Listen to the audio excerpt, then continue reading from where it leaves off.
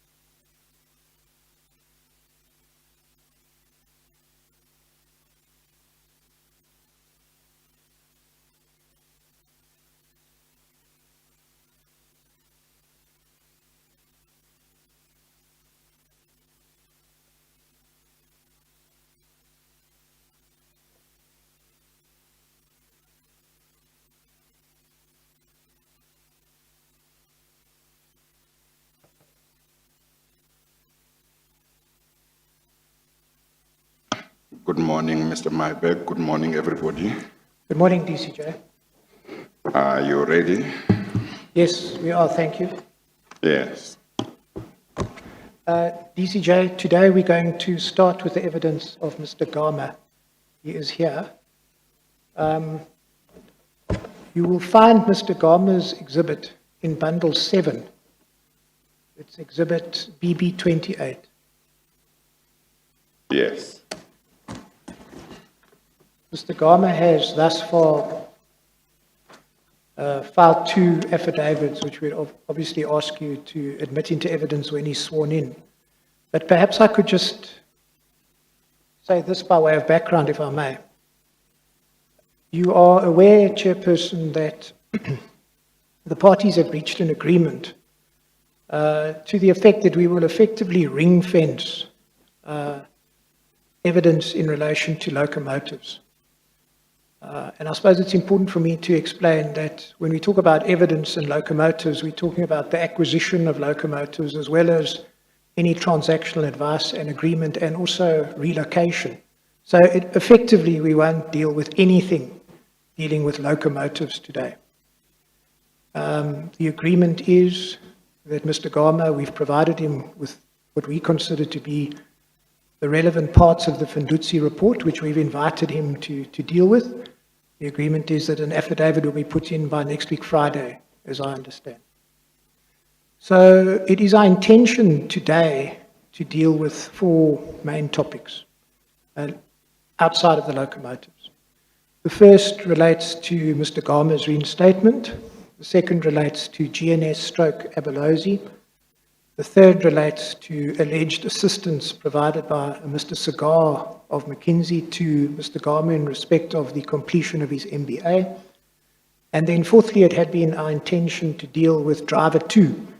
But I understand there may be some issues from Mr. Gama's side. I'll discuss that with my learned friend over the tea break. Hopefully we can come to some assistance or arrangement. Apparently, it's alleged that there's still some information outstanding, and apparently Mr. Gama wants to cross-examine driver number 2. So that might have to be put on hold as well. But certainly we can, at least today, deal with reinstatement, GNS, and Mr. Sagar. The benefit of that as well is that after our examination of Mr. Gama and any re-examination, I guess that we'll all be in a position then to deal insofar as Mr. Gama persists with the application to cross-examine Mr. Todd. That should be something that could be determined quite easily in the light of our examination of Mr. Gama. Well, I would imagine that any re-examination would have to happen when he has completed all his evidence on everything. Yes. Yeah. And then, as you are aware, Mr. Gama, as you know, is represented by counsel. He's here if you'd like him to place himself on record. Yes. You may do so from where you are if your mic is working. Good morning. Good morning. Mr. Chair, Old Wage, KC, Johannesburg Bar, Brian Khan Incorporated, my attorneys. Yes. And it's a matter of record that I have been representing Mr. Gama from the outset. Thank you. Thank you very much. Okay. You're ready. Yes, we are. Good morning, Mr. Gama. Good morning, TCJ. How are you? I'm all right. How are you? Great, thank you. Good.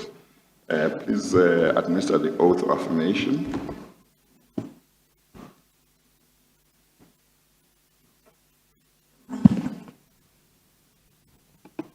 Please state your full names for the record.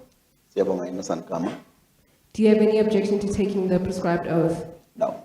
Do you consider the oath binding on your conscience? Yes.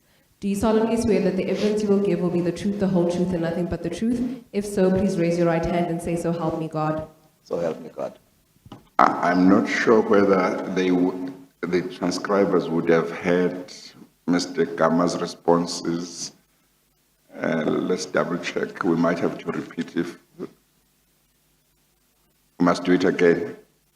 Okay, I'm sorry. Just speak up a bit so they can hear and it can be recorded. Please state your full names for the record. Siyabonga, Innocent Gama. Do you have any, Okay, no, I'm not, I don't think that's up, that's loud enough.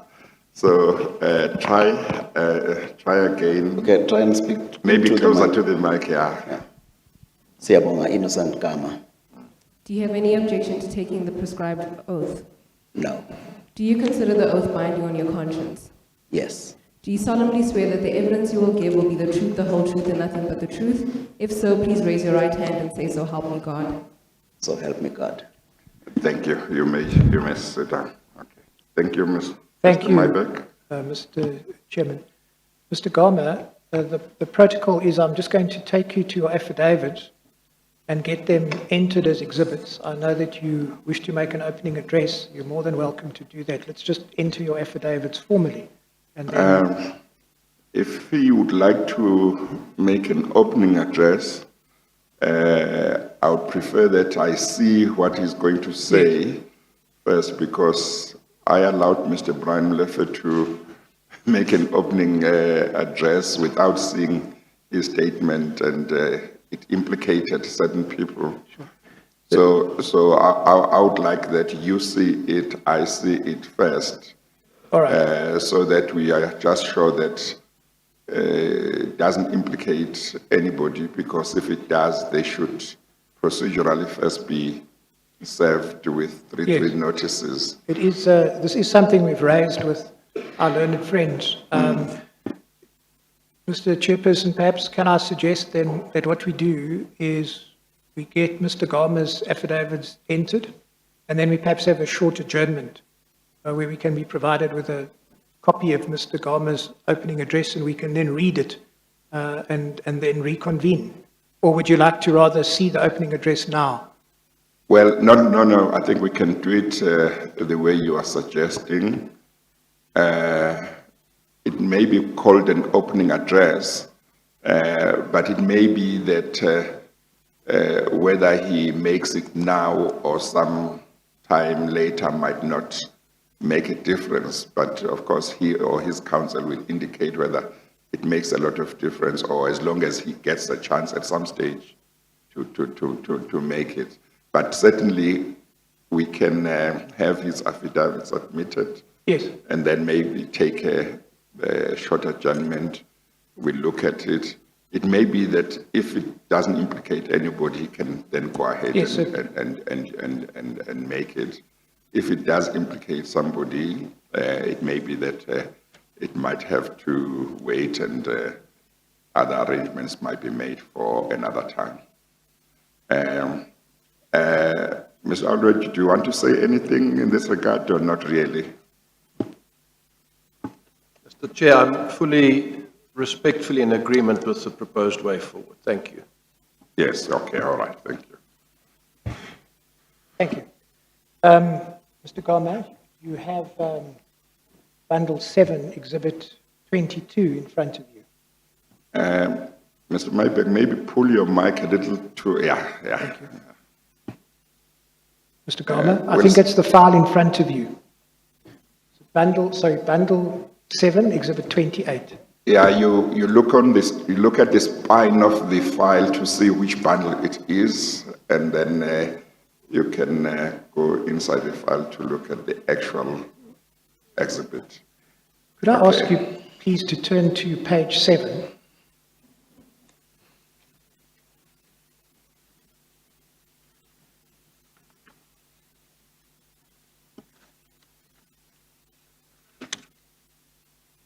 And there you will find an affidavit. And it starts at page 7. I'm sorry. It's bundle 7, eh? Bundle 7, Exhibit 28.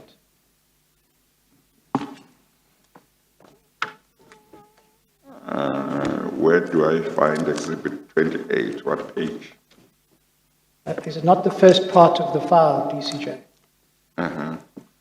Or is it after BP 24?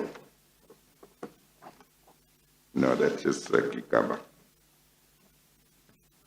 Is the pagination of the bundle not sequential?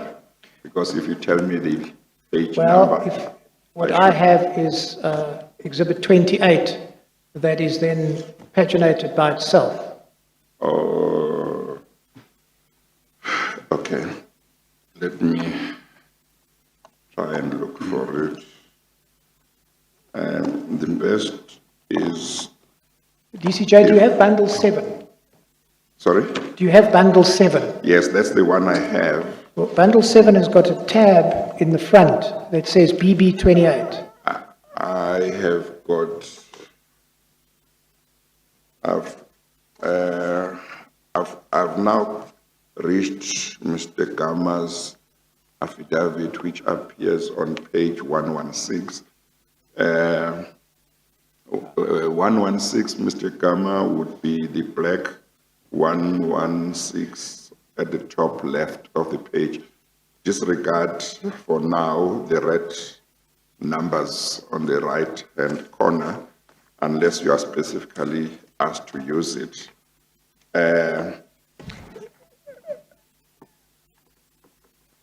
I must, DCJ, I'm afraid that for some reason our documents are different. yes, Perhaps I could, perhaps, Mine is the same as that, DCJ. I don't know how come your one is different from mine, Mr. Maybeck. They should be the same.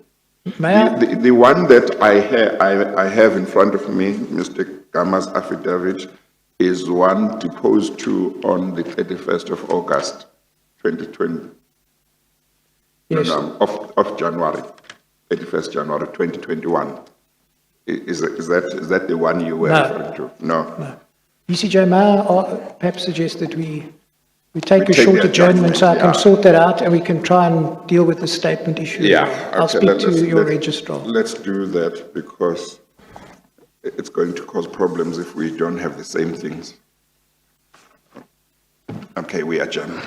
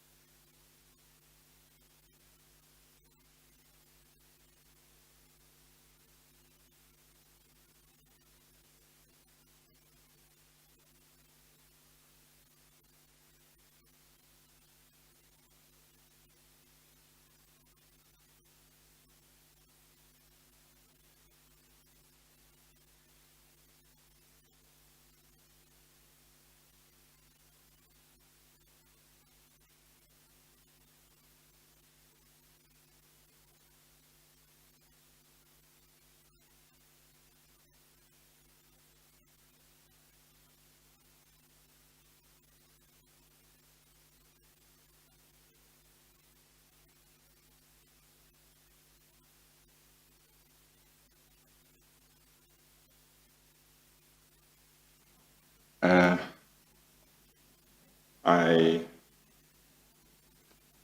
realized that Mr.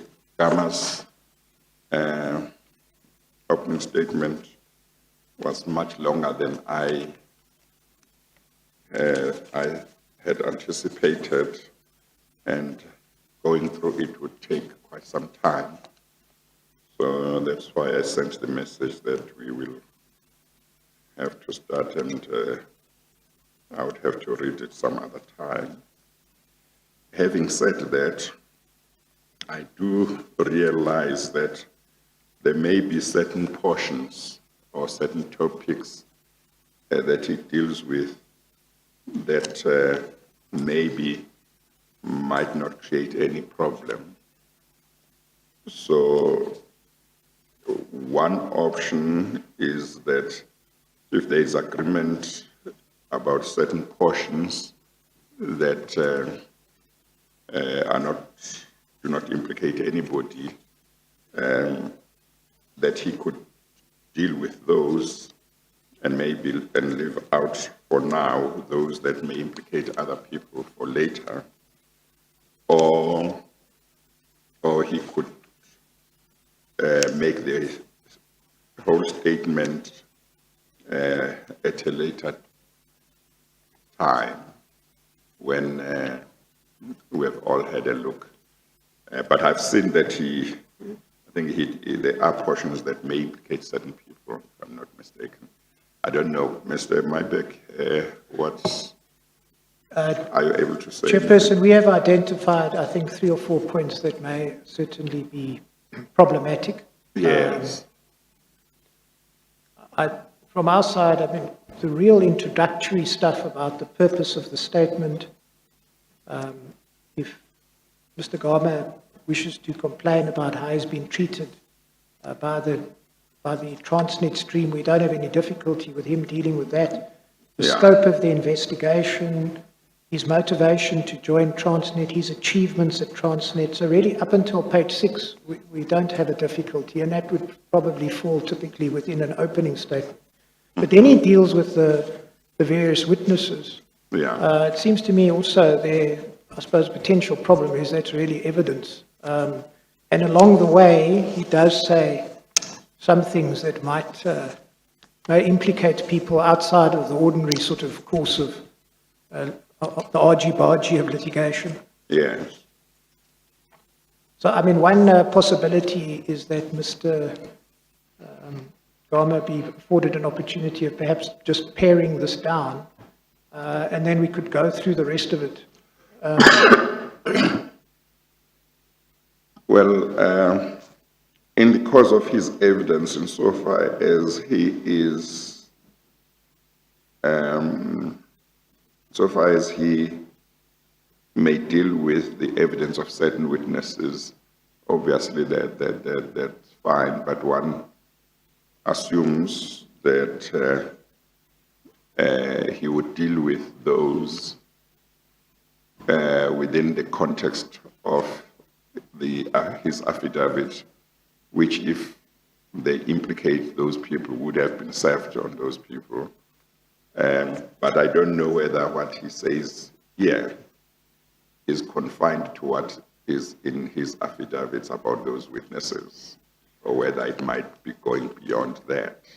Well, we have identified 2 or 3 occasions where we think he is going beyond that. Yeah.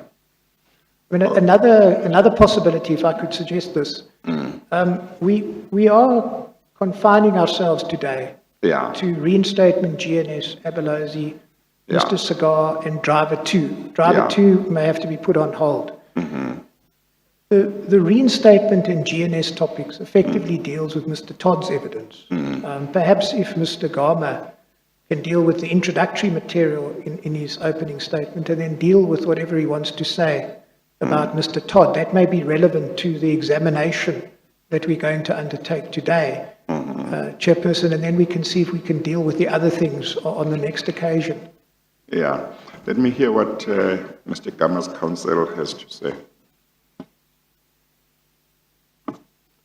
Mr. Chair, thank you. I'm somewhat in agreement albeit not fully in agreement with what has been proposed by Mr. Myberg. I do believe that the purpose of the statement as an introductory topic to this opening statement is important. There is, and I want to say this at the outset, when there is a mention made in the opening statement of the prejudice that my client has suffered, it is as a consequence of the non-provision of information and documentation by the legal team. It should not be in any way interpreted that it is aimed at you, Mr. Chair. None whatsoever, and I emphasize that point. His discontent flows over into, for instance, the aspect concerning witness number 2. My client's approach to the matter is that he's indicated that he wishes to cross-examine, but he wants certain information. Okay. So it flows over. So to compartmentalize, as it were, certain aspects of the statement is difficult. But I do believe, and I don't wish to speak on his behalf, he's given me the nod thus far, and if he's not in agreement with me from where he is, he will indicate to me. But I do believe what is important is that we deal with that second paragraph. And it's also important in the context of the evidence that has been given with reference to his performance, and in particular, certain matters such as reinstatement, and in fact, the fact that he'd been identified as being a candidate for the position of Group Chief Executive Officer of Transnet. It's important to have regard to one particular thing, and that is his achievements within Transnet. Yeah. And specifically how he came through the ranks. Yes. It's not as though he parachuted in, Yeah. like some others did. The achievements are quite in order because he doesn't implicate anybody in any wrongdoing in regard to that. Thank you, Mr. Chair. Yeah, Might I make this final submission on Yes. that score of matters? Yes. The position is, I'm not entirely sure that there is merit to a finding that is implicated in the context of state capture others. What my client does say is that in relation to evidence that is served before you, he's not satisfied that in all material respects it's accurate, correct, and truthful. Yeah. And I think Yeah. that's the gist of his complaint. Yes, no, that's fine. I think what we should do, and I think we are all agreed, at least on this, and I say all because so far I take, Mr. Gama, I take your counsel to be representing you, but I will give you a chance to say something. I think Mr. Myberg is probably correct that maybe the first 5.5 pages could don't seem to implicate anybody in anything. Now, I haven't read the statement, so I don't know whether the statement you make is correct, but maybe if he is able to cover the first 5.5 pages to address, to deal with those, insofar as the rest of his statement may appear to be his response to certain witnesses, maybe we should say, if and when, I mean, a lot of those witnesses, I think, won't feature in today's evidence because of the scope that has been agreed. When he comes back, it may be that everything will have been cleared for him then to make, to deal with the rest of his opening statement. That's what I'm thinking. So in the end, he will get a chance to deal with them. It's a question of when, and also the procedure. I think we would be largely in agreement with that. Can I add, Chairperson? Yes, thank you. Mr. Gama, you wanted to say something? Yeah, I just want to add, Chairperson, I have not spoken here about anybody who has not already spoken about me. Yes. So there are no new Yes, names. And also, Chairperson, yeah, when one provides context to Yeah. something that someone said, yeah, I'm not implicating them. Yeah. I am but correct. remember that I haven't read it. Yes, but I'm just telling you, Yes. Chairperson, what is in here. Perhaps the elegant way to deal with it would be to do those things that we've agreed that we should do. Yes, But also, I think as council indicates, to go further and talk a little bit about the other issues beyond page 6, about the topics that we'll be discussing here today. yes, And then at a later date, I can then come back yes, to the other issues. But I'm not implicating people. I am giving context yeah, to the untruths that I think have been visited upon me. yes. No. But as I understand you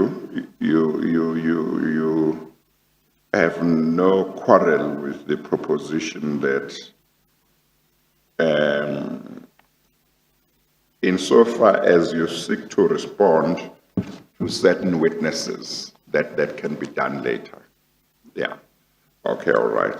So put another way, DCJ, what I would be comfortable with Yeah. is obviously the introductory material must be Yeah. dealt with, as you said, the first Yes. 5.5 pages. And then, Yes. as I've mentioned, Yeah, we're going to deal principally with Mr. Gama's reinstatement and GNS, and that relates to the evidence of Mr. Todd. yeah, Mr. Gama does, at page 10, paragraph 8.3, deal with Mr. Todd's testimony and statement. If he wishes to deal with that, obviously subject to your direction, we would have no difficulty with it, because it then deals with the evidence we're about to traverse now.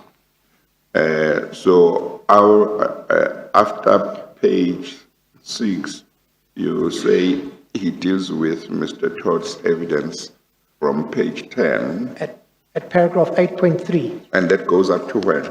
I think it's just that series of Or subparagraphs. just those 8.3? Mr. Gama will correct me if I'm Yeah. wrong. But if he refers to Mr. Todd anywhere else, we would have no difficulty with him Yeah. dealing with that. Okay, okay, that's fine. Let's do it that way then.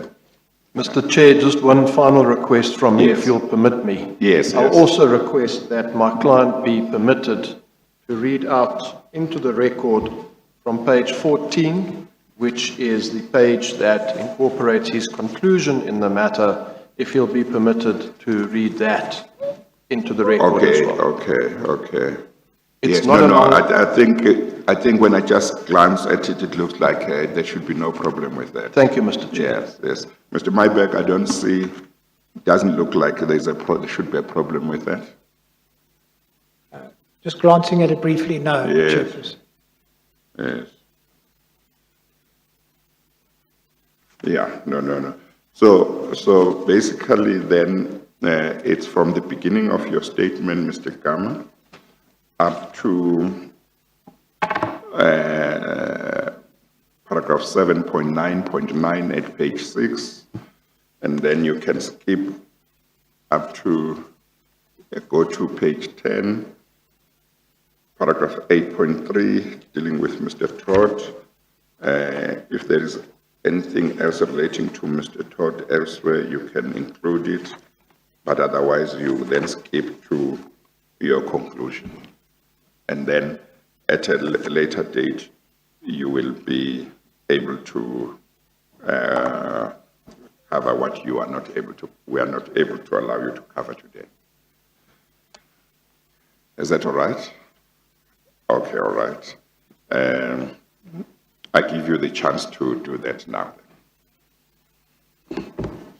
Just switch on your mic, and you can keep it on throughout. Chairperson, thank you very much for the opportunity to deal with those aspects. I hope it's not censure, but it's just to give. It's just a matter of time. context to those because of time. Chairperson, I'd like to take the opportunity, therefore, to just thank you for allowing me to make this opening address. First, I'd like to address the aspect of the prejudice that is suffered by me at the hands of the Commission's legal team. Aspects relating to me being called to provide evidence. I'll speak a little bit about why I joined Transnet, my history, and then I'll talk, as we have agreed, we'll ring fence, I'll talk a little bit about one of the witnesses. Chair, various testimonies have been provided by witnesses in this commission who have sought to implicate me.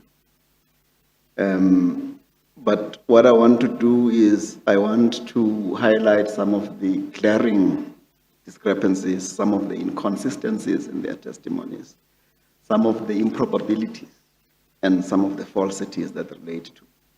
But first I start with the Commission's legal team. The Commission has been tasked with the responsibility to interrogate matters in its search for the truth. However, the legal teams assert that they would not merely presume a particular set of facts. Witnesses may give different, even contradictory versions in relation to a particular factual allegation or set of facts. It is therefore the function of the Commission and yourself, Chairperson, the Commissioner, to consider all the relevant material and any and all versions in search for the truth. I would like to address the Commission on the issue of the prejudice which I suffered at the hands of the legal team since May 2019 up to the present day, although in recent days things have improved dramatically. When I first addressed and engaged the Commission in May 2019 is when I received my second Rule 33 notice. I set out the failure of the legal team in terms of adequately informing me as a witness in terms of what I needed to do to testify at the Commission, and also in implicating me in conduct which allegedly forms part of state capture. The failure to provide me with sufficient notice severely prejudiced me, as I was often caught unaware that such allegations were being leveled against me. Sometimes I would wake up and turn on the television and there's somebody who was speaking about me, and I don't even have the Rule 33 notice. Sometimes I get it 2 weeks later. Sometimes I don't get it at all. So, by way of example, maybe I should just skip that in the interest of time, but shortly after the second Rule 33 notice was served on me, my attorneys have been engaging and in constant communication with the Commission and the evidence leaders concerning the witness statements and the documents referred to in such statements.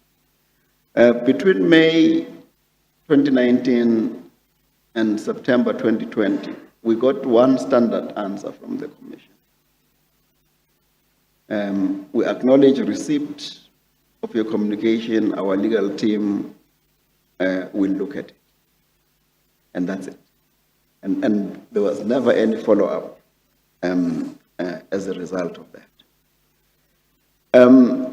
By engaging with the Commission at every turn, whenever there were witnesses, I demonstrated my willingness to participate in the inquiry, with the clear proviso that I required to be provided with the documents referred to by the witnesses timelessly in order to be able to test or challenge their versions if and when necessary, and to exercise my rights in terms of inter alia Rule 3.4 of the rules. The Commission has at all relevant times been aware of the fact that I take the allegations against me seriously and do not appreciate being ambushed by the tactics that have been quite evidently been employed by the evidence leaders tasked with allegations concerning Transnet and myself. One such example is the late provision of certain reports which have been read into the record. Numerous requests by my attorneys of record for important and relevant documents, including witness statements, affidavits, and transcripts, have gone unanswered, as I've indicated. Now, it it is regrettable, Chair, that the Commission Secretariat or legal teams have conducted themselves in a way where you find that the provision of matter that is sought from the Commission, for instance, the request for copies of my diary during my tenure at Transnet, I've asked for it since September 2020. It can't be difficult to find a diary. It can be difficult to find certain minutes of meetings that I've indicated took place at Transnet, and I've given dates to say these meetings took place on these dates. In the minutes, there is this document. It can't be too difficult. So I still have not received copies of my diary, despite my attorneys requesting this on numerous occasions. We've been given something like meeting requests, which is of no use to me to deal with it, and being told that no, that is the only thing that we have, which is an aspect of your diary. I do believe, Chair, that in the ordinary course, such diary is stored somewhere within the records of Transnet. It must exist.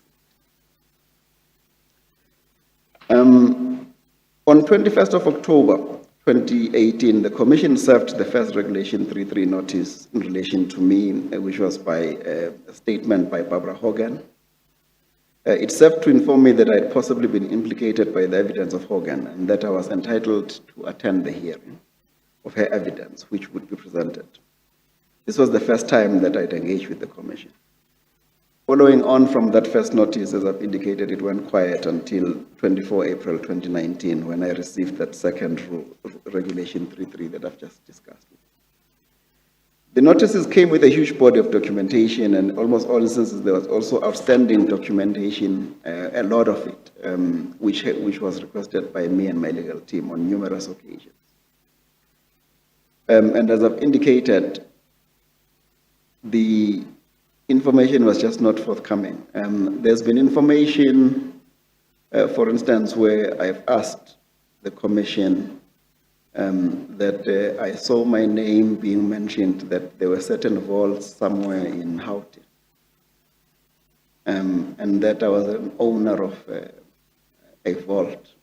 And I've asked for information from the Commission relating to that. All I get is that the legal team is going to come back to me about it. But these are serious allegations that are being leveled against you when you know of no such, but your name gets dragged and tainted into those things. Chairperson, in November 2020, I've received my second Regulation 10.6 notice, which called upon me to provide an answer within 21 days to deal with the testimony of Siyabulela Mapoma and Christopher Todd. That testimony in respect of Regulation 10.6 sought to implicate me in misconduct and fraud. I deny any and all allegations, Chairperson, of misconduct, and as it relates to state capture in the strongest terms. Ultimately, on 8 February 2021, I received the summons to attend the Commission in order to provide evidence and to be questioned regarding my affidavits of 29 and 31st of January, respectively, and to answer to approximately 20 matters under investigation, ranging from Transnet's acquisitions of locomotives to international trips, which apparently coincided with trips of the Gupta family. Chairperson, I just want to share with you why I decided to join a state-owned entity, and particularly Transnet, in 1994, after having had a promising career in banking, which included a stint in Wall Street in New York. At the dawn of our democracy, Chair, I was convinced that it was my duty to contribute what business skills I had to the growth and development of a new country, an opportunity which I believe is not afforded to many people. So addressing the national question from a perspective of creating a moderately prosperous nation has always been my guiding objective. The concept of helping to build a new country, therefore, was an exciting proposition post the success of the first democratically held elections in our country. At the heart of this excitement on my part was the possibility to contribute to the accelerated dismantling of the immoral apartheid system. And two, to create a new society where redress and the redistribution of wealth would help to bring about many previously marginalized people, especially Black people and women, to the mainframe of the economy, moving them from the periphery to the center. I was convinced that Transnet had the capability to contribute substantially to a sustainable developmental state. I believed, as I still do, that SOEs can make a contribution towards moving the masses of our people from the periphery to the center. The majority, who are largely participants in the second economy of have-nots, have the possibility to be assisted to move towards the first economy through deployment of state resources in a targeted, orderly, and considered way. Training, skills development, the promotion of supplier development hubs are at the forefront of a national initiative to improve the productive capacity of our country. In all my dealings, Chair, I have practiced principles of fairness, principles of ethical leadership, and I have played pivotal roles in the redress of the gross inequality in our country, and especially as it relates to youth employment and business opportunities. Those who have worked with me will attest to the positive energy that I have brought into the workplace to inspire young people to strive for excellence through believing in oneself in order for them to succeed. So I could never stand by and ignore the immorality of the concentration of our economy on a few elites. Our country, Chairperson, needs to continue the conversation of how more people can participate in the economy, especially strategies to address youth unemployment and to give hope to those who have never enjoyed the dividend of a stable democracy. We must continue the conversation of how we can unite our divided country by addressing the national question. You will, I'm sure, Mr. Chairman, agree, Chairperson, that the goal of a united nation living prosperously under a constitutional democracy remains a dream. I now turn briefly and indeed not exhaustively to deal with my achievements that I attained during my tenure at Transnet. My career in Transnet started in 1994, Mr. Chair. There are some who would want you to believe that it started when Minister Gama assumed the position of Minister of Public Enterprises. It's not true. I've worked as a senior executive at Transnet under various ministers, including the late Minister Stella Stow, Minister Jeff Kadebe, Minister Alec Ewin, Minister Bridget Mabandla, and Hogan, prior to Gama's appointment. Chairperson, during this time, I worked as a senior executive under many chief executives, and also I worked as a chief executive myself of various divisions within Transnet. But also there were group executives such as Saki Makozom, Mafiga Mkwanas, Maria Ramos, and lastly, Brian Molife, that I served. When I was appointed as the chief executive of Sportnet, which is the largest division of Transnet, I was specifically approached by the then group chief executive, Maria Ramos, in 2005, to intervene and apply my skills and expertise to affect a turnaround to Sportnet.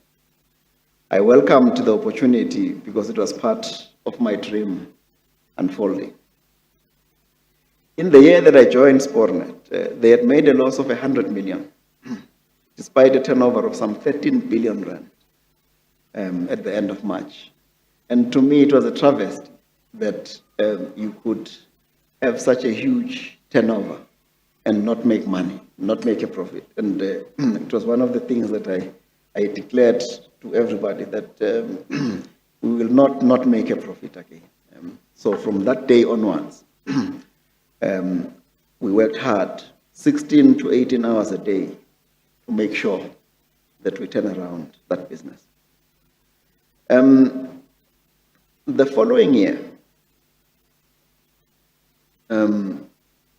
let me just say that during the preceding period, the 5-year period before I went to Sportnet, I had been running the Port Authority division of Transnet, which was the largest contributor to profitability in the Transnet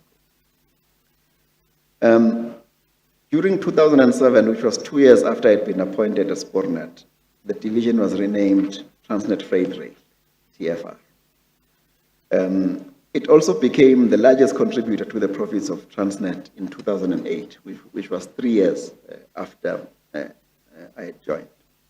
So under my stewardship, TFR overtook the Port Authority division and became the leading division at Transnet in terms of profitability. I have documented some of the successes that I and my team managed to bring to the railways by 2008.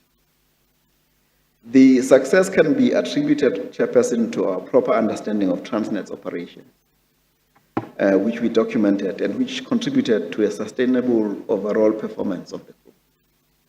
If I were to highlight a few other milestones and achievements that I obtained during my tenure at Transnet, it would be noted that Transnet became the first ever SOE to be accredited and certified as a top employer by the Top Employers Institute. TFR won the Best African Railway Operator Awards for 2 years running between 2011 and 2012.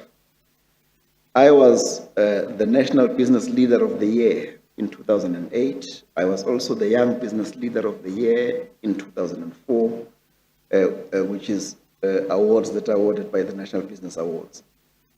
At TFR, in conjunction with the Glasgow Caledonian University and the University of Johannesburg, we spearheaded and introduced the first ever university-accredited railway qualification in operations management up to master's level. We launched the first ever Chief Executive Talent Nurturing Program for future leaders. And we prided ourselves in achieving year-on-year growth in revenue and profit, always far above CPI. We won various logistics national awards and even international accolades for the longest trains, 375 wagon manganese trains as an example. I have been inducted, Chairperson, to the Global Hall of Fame for my contribution to work in the maritime sector. I have also held positions as the president of both the Pan-African Ports Association between 2003 and 2004, which is the continental association of all ports in Africa. I was also the president of the Union of African Railways between 2006 and 2009, and I hold the title of a lifetime president, honorary lifetime president of the railway. And in 2003, Chairperson, in Durban, we hosted the World Ports Conference, which was the first time that this type of conference had ever been hosted on the continent of Africa. I now turn, Chairperson, to the testimony of Todd.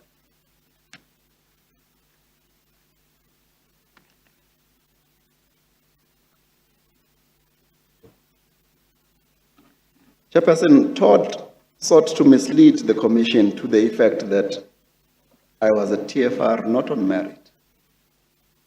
I'm sorry, just repeat that sentence. He sought to mislead the Commission to say that I was at TFR not on merit, but because Gama had handpicked me so that I could contribute to the project of what is now known as state capture. A phenomenon, Chairperson, where you as Chairperson are required to make a determination as to its definition, where you are required to make a determination as to its nature, form and content, as well as what characterized it, and if it exists and who the key players are. Todd's contention is that I did not qualify for the job of Group Chief Executive at Transnet, but it does not indicate what he bases his false assertions on. He has not professed to be a rail or a ports person to know what qualifies a person for the post or the job of a Group Chief Executive at Transnet. I think that his allegations are worse than false. They are vindictive. And they are vindictive because Todd was involved in my disciplinary hearing in 2009, representing the company. And I will come back to that later in my testimony. Todd has never had sight of my performance ratings over the years. Yet he deems himself an expert and has personal knowledge of my performance and work ethic at Transnet, which he knows nothing about. It should be noted that Transnet has a performance management system which eradicates non-performers. So if I was a non-performer, I would have long gone. I would not have been there.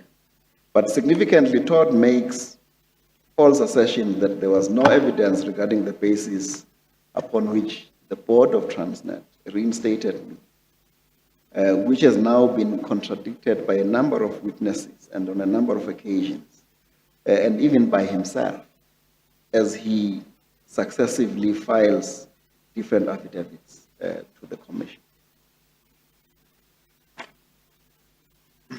I will skip my other contribution, Chair, to another day. Yes. But Chair, I must indicate to you, Chairperson, that today I'm finally delighted to have the opportunity to address you on all of the matters that have been brought to the attention of the Commission concerning myself. And I believe that you will distill the true state of affairs from the falsities that have been advanced about me before you.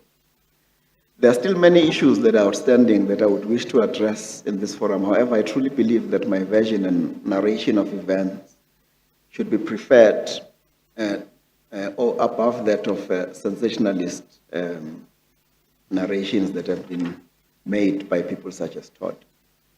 I believe, Chairperson, that you are imbued with a desire to determine truth and to remove injustice, that you will be fair to all of us who appear before you, and more so of those of us who have been unjustly accused by people who have identified us, people who have defined us as their enemies, worthy to be tainted and to be defamed without providing the Commission with actual evidence. I have come here, Mr. Chairperson, in order to provide you with an honest version of events so as to assist the Commission in its findings. Transnet, as you will discern, was my lifelong passion and place of employment, and it provided me and my family with sufficient sustenance. The success of Transnet was my labor of love, and I would never do to Transnet anything that did not advance its growth and development. I have met and worked with more than 60,000 colleagues at Transnet, who in some shape or form, and whether to a lesser or to a greater extent, relied on my expertise, who relied on my integrity, and who relied on my commitment, and that of the countless hardworking individuals who were with me day in, day out, and as I've indicated, most days at Transnet turned into nights while we advanced and protected Transnet's interests. My desire to contribute to the building of a new nation would be incomplete if Transnet were not to succeed in its quest to facilitate world-class logistics to strengthen our country's supply chain. A successful Transnet, to me, would no doubt contribute to the objectives of creating a sustainable and a capable developmental state. I thank you, Mr. Chairman. Thank you, Mr. Gama. Thank you, Chairperson. Do you wish to say anything in response to any aspect, Mr. Myberg? Not at this stage. Not at this We stage. may later say Yes. something. Thank you. Okay, no, I will, I just want to touch on a few matters, maybe 2 or 3. Thank you for your statement, Mr. Gama, and thank you for coming to participate in the commission and to put your version and to present yourself for questioning on any of the matters that the commission is looking at. I just want to say something about the commission's legal team and your complaints are about prejudice. It may be that Mr. Myberg intended doing so from the point of view of the legal team, and he may do so, he may say something at some stage, but I want to say something. To the extent that you were not given documents that you should have been given, or you were not given timeously documents that you should have been given timeously. To the extent that there is that situation, that's not the way the commission wishes to operate. But I must say that despite the commission's best efforts and the legal team's best efforts and the secretariat's best efforts, there have been occasions with different witnesses and different implicated persons. There have been occasions where things haven't happened the way they should have been. So that acknowledgement can be given, and it has happened openly and so on. And you may or may not be aware that there have been occasions when I've been harsh on the legal team when some of the failures have happened. So with regard to, with special reference to what happened in your case, I might not be aware. I'm just speaking in general that there have been occasions when such failures have occurred, sometimes with an explanation that gets given which is satisfactory, sometimes not satisfactory. But what we did, as you may be aware, or at least your legal team may be aware, is that when we drafted the rules, we included a provision that says if any person believes that they have not been given adequate notice in terms of the rules, they may apply to the chairperson for such a relief as would undo that prejudice that they may have suffered or that they may fear they will suffer. Now, of course, that's just all-embracive. It's not, it might not be very clear, but it reflects an intention that if there is some prejudice that anybody has suffered, we would like to look at how we can mitigate that or how that can be addressed.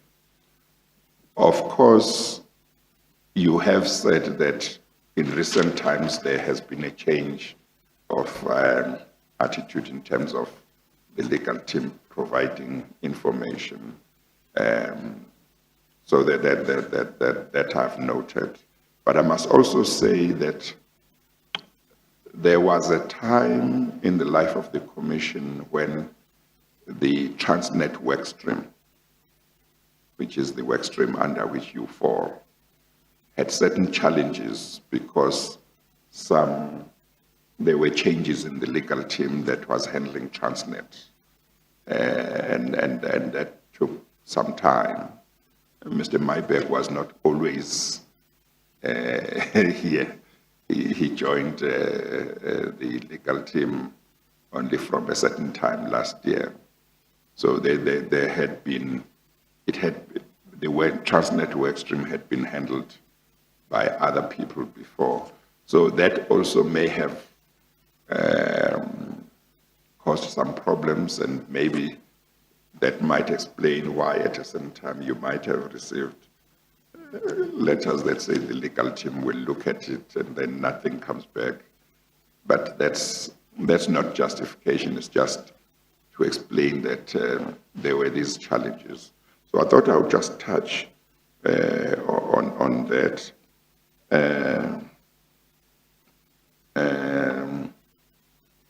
And then I think I need to say,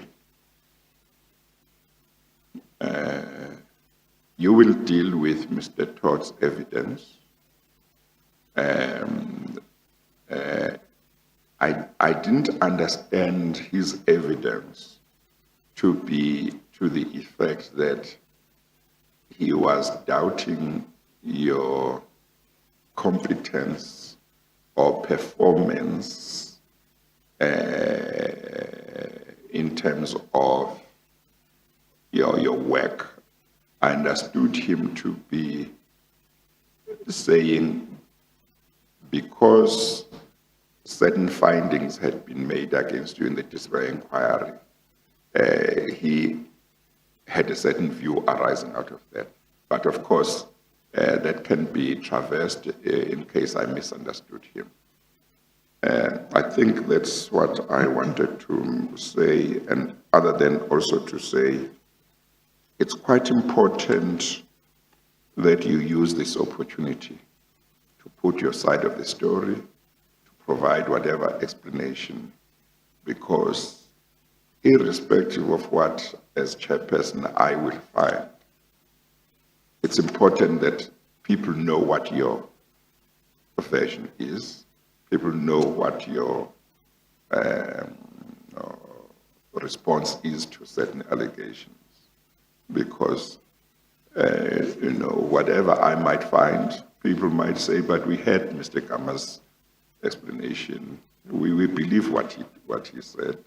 The chairman can find whatever, but we understand what he had to say. So it's very important to use the opportunity to put your side of the story and deal with whatever allegations. So I thought I would just mention that. But I must also say that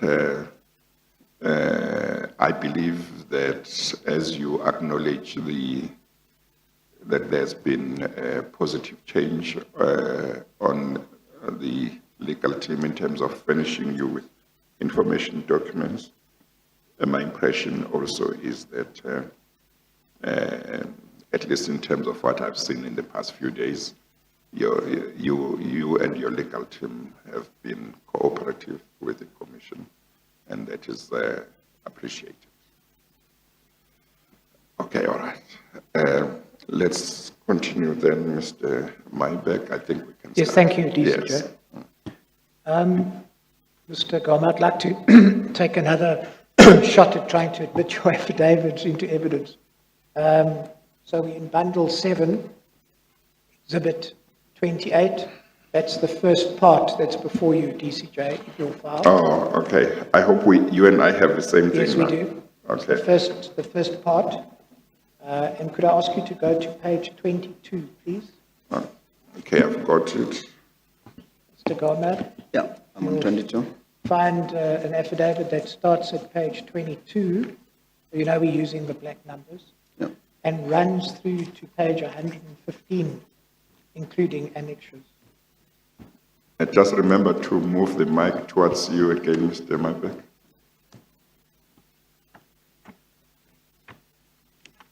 Do you confirm that? 115, yeah. Yeah. And could I take you then to the signature page of the affidavit, page 57?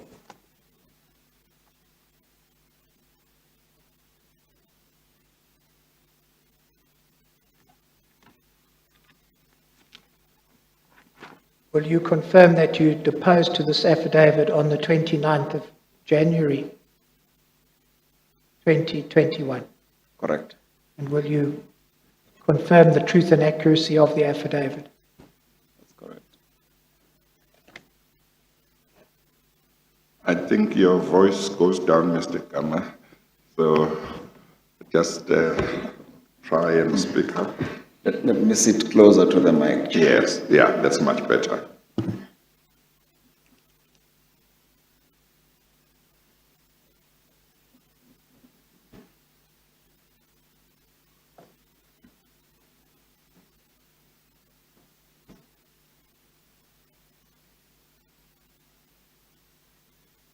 And did you proceed to the second affidavit? I don't know, did I miss your response? You confirm the truth and accuracy of the affidavit? Yes. Thank you. Is that in the aspect of the first or the second? The first affidavit. Okay. And could I take them one at a time? That's fine, DCJ, yeah. could I That's ask fine. you, please, then to admit this affidavit, signed on the 29th of January 2021, as Exhibit 28.3.1. As exhibit? As Twen- exhibit? 28.3.1. Okay. The affidavit of Mr. Siabonga Innocent Gama, which starts at page 22, is admitted and will be marked as exhibit 28.3.1.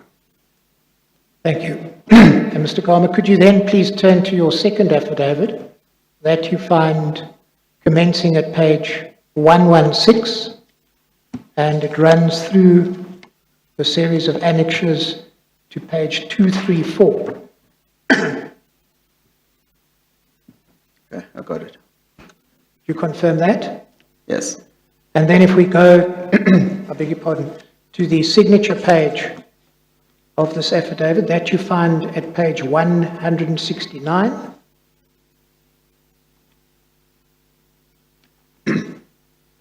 And would you confirm that you deposed to this affidavit on the 31st of January 2021? I confirm. And would you confirm the truth and accuracy of the affidavit? Yes. Chairperson, could I then ask you to admit Mr. Gama's affidavit deposed to on the 31st of January this year, commencing at page 116, as Exhibit 28.3.2? And the affidavit of Mr. Siabonga Innocent Gama, which starts at page 116, is admitted as an exhibit and will be marked as exhibit 28.3.2. Thank you, Chairperson. Mr. Gama, I want to start by asking you a few questions, just to make sure that we all appreciate the time at which you served as the CEO of TFR and then as the Group Chief Executive. In what years were you the CEO of Transnet Freight Rail? Just 1 second, Mr. Myberg. We probably will need to have Mr. Siabonga's opening statement also admitted, but you might wish to deal with that later. I'll find a place for that at tea time, DCJ, and work out where it would best fit. Yeah, no, that's fine. Mr. Gama, in what years did you serve as the CEO of TFR? It was between 2005 and 2015. And then I understand, you must correct me if I'm wrong, that you acted as the Group Chief Executive of Transnet from April 2015 to April 2016. Is that right? That's correct. And you were then appointed as the Group Chief Executive of Transnet in April of 2016. That's correct. And you held that position until October of 2018. That's correct. and as we understand it, you took over, first in your position as the acting GCE, and then after that, having been appointed as GCE from Mr. Molefe. Is that correct? That's correct. And perhaps I could also ask you to confirm, if I have it correctly, that the Group Chief Financial Officer under Mr. Molefe, Mr. Singh, he also was seconded and then became employed at Eskom, and that the Group Chief Financial Officer that served under you, effectively Mr. Singh's replacement, was a Mr. Peter. Is that correct? That's correct. Mr. Singh also served under me for a brief period when I was acting. Yes. Is that before he got seconded to ESCOM? That's correct. I'd like now to turn to the question of your visits to Saxonwold and your connection with the Guptas. You explain in your affidavit how you came to visit the Saxonwold compound of the Guptas, I think, if my memory serves me correctly, on one occasion. Could you explain that to us, please? Yes, thank you very much. You want me to give background and context? Anything that you wish to in that context, yes. Okay. Yes, I had, through my interactions at Transnet, we had an entity that was called Regiments that was assisting us on a number of operational issues together with McKinsey. Mainly dealing with some re-engineering work where we were trying to make sure that we improve and increase our capacity around the coal line, first and foremost. But also they had done some work for us when we were looking at the Maputo corridor and looking at how best we could re-engineer that corridor, because it was also a corridor which was full of, there were many trucks on the road, especially to the port of Maputo. So I had on occasion met a fellow by the name of Salim Isa, I think on one occasion in that meeting. And I believed that he was part of Regiment. I then, on a different occasion, accosted Mr. Isa. He was in our offices. I had gone to see Mr. Singh, who was, his office was just a few meters from mine, and he was there. So I spoke to Mr. Singh briefly. They were together. I just said, look, can I chat with Mr. Singh? We had a discussion. Then it said to me, look, at some point I'd like to have a chat with you. I said to him, no, that's fine. Just ask Mr. Singh to give you my number, and we can get together. It's not a problem. So we left it at that. And I think some time later, Mr. Isa then tried to call me. He called me several times, but I wasn't available. But I think I really don't have the dates. No, that's fine. Yeah, I don't have the dates, but yeah. I've got the year you would remember. I've got an approximate time to say. I think it must have been around October or November of 2015. When I eventually had agreed that, okay, we will meet. He gave me an address, and I went there. It then turned out afterwards when I went there that this was actually not an office park, but it was actually the Gupta residence.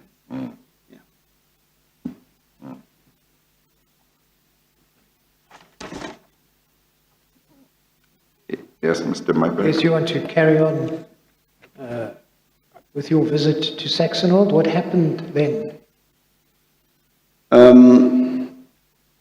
Sorry, Mr. Gama, if I may say, you're more than welcome to look at your affidavit as I'm asking you these questions. Do you want to turn to page 47? I think he thought you might have a further question. Yes, I do. Yes.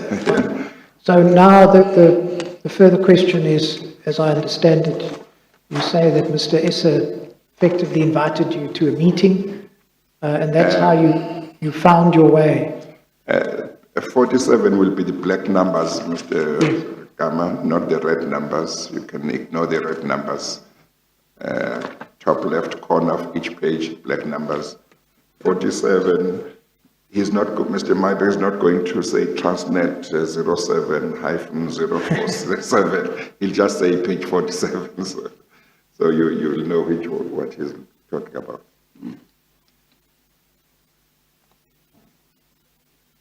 Okay, I think you might wish to repeat your question, Mr. Myberg. Yes, so as I understand it, you were invited to a meeting by Mr. Essa, and that's how you found your way to the Saxonwold residence of the Guptas. Could you explain what happened there, please?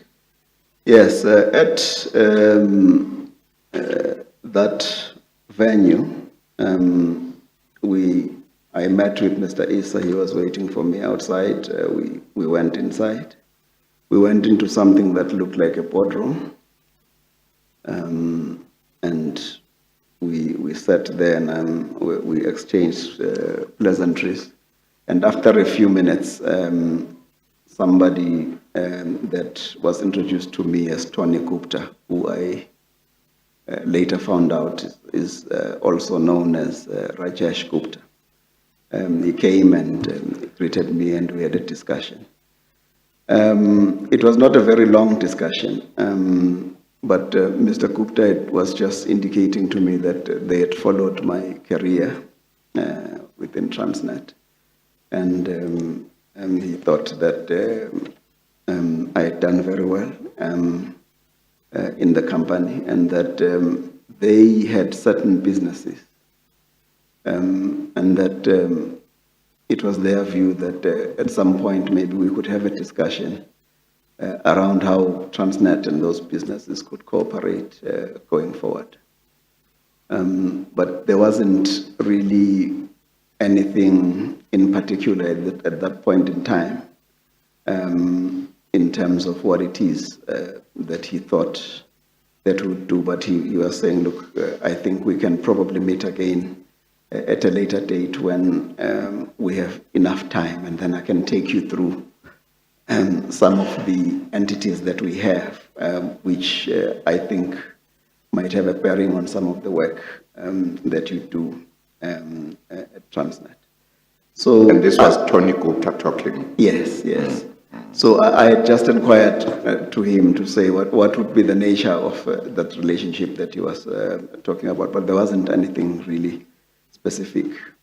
So I was a bit annoyed because one... Did you feel like your time had been wasted? Yeah, I think the first thing was that I had thought that I am going to meet Issa at his offices, and then I realized that no, we're actually at the boardroom of their residence, and there wasn't really anything. I mean, if they told me I'm going to somebody's home, I probably would not have even agreed to be.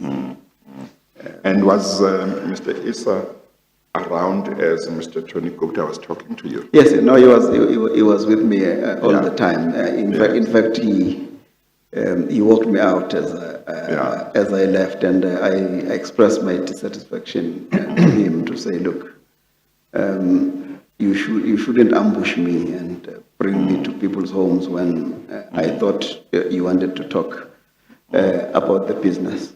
So he just said, look, I just thought I must introduce you to Mr. Tony, as he called him. because this family it does a lot of business, and they're influential. I thought that it would be good for you and Transnet to work with them, but obviously you're in a hurry and he's in a hurry. But maybe at a future date we could find time to talk about. Well, was it when you met Mr. Tony Gupta? Was it was he the first Gupta brother that you had met, that you were meeting? In other words, you had not met any of the other Gupta brothers at that time. I think at that time the popular Gupta brother in that I would see in the newspaper was Atul Gupta. That I always used to see his picture. Yes. Yeah, but I'd never met him. You had never met him. Yeah. Okay, Mr. Maibach. Yes, thank you. So, as I understand it, Mr. Gama, you say that's the one and only time that you went to the Saxonwold residence of the Guptas. That's correct. And did you Well, I just want to say it's interesting that Mr. Gama says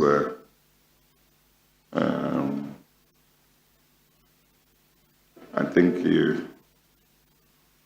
that Mr. Essa said that the Guptas were a very influential family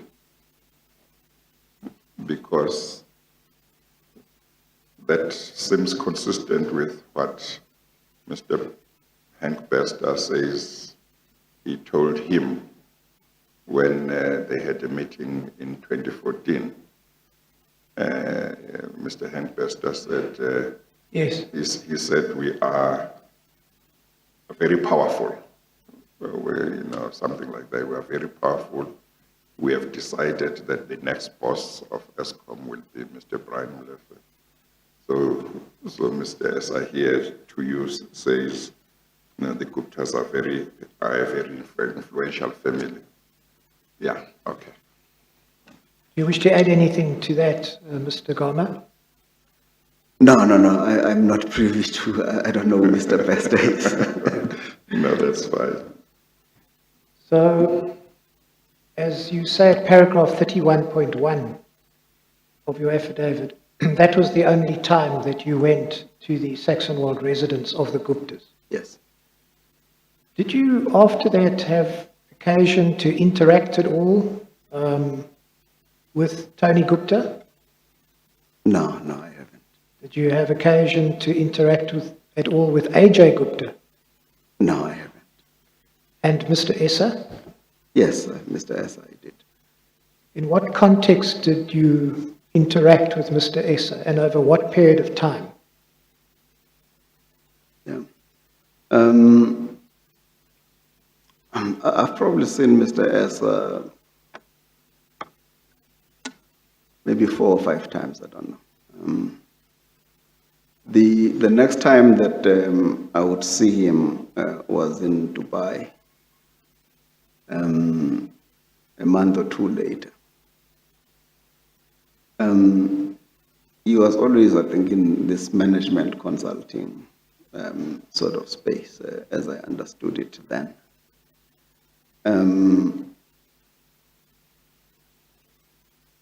When I traveled to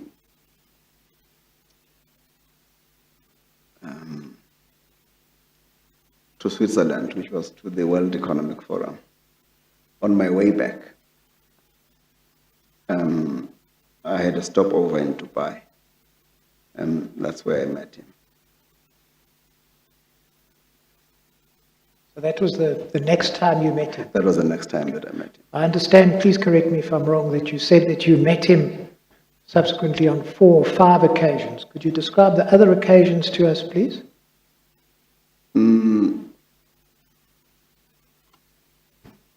I probably have met him, I think it was the 3rd or the 4th occasion when I met him at the Gupta residence.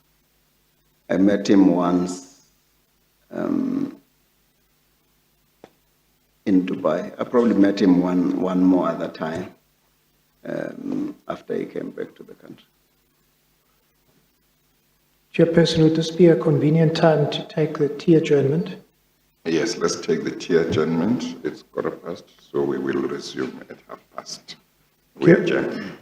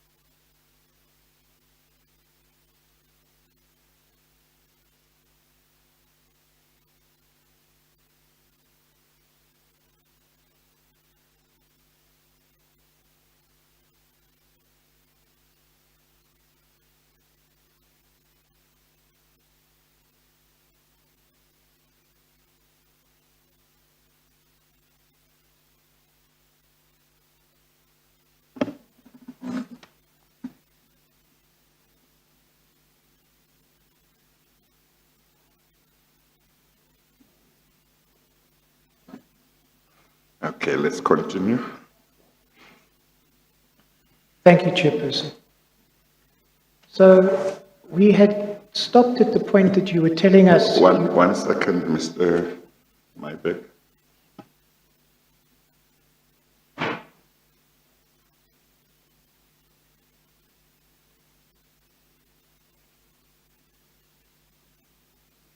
Okay, Thank you.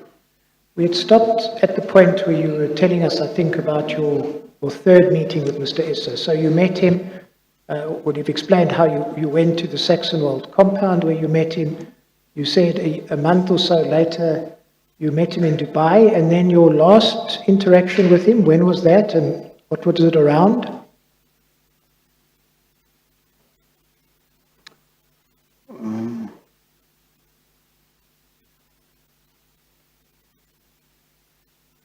So I think I've met him, I've seen him.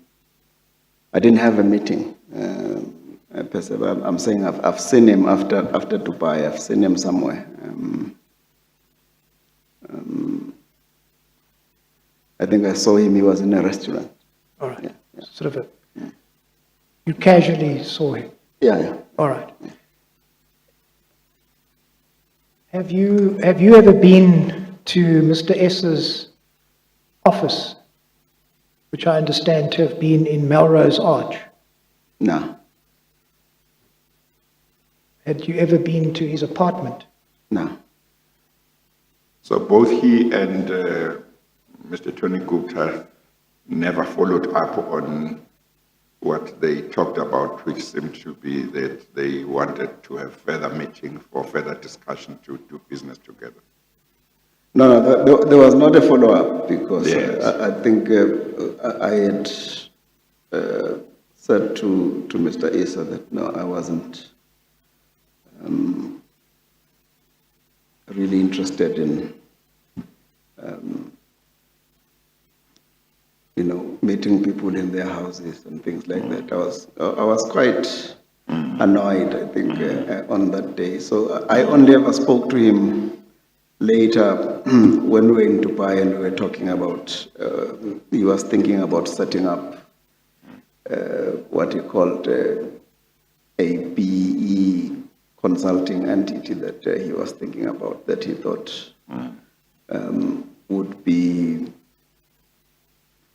would have a lot of black people, especially women and all of that. Mr. Gama, if I could just take you to your affidavit, please, at page 47.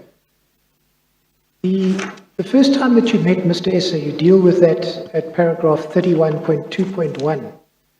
You say it was during Page 40, 47, yeah. paragraph 31.2.1. Yeah. You say that was in 2015. You attended a meeting with representatives of regiments. Would that meeting have been at the Carlton Centre? No, this particular meeting, I think it was at TFR. So was this at a time then before you had become, presumably, you acted as the group chief executive? Yeah, So it was probably in the early part of 2015. that's correct, yeah. And then you said paragraph 31.3, the next time you met him, that was July/August 2015, that was in Mr. Singh's office. This then was at a time when you were the acting group chief executive? That's correct, I was at the Carlton Centre. And it was also at a time then before Mr. Singh went to Eskom. This must be the time where he was reporting to you. Yes.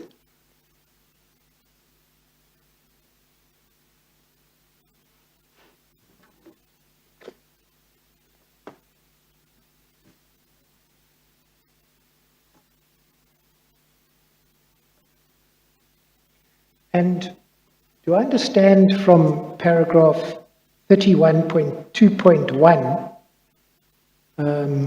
and 31.2.2 that you assumed when you first met Mr. Issa that he worked for regiments? Yes.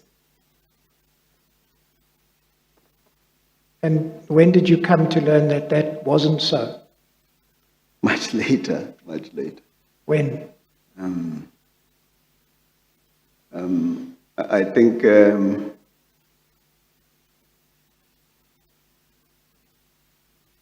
and I think he was also on the same page with me to say, okay, I think he's a regiment's management consultant, and he was telling me about management consulting. But I think much later, it must have been sometime in 2016, when regiments wanted to cede their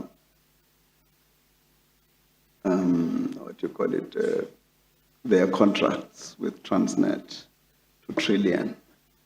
Then his name was not appearing amongst the directors, and it was actually Pillay and not Issa that was appearing. So then I realized that I may have made a mistaken assumption about that. Yeah. All right, I'd like now to turn to the MBA issue. Could I ask you to go the alleged assistance given to you by Mr. Sagar / McKinsey in relation to your MBA? Okay. And perhaps, Mr. Gama, in fairness, this is not something that you've dealt with in your affidavit. So let me take you to the documents that are relevant, and we can go through them, and then, of course, you will be afforded an opportunity to say what you would like to. You were issued with a 3-3 notice by the money flow team in late November 2020 that you find at page 235 of your exhibit.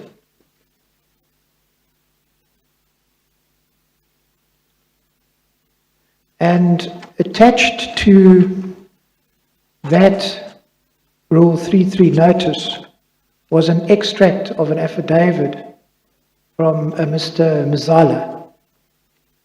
And that you find the extract commencing at page 240. Are you there? Yeah. I'm going to take you through these extracts, if I may. At 240,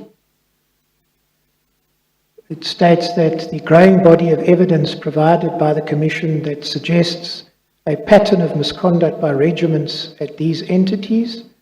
This includes, in particular, regiments having entered into an agreement with Mr. Salim Essa and other individuals linked publicly to state capture to engage in a patterning of troubling payments that we were unaware of at the time the work was being conducted. In brackets, I leave open here and in the next paragraph the possible exception of Mr. Vikas Sagar, a former partner of our firm whose circumstances are discussed fully below.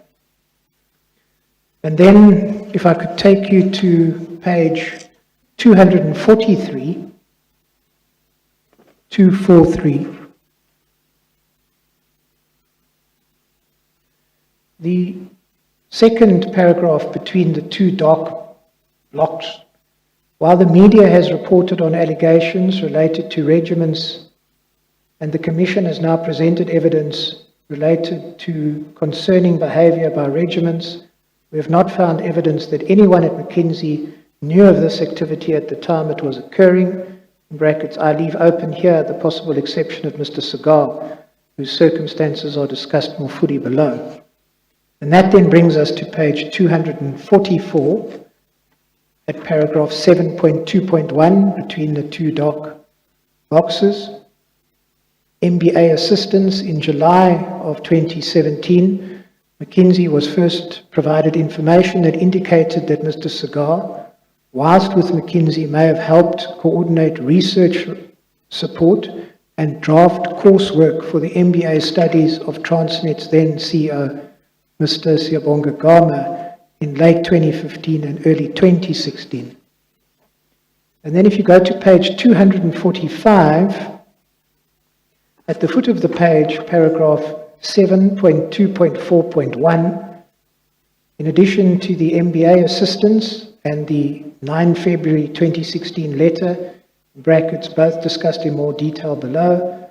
Our issues of concern with Mr. Sagar also stem from the forensic analysis conducted on his computer and phone after collection in 2017 as part of the investigation.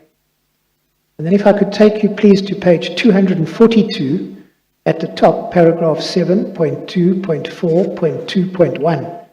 Of particular importance, the document set includes an email dated 16 November 2015 from Clive Angel to Mr. Sagar and Mr. Wood, copying Mr. Esser. Did you say 242? Yeah, Did you mine is blank. 246. Yeah, mine is blank too. 246? Oh, 246, I think you may have said 242. Okay, all right. I think what's happening, DCJ, is I might have been looking at the red numbers. I'm sorry. Mr. Gama, can I just take you back? I referred you just now to page 243. You saw that part, black numbers. You saw that part in the middle. 243. Yes, the Okay. one, And then 244, the MBA assistance part, you saw that? 244. yes, All right. you read through that. And then 245 we've dealt with. I was on 246, where there's reference to Mr. Esser. And then I want to deal with the next subparagraph at 246, paragraph 7.2.4.2.2. The document set also includes an email response dated 18 November 2015 from Mr. Sagar to Mr. Angel and Mr. Esser that was sent from Mr. Sagar's personal email address. Assuming it is authentic, which we have no reason to believe it's not, the email suggests that Mr. Sagar chose to move his communications with Mr. Esser off of McKinsey's system to the personal email account. So those are the various of the extracts. And what we do know is that out of caution, McKinsey then made a report in terms of section 34(1) of the Prevention and Combating of Corruption Activities Act. That report you find at page 249.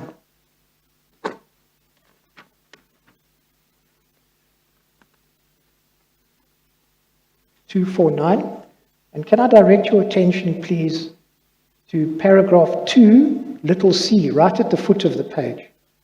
A company contractor contacted McKinsey on 12 July 2017 concerning a request he received from Mr. Vikas Sagar, a former partner of the company, to provide assistance to Siyabonga Gama, in brackets, then the acting chief executive of Transnet, in connection with Mr. Gama's MBA coursework, including Mr. Gama's MBA, quote, capstone project in December 2015 - January 2016.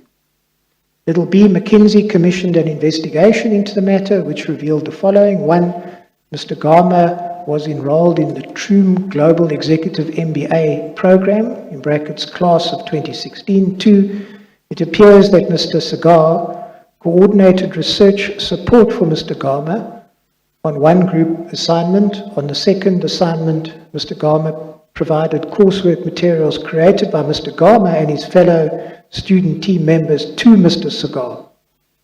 In turn, Mr. Sagar supplemented this coursework using company resources and contractors to outline and help draft the 2 chapters which Mr. Gama submitted as his contribution to the capstone project. Little e, the support commissioned by Mr. Sagar caused the company to incur costs of 100,000 rand.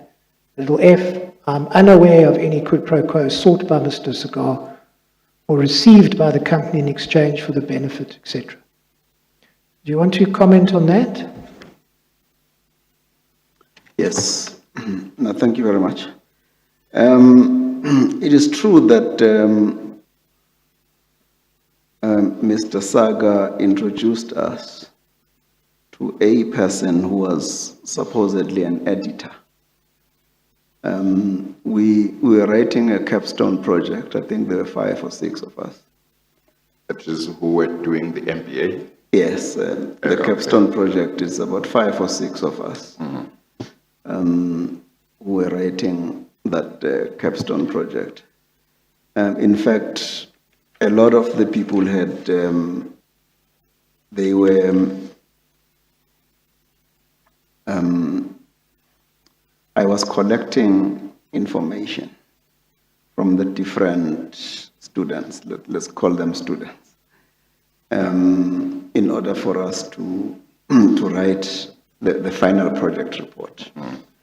As you would know, with people from different nationalities, and I was having difficulties in terms of the manner in which they presented or they wrote or the writing styles. And I wanted to have one consistent writing style for the project. So he then introduced me to somebody that he said was an editor. I did not know whether this person was contracted to McKinsey or not. I never asked. But he said, look, you can speak to this lady. She's an editor. She can help you with your particular challenges. So I then took that content and I said, look, this is the work that we've been doing. Can you assist us to write it in a particular way? Which she did, and that was around Christmas time of December 2015 to around maybe the 15th of January. I think the project was due around the 14th of January, thereabout. So it was a 2-week period. When people were enjoying Christmas time, I remember that there was no Christmas for me. You had no Christmas. Yeah, that particular year. So I went through it. She helped me, and together with some of the other people would then say, we were giving her the content because she wasn't a subject matter expert to help us to edit it. And we did acknowledge in our capstone project the good work that she helped us with in terms of editing the work. That it is said here that Mr. Saga contributed or supplemented this using company resources. I'm not familiar with it. It's something to do with them. He never told me that this was a McKinsey resource or anything. He just indicated to me that this lady could assist us, and she did do that. There isn't any chapters that Mr. Saga contributed for me. The interesting thing, we were doing last mile logistics, Chair. And our subject matter was a place in India, in Calcutta, where they have what is called Kirana stores. So this is a global MBA, so you need to understand everything that happens in other countries. And we had a research team that we had dispatched there to help us. And now we were putting together the findings of this team. So one of the things that I shared with Mr. Saga, who is a native of India, was that we're doing last mile logistics about India. And he took an interest in it, to say, oh, so how far are you now with these things that you're doing? Was that the concept of Kirana stores being used as last mile logistics was something that had not been thought of, and we came up with an IT system that could actually plug into global logistics companies such as DHL, and other places. So it's like if, for instance, you wanted to deliver something in the township or in an informal settlement where there are no addresses. So and people go to work during the day, there's no one, and people will only be there at night. And everybody frequents this store. So if they have a parcel, they will then have to go there. What we use is the fact that they have a cell phone.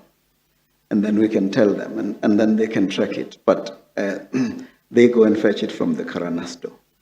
So that was sort of the nub of it, Chair. So I would just share with him from time to time. Say, how far are you? I would share with him, no, this is where we are. It's interesting. And then he'd say, yeah, it's actually quite interesting because we're dealing with global companies like Amazon. People can order a parcel from Amazon and it gets delivered through the Karana store. And we've now created this software and we're putting together some warehouses in and around this place where you can distribute parcels from there. So that really was what it was. So I did send him some of the information just out of interest and courtesy because he was interested. But not that we asked him to do anything for us. He wouldn't be able to do anything for us. We had a research team in India that was doing these things for us. So did you pay this editor? No, she never sent an invoice. And as I understand it, did she work intensely like you did for 2 weeks over Christmas?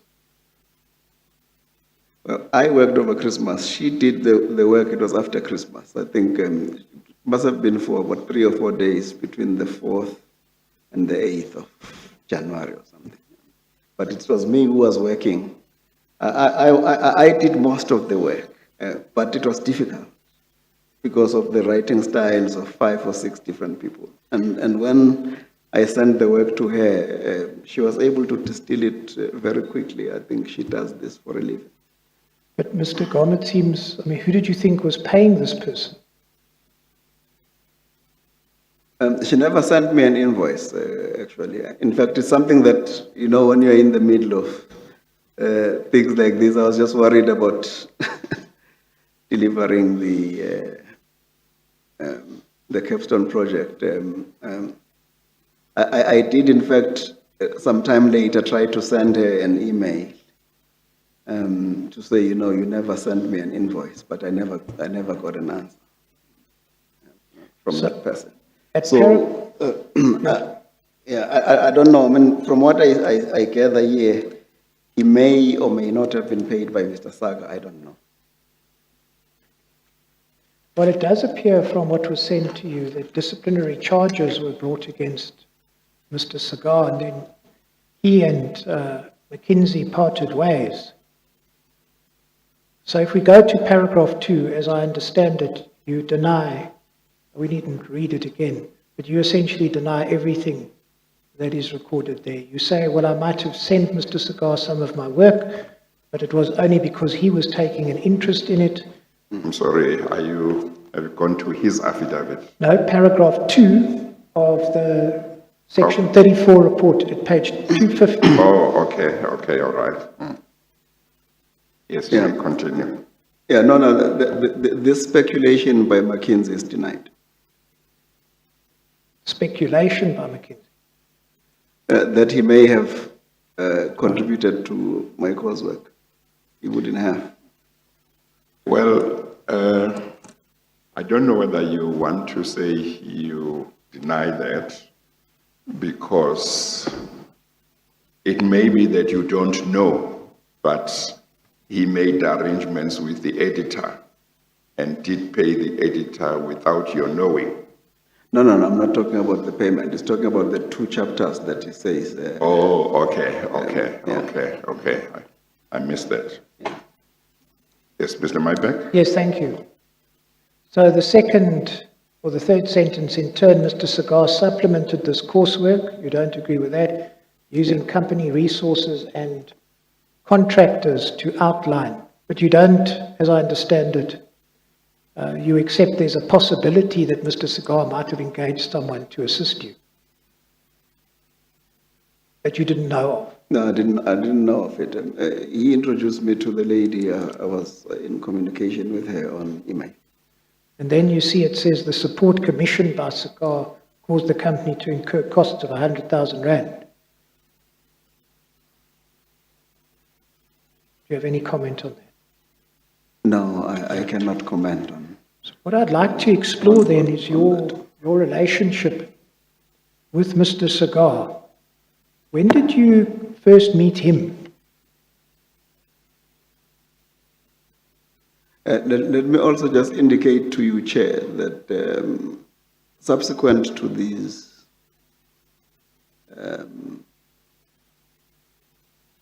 revelations, as it were, my MBA program did an extensive investigation. I'm sorry, your MBA program? They did an extensive investigation. Yes, the institution. The institution. Yeah. Into this work, and I participated, and they are quite happy in terms of what happened and transpired here, and there's nothing untoward in terms of the NBA. No content. Yeah. I cannot recall, Mr. Mayberg, when I met Mr. Sagar. He was working for McKinsey. McKinsey has been at Transnet since at least 2005. And I think at some point he must have been one of the consultants that came through. I don't know at what point that he came through. I worked with him quite a bit, I think, around 2012. I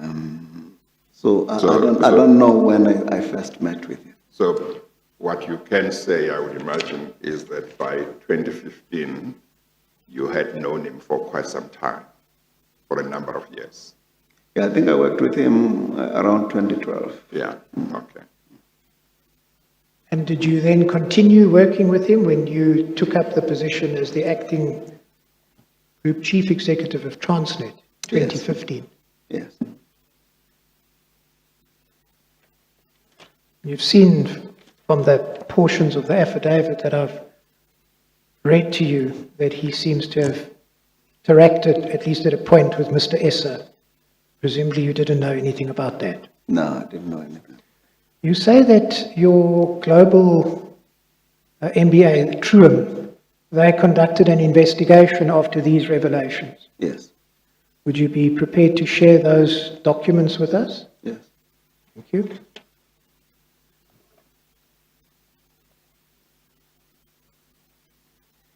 I'd like now to turn to a different topic, and that's your reinstatement at TFR as the CFO in February of 2011. Mr. As Can I CEO, correct you? Yeah, as CEO, not CFO. CEO. Yeah. I'm not going to make you someone else. I'm sorry. So it's your reinstatement as CEO. Now, Mr. Gama, I think it's important to explain that the main focus of... Which section do you want to refer No, me to? we're not in any particular section. It's important to explain in relation to your reinstatement that the main focus of the Commission's investigation is whether or not your reinstatement was the result of any political instruction or pressure. That's the main focus of the instruction. And flowing from that, really the main target of the investigation, or focus of the investigation, is Mr. Gigaba and also the board, because it was the board that decided to reinstate you. You would have seen that. correct? Maybe. Yes, it was the board. Maybe one could just say, Mr. Maybeck, whether there was political pressure or political interference, or whether even without political interference, there was something untoward Yes. that made the decision to make Yes. the board to make the decision, generally speaking.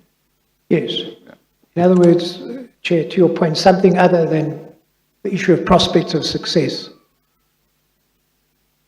So what is important for you to appreciate as we go through this topic is the actual target of the investigation is not you. The target is rather the people who decided to do that, the board. I take it you appreciate that. Yeah, I also wanted to emphasize that because you did not reinstate yourself. It would be quite impossible, Chair. Yeah, yeah. So as you approach the evidence and issues that will be raised with you and questions, you must remember that the primary focus is relates to those who made the decision to reinstate you rather than you. You come in simply because they were supposed to have regard to certain things in making those decisions. Okay, all right. So it's important. Yes, Chair, I have been a case study in this commission. Where I think people have made numerous inferences, where my name has been brought in, but nothing to do with what I did. Yes, no. It's important for you to understand that when I say what I've just said and when Mr. Maybeck says what he has said, namely that the focus is on those who made the decision to reinstate you, you need to appreciate that that is not to prevent you from making an input into the discussion. It's not meant to do that, but it's just to indicate that since you didn't reinstate yourself, the focus is on those who made the decision. Yeah. Yeah, okay. So I think perhaps put another way, Mr. Gama, I mean, what is going to form really the subject of my questioning of you is not whether you think you were correctly reinstated, I'm quite sure you do, but rather what motivated the board to reinstate you. You appreciate that? And it may well be, it may well be that on many issues you might have nothing to say, and well, ask the board. Yes. So, but where you want to say something, feel free. Okay. Okay. So let's start off with the questioning, potential political influence or interference. Perhaps we can start with the evidence of Barbara Hogan. Now, we have a transcript of the relevant portion. Perhaps I could just ask you to turn behind you to bundle BB15.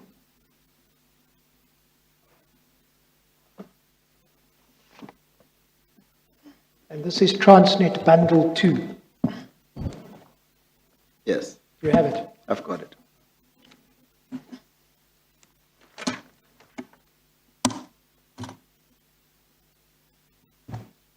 Could I ask you please to turn to page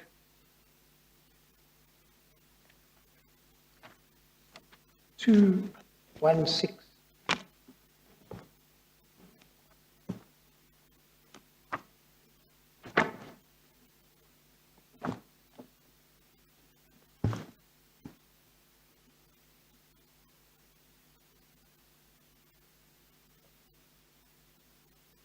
Now, when Ms. Hogan gave evidence, she testified about the stance adopted by the former president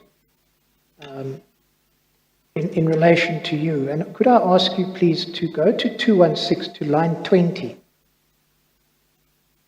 And this discussion appears to have been had at a time when you were suspended. I'm sorry, what page? 216. Okay. At line 20, she says, Chair, I was extremely shocked. The President wouldn't hear of any candidate except Siyabonga Gama. We're talking about the candidate for Transnet GCE. I informed him how professional the selection process was. I informed him that he was facing some serious misconduct charges, that the board, in terms of the PFMA, was obliged to investigate these charges. It was not just going ahead, and under these circumstances, it would not be in the interest of Transnet to appoint a group CEO who was facing, whose time would be caught up with defending himself in a misconduct. But even over and above that, I was recommending Mr. Maseko, on the basis of the recommendations made by the Transnet, the recommendations made by the Professional Evaluation Agency. Now, can I then ask you to turn to page 223?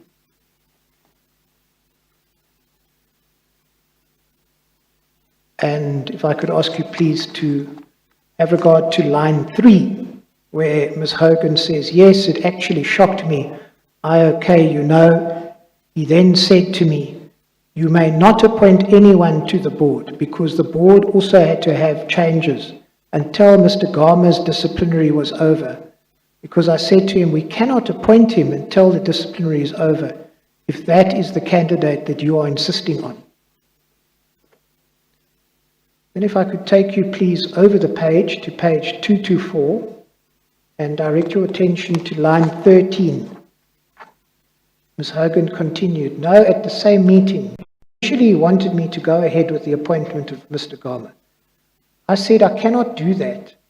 The kind of compromise he then said, he said, all right, we will wait until the disciplinary process is over. I do not agree to that, sorry, I did not agree to that. But we then agreed that I'd provide him with further information, which I then did. If you go to page 227, in a similar vein, at line 9, he was insisting firstly that I go ahead and appoint Gama. Now you would have seen that that's opposite Mr. McKenna's name, but it clearly was Ms. Hogan because the chairperson directed a question at her. He was insisting firstly that I go ahead and appoint Gama. I said I could not. He was facing misconduct charges and he was not the preferred candidate. He then said that no appointment to translate must be made until the disciplinary case against Mr. Gama is concluded. I was concerned about that and I said I would provide him with further evidence. I was already, remember, I was only 1 month into the job, but I was already feeling that the President was exceeding his authority here. And I was truly shocked, when you explain to the President that a person is facing misconduct charges, you expect a certain response to say, that says, oh, well, if that is the case, let us look at the preferred candidate that the board is recommending.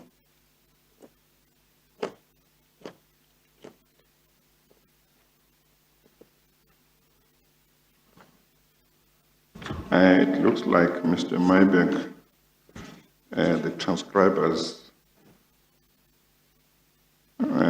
may not have made it clear that part of what you're reading was what she said. It looks like it was the evidence leader. Yes, I've made that point. Yes, DCJ, yes. But the context makes it clear, I think. Yes, that absolutely. it's she who is talking. And then if I could take you, please, to page 250.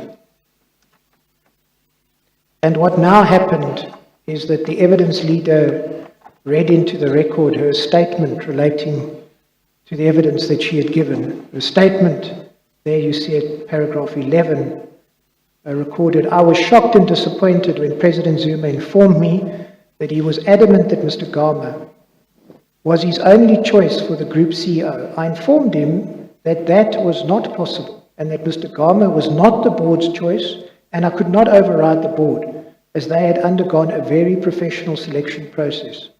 I further informed President Zuma that Mr. Gama was the subject of an inquiry into procurement irregularities and that it would be very messy to appoint a group CEO who could potentially be facing fairly serious charges."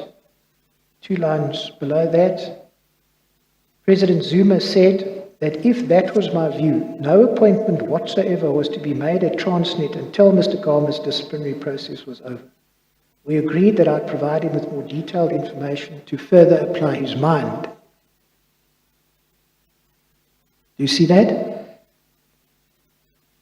And then if you go to page 253, there's another quote from her statement. "Mr. Gama was formally charged by Transnet and later suspended on 1 September 2009. Immediately before and in the days following his suspension, Mr. Jeff Radebe, quote, Gama will become CEO. Minister Sipiwe Nyanda, quote, Gama is being persecuted like Jacob Zuma and also ANC. The SACP and the ANC Youth League under Julius Malema at the time all issued strong and harsh statements in support of Gama, accusing Transnet of persecuting him. This was reflected in numerous statements and media reports. Did you have occasion to see those media reports at the time of your suspension? Maybe. Or maybe even before your suspension. I think, I think it would be, I may have seen some, I've seen some newspaper clippings now which are reduced and I can't really read what was being said there. But I guess if I was in the middle of that storm, I would have read some of it.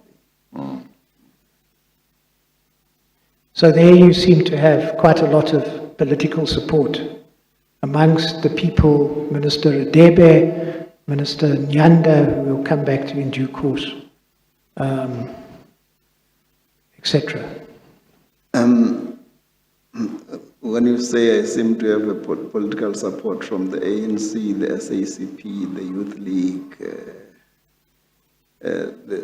the South African Transport Union, as it's written here, how does that bring about a situation of state capture? Well, it depends what's behind this, Mr. Gama. No, I'm just asking because. Well, I think allow Mr. Maibek to pursue his line of questioning. Okay. Yes, as I said, some of the things you might have nothing to say because people may have been talking about you and you were not part of that or making whatever statements, but some you might wish to say something. No, it's fine. I see that he's formulating a hypothesis, Chair. So it's a thesis that he wants to posit. Okay. Well, he is bringing to your attention some of the matters that may appear to be relevant to ultimately your reinstatement. Of course, you and your counsel in due course might say, no, they are irrelevant, but that's the context he wants to bring this to attention. And then where you are able to comment, you may comment. Where you're not able to, it's fine. Yes, Mr. Maibeth. Thank you. Could we then go, please, to page 267? And if I could direct your attention to line 22, again, Ms. Hogan. No, I did await the outcome of the disciplinary hearing. But once that outcome, once he was found guilty on the 3 counts and dismissed on all 3 counts, the Deputy Minister and myself initiated a process to appoint a new Transnet board. And that was then a year after all of this had happened, and it was then towards July, August 2010. But that was following your dismissal. You, as I have it, this is what's recorded in the settlement agreement, which we'll come to, you were dismissed on the 29th of June, 2010. Does that accord with your recollection? 29 June 2010. Okay, we're going to have to record it as a sad day, yeah.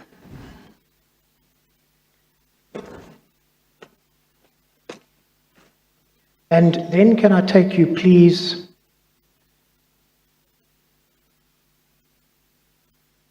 to page 277. Ms. Hogan says at line 3, well, Mr. Gama was fired at the end of 2010. I was fired by the President at the end of October 2010.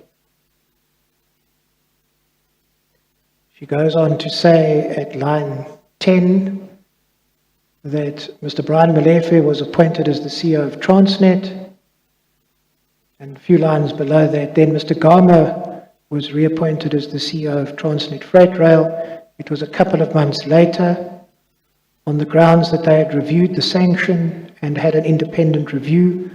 I do not quite know what that was about, and that the board felt that the sanction that had been applied was too harsh. Chairperson, it was now a different board from the one that was in existence during your time. Yes, this was the board that had been appointed by Minister Gigaba, who succeeded me.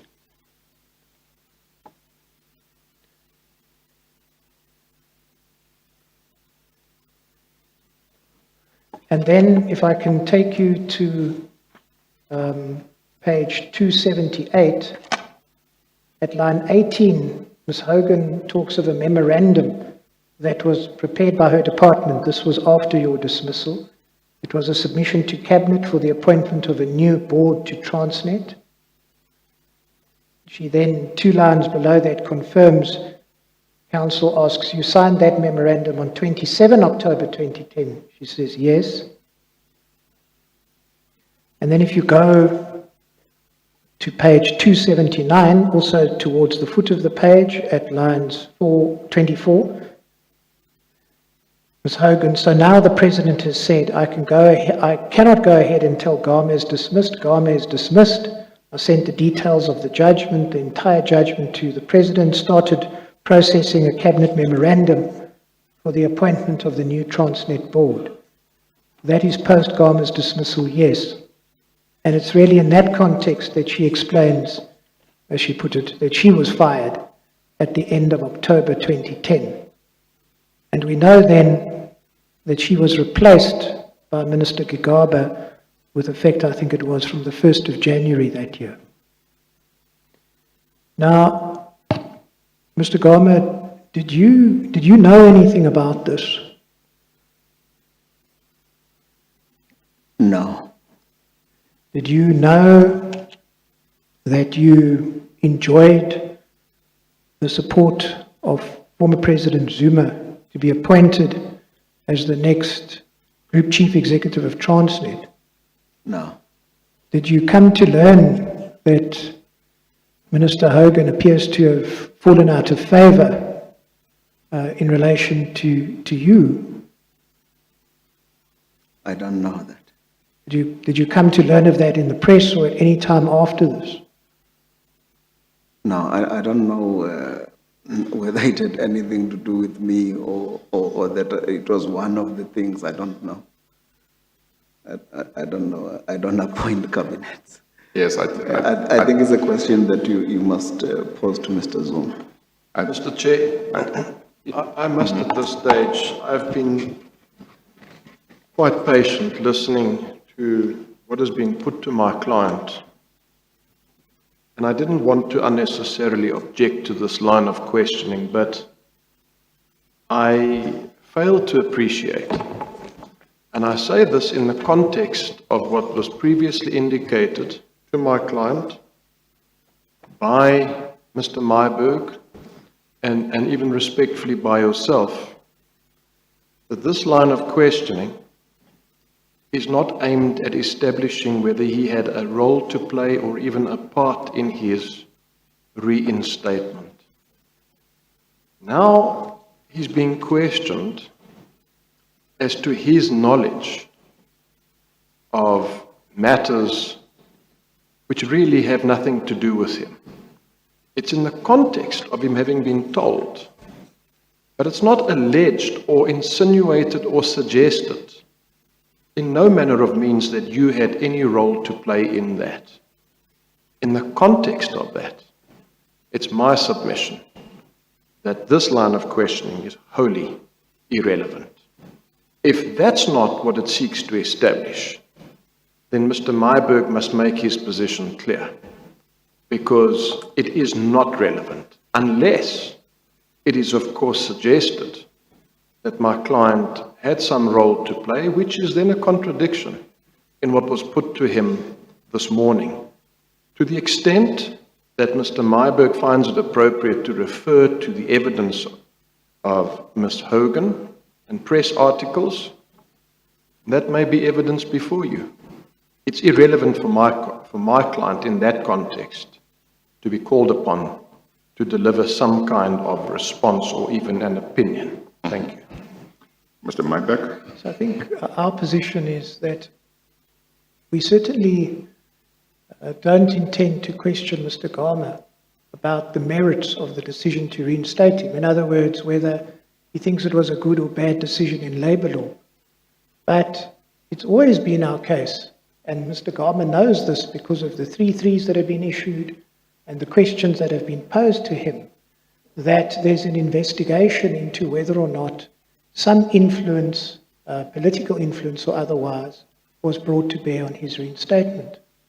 He was given a 3-3, I think you already know, in relation to Ms. Hogan's evidence.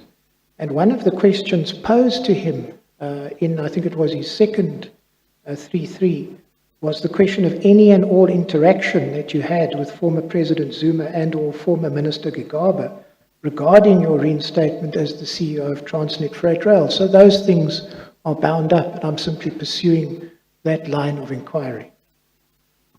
Mr. Chair, if I might be Yes. permitted a short reply, that's not an answer to my objection. If that is what Mr. Myburgh seeks to achieve, it's a simple approach. Put it to the witness. There's no relevance to the line of questioning explored by him. He's now obfuscating the issue. It's not what I put in my objection. I said it was irrelevant to ask him whether he had comment on this. It was suggested to him this morning in unambiguous terms that he played no role. It's in the context of that I say it's irrelevant. If he says, well, I want to put questions directly to him in relation to that, then do so. But don't go and obfuscate matters. That's not my objection, with respect. Yeah, I think what I think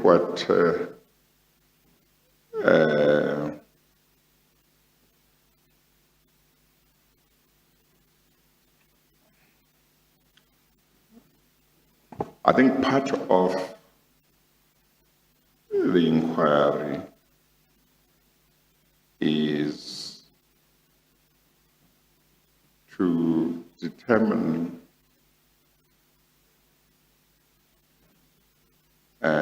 whether the board's decision to reinstate Mr. Gama was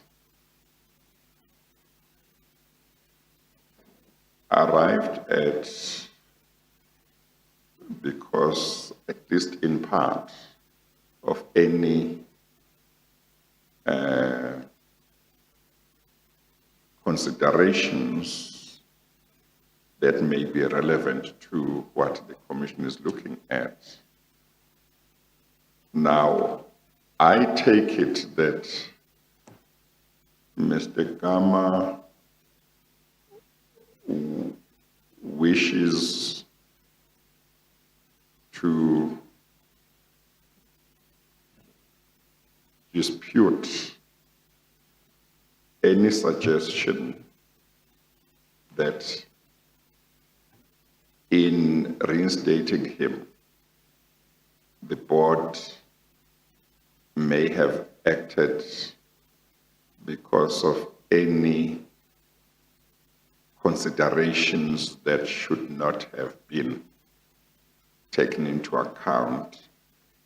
Now, of course, I'm talking within the context of the commission. And if he would seek to dispute or oppose any such proposition or line, to the extent that the legal team may want to say,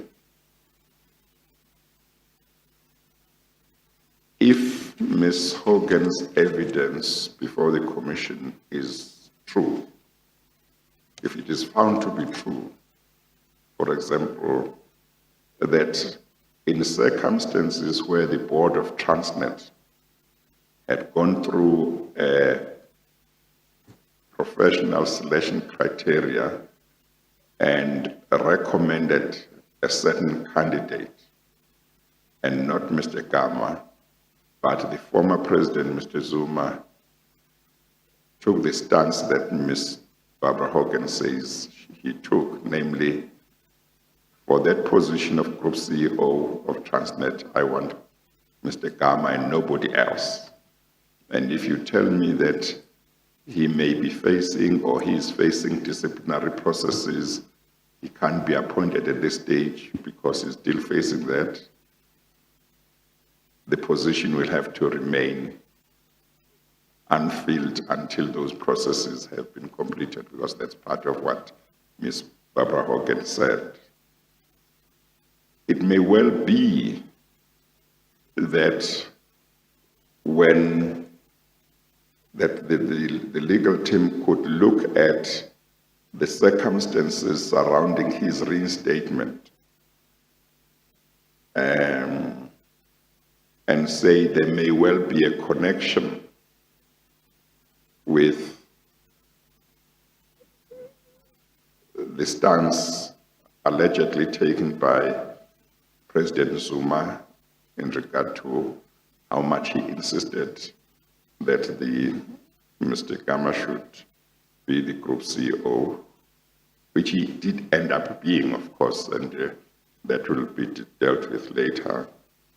It may well be that it's fair to highlight those things that the legal team might think they'll ask me to have regard to, so that Mr. Gama might say, I hear what you say, but look at this and that and that and that. Therefore, on the whatever may have happened, on the basis of the following facts or factors, the board's decision had nothing to do with those things. It just had to do with the merits of me as a CEO. So there is that possibility to say, if in the end it is possible that there is a risk that the legal team might argue that even if it's not because of anything he did, but his restatement was, at least in part, based on that political influence, it might be that it's fair that he must know exactly what the legal team is thinking and be able to say, no, but on the merits, I should have been reinstated or something like that. That's the thinking that I have about it. Okay, all right. I think you probably say, let's leave it there, Chair. Out of respect, I'm not going to say anything further. Thank you. Okay, all right, no, thanks. But the idea, and I know that, in my own mind, I think you all accept it. The idea is just to make sure that one doesn't have a situation where Mr. Gama hasn't had an opportunity to deal with something that might be relied upon later on. It's just to try and be fair. But again, where he has nothing to say, you know, it's fine. Mr. Mybeck? Yes, thank you. Perhaps I could take you to page 58 of bundle 7, your exhibit. My exhibit. Your exhibit, BB 28. If you could Is turn that to a page, different bundle? yes, Yes, okay. bundle 7, BB 28. If you could go to page 58.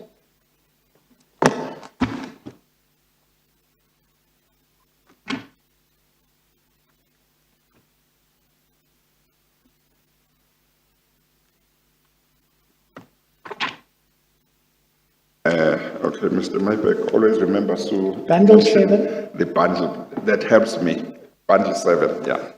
And what's the page number? 58, 58. Okay, all right.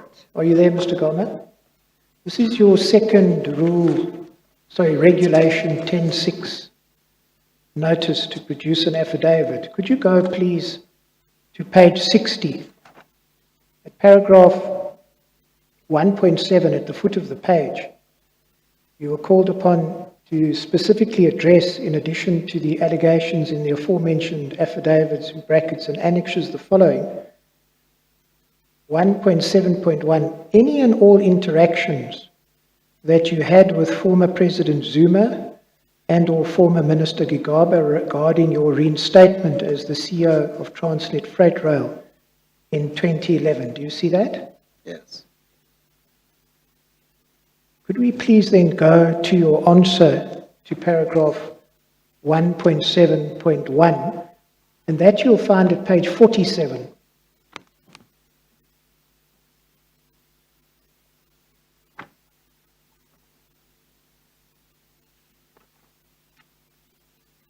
Are you there at 47? Yes.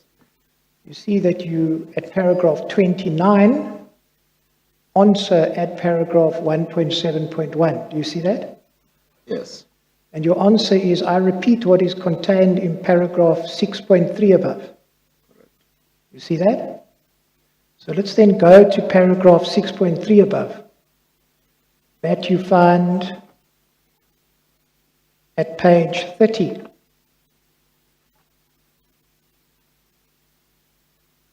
And your answer at 6.3, towards the foot of the page, is that I'm led to believe that my reinstatement followed after intense discussion and debate concerning the topic by the Transnet board. I assume the value I added to Transnet as referred to in paragraph 3 above may well have played a role in the board's deliberations. You see that? Yes. Perhaps I could pose the question to you again. That's posed at paragraph 1.7.1 of the regulation 10.6 notice. And that is, what interactions, if any, did you have with former President Zuma and or former Minister Gigaba regarding your reinstatement? None. You didn't say that in your affidavit. Eh? You don't deal with that question in your affidavit. I do. Okay. Can I read it for you and I quote? Right? 6.4. All right. It has been brought to my attention that the Commission is also investigating whether erstwhile President Zuma and or erstwhile Minister Gigaba may have attempted to secure my reinstatement. Yes. I emphatically deny having had knowledge of such attempts until such time that I became aware of such allegations during the Commission's proceedings. All right. I do So, apologize. all I suppose know it is should what have- other people tell you. I don't know, but I wasn't at those meetings. I suppose if the cross-reference were to 6.3 and 6.4, then that confusion might not have arisen. So you Close deny quotes. having any knowledge of such attempts. Yes. Did you ever have occasion to meet President Zuma, former President Zuma? When? Well, ever. ever? Have I met President Zuma? Yes. Personally, have you met him? Yes. When?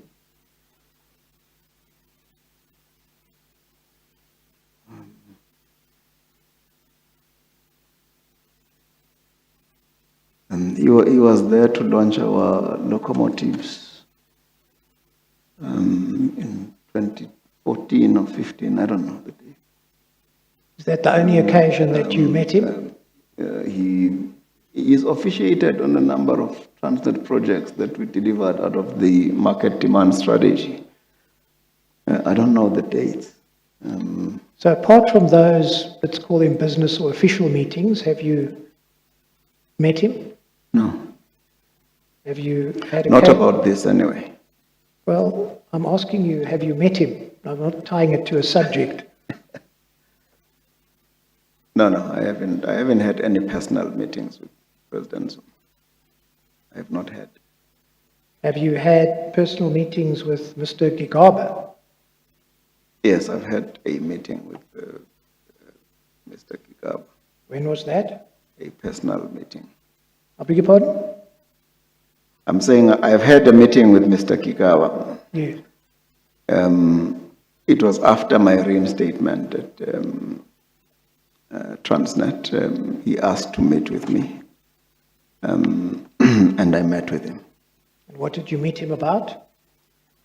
He wanted me to assure them that I would give support to the Group Chief Executive of Transnet, Mr. Molefe, and make sure that I supported him so that the company can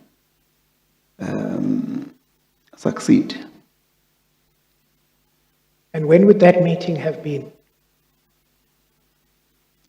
Sometime in 2011, probably around April or May of 2011, after I'd been reinstated.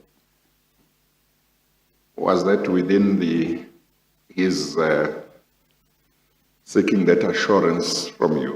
Was that within the context of the fact that you had previously also applied That's for correct. appointment to that position? That's that correct. Mr. Mlefe was now occupying? Yes. Okay.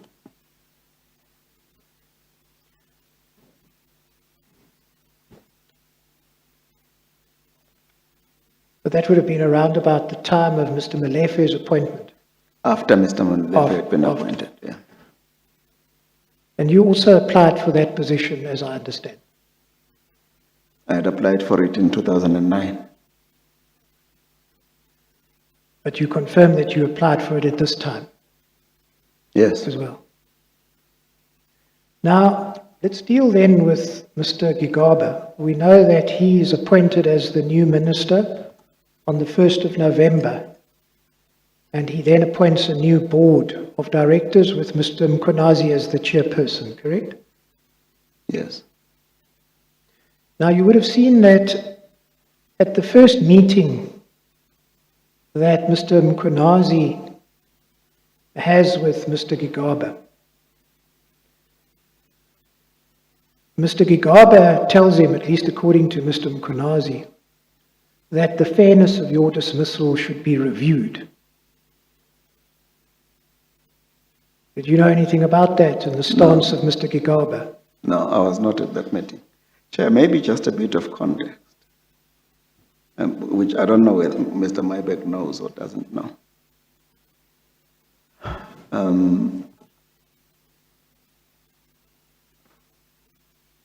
I was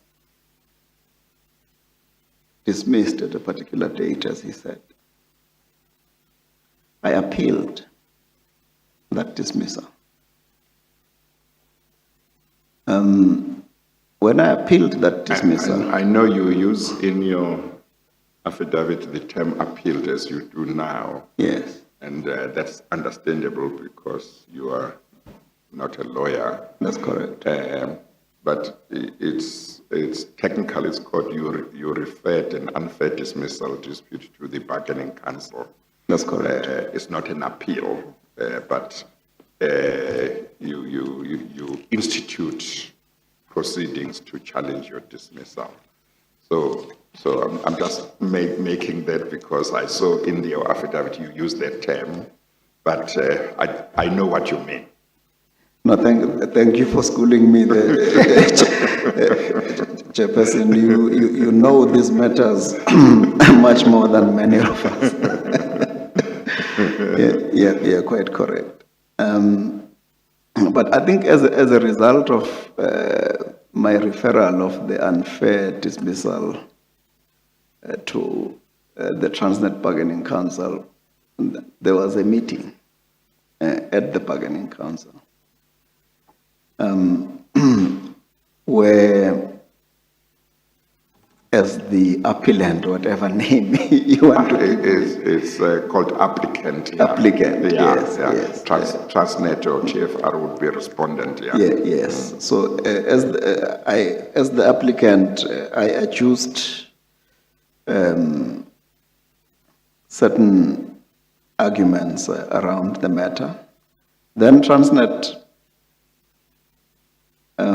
requested that the matter be adjourned so that an opportunity could be given to Transnet and myself to engage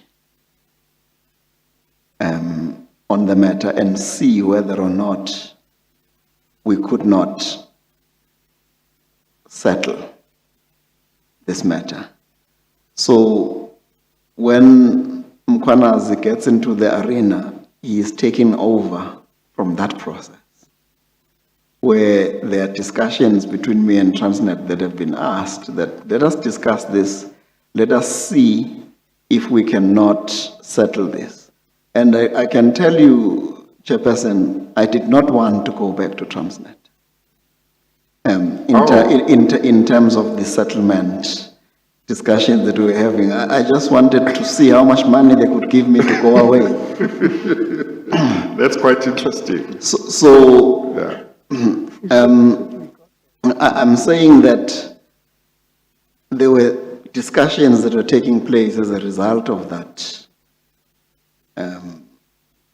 But part of what you're saying is, I'm not the one who was pushing to be reinstated. If they gave me money. No, I said to them, pay me so much, I will leave you in peace. Yeah, okay. And you can do your shenanigans without me. Because even the circumstances of my being charged, they knew it had never happened in Transnet before. Where instead of people saying to you, we think there's been a transgression of this nature, how can you resolve it? Auditors in Transnet, they come to management and they say, manager so-and-so, this is what has happened. Are you aware of it? How do you plan to remedy it? When it came to Gama, people were saying, you've done something, but we won't tell you. We won't tell you what we think you have done. We will tell you when we give you the bundle at the disciplinary. Instead of saying, these are the issues, or if they tell you, they would give me half. Half is too much, Chair. They would give me a quarter of the information. They would come to me and say, here's the last page of what you signed. Do you remember? Is this your signature? So I was charged in those circumstances where it was clear that there was something else. I was only charged as a consequence of my application for a post as the GCE of Transnet.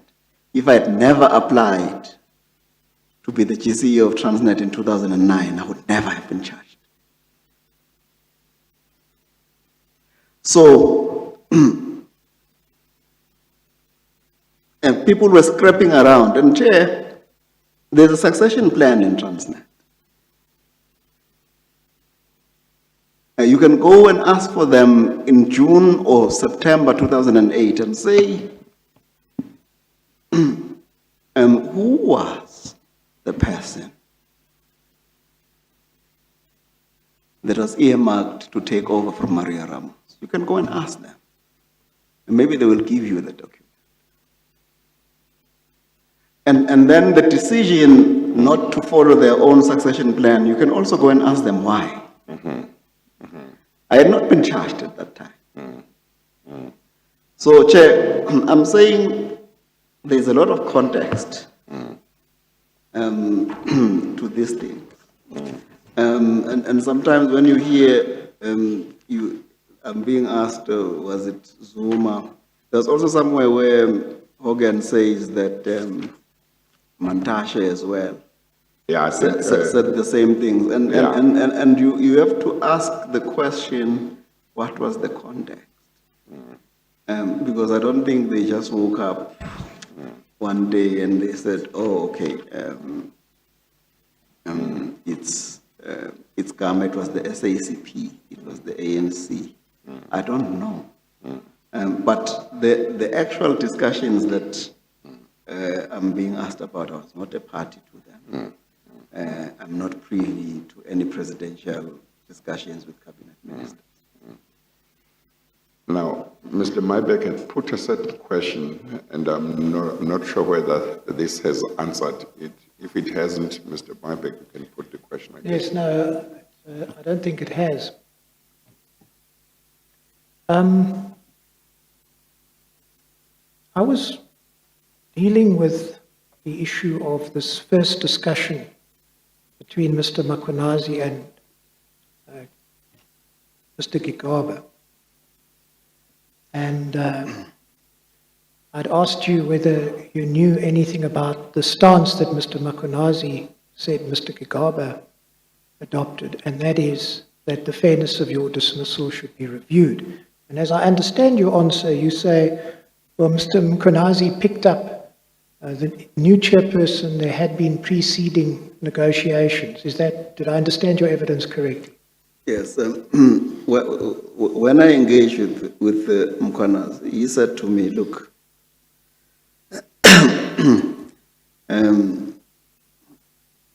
do not entertain these things of us paying you a lot of money to go away. The business is suffering. We would want for you to continue to make a contribution. And because I knew him, I changed my mind. He had been my GCE before. I said to him, yes, I will stay.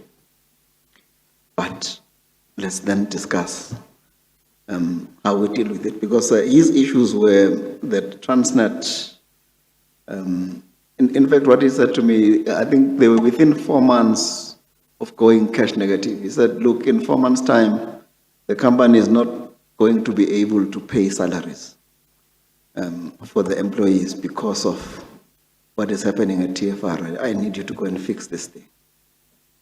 I agreed, and that's how we had an issue, a discussion about settlement. And at that time, he then said to me, look, if you agree that you can come back, then we can discuss the reinstatement. I have to go back to my board colleagues to discuss these matters.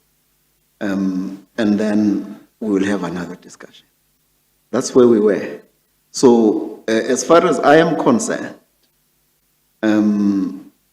there was that process, Chair, that you described. It's not an appeal. There was that process, and out of that process, then came this discussion that I was having with Mkhwanazi. Yeah. If I could go back to the discussion that Mkhwanazi had with Mr. Gigaba. What Mr. Mkhwanazi said is that it was clear to him that Mr. Gigaba had some information about your dismissal. He said that he referred to condonation of procurement. He spoke about such things. And what Mr. Mkonazi assumed is that he knew that because, according to Mr. Mkonazi, he assumed that you had been speaking to Mr. Gigaba. You want to comment on that? No, I had not been speaking to Mr. Gigaba. Remember, you just told me and the chair earlier that Ms. Hogan was the Minister of Public Enterprise. So there's nothing that I would have been discussing with Mr. Gigaba. I did not know that Mr. Gigaba is going to become the Minister of. Well, this is a discussion that Mr. Mkonazi says he has, and his Did he view give you a was, date on when he had that well, discussion? you see, this is a tricky part of Mr. Mkonazi's evidence. He says it was in October, you'll recall, Chairperson, End of October. at the end of October. And he seemed to stand by that. It was put to him by the chairperson that it couldn't have been in October, end of October. It must have been after the 1st of November, because that's we know objectively when Mr. Gigaba was appointed. But if I recall the evidence correctly, Chair, he did indicate that he met with Mr. Gigaba in his capacity as him being the minister. Yes. So I think it's more of a date issue than. Yeah, I think if they did meet before 1 November, it would only have been if Mr. Gigaba had been told that from 1 November he was going to be Minister of Public Enterprises. That's the only thing I can think of. But in the end, whether they met on the 31st of October or early in November, it might not really matter. It's more the content of the discussion that may be important, and the fact that the discussion related to what would be Mr. Gigaba's portfolio from the 1st of November. Thank you, Chair. So to give you an answer, it's either end of October or early November, because I think Mr. Gigaba has dealt with that in affidavits. He has not testified yet, and I think that he admits that such a meeting took place, but I think he says it was early November. Okay. So the simple proposition is that on Mr. Mkonazi's evidence, Mr. Gigaba knew about your dismissal case, knew about the controversy in relation to the condonation of procurement irregularities, and he, in that context, assumed that you had been speaking to Mr. Gigaba. You say you hadn't done that. No, as I say, there would have been no reason for me to do so, because I didn't even know that Mr. Gigaba was going to become the Minister of Public Enterprises. But two, this was a very public matter. People wrote theses around this in 2010. And what Mr. Mkonazi also says is he thought that he assumed that you had spoken to Mr. Gigaba because when you were suspended, you had lobbied many ministers. It's not true. Had you not lobbied ministers? I went home and I stayed with my father and I planted tomatoes. Now I want to deal with the involvement of Mr. Mtlangu. You know, Mr. Mtlangu, he was the advisor to Mr. Gigaba. Yes. We are 2 or 3 minutes before 1 o'clock. I don't know whether you want to start or you want to start after 2. I'm happy to start after lunch. Yes. It may be more convenient. Mr. Chair. Yes. Okay, let's take the lunch break now. We will resume at 2 o'clock. We adjourn.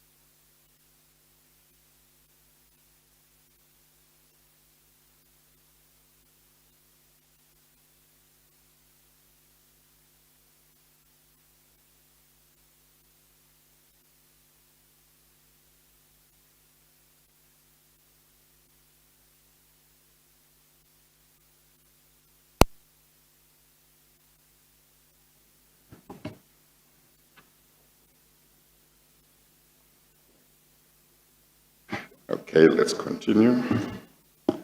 Chairperson, Mr. Singh and his counsel are in attendance. I'm sure you're aware, as we are, that there's something of a concertina now of witnesses. I said to them that perhaps I'd raise that and you may be prepared with your direction to release them, and maybe we can set a time as to when they should come back. Yes. I'm sorry, I should perhaps have raised this with you in chambers, but No, that's fine. Is your plan that after Mr. Gama, you would call Mr. Singh or Mr. Kigaba? well, we've got a double problem, DCJ. I don't know. I think I'm really in your hands. Mr. Gigaba, I think, is formally scheduled to follow Mr. Gama insofar as that was the plan. But that was based on the fact, you'll remember, that we agreed with Mr. Singh, because his Yeah. wife was giving birth, that he would give evidence on Thursday and Friday. We would have preferred to have Mr. Singh directly after Mr. Molefe, given that they deal with common ground. Well,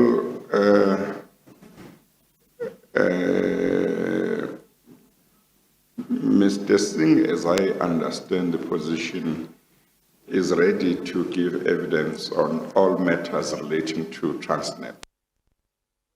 I think he is. There's no pressing or any issues that he must deal with later.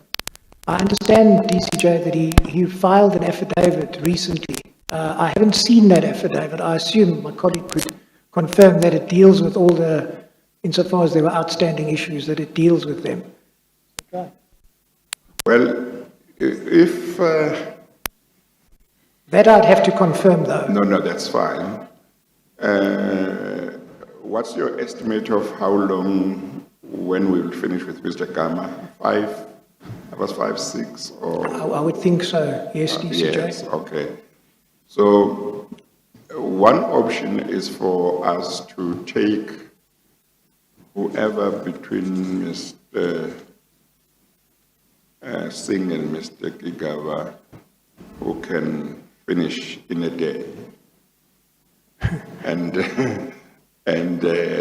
take one who won't finish in a day to another time. All right, well, I think that's easy. But another approach Yeah. is to look at the subject matter and then say, well, it makes better sense to start with so and so, even if he might not finish in a day.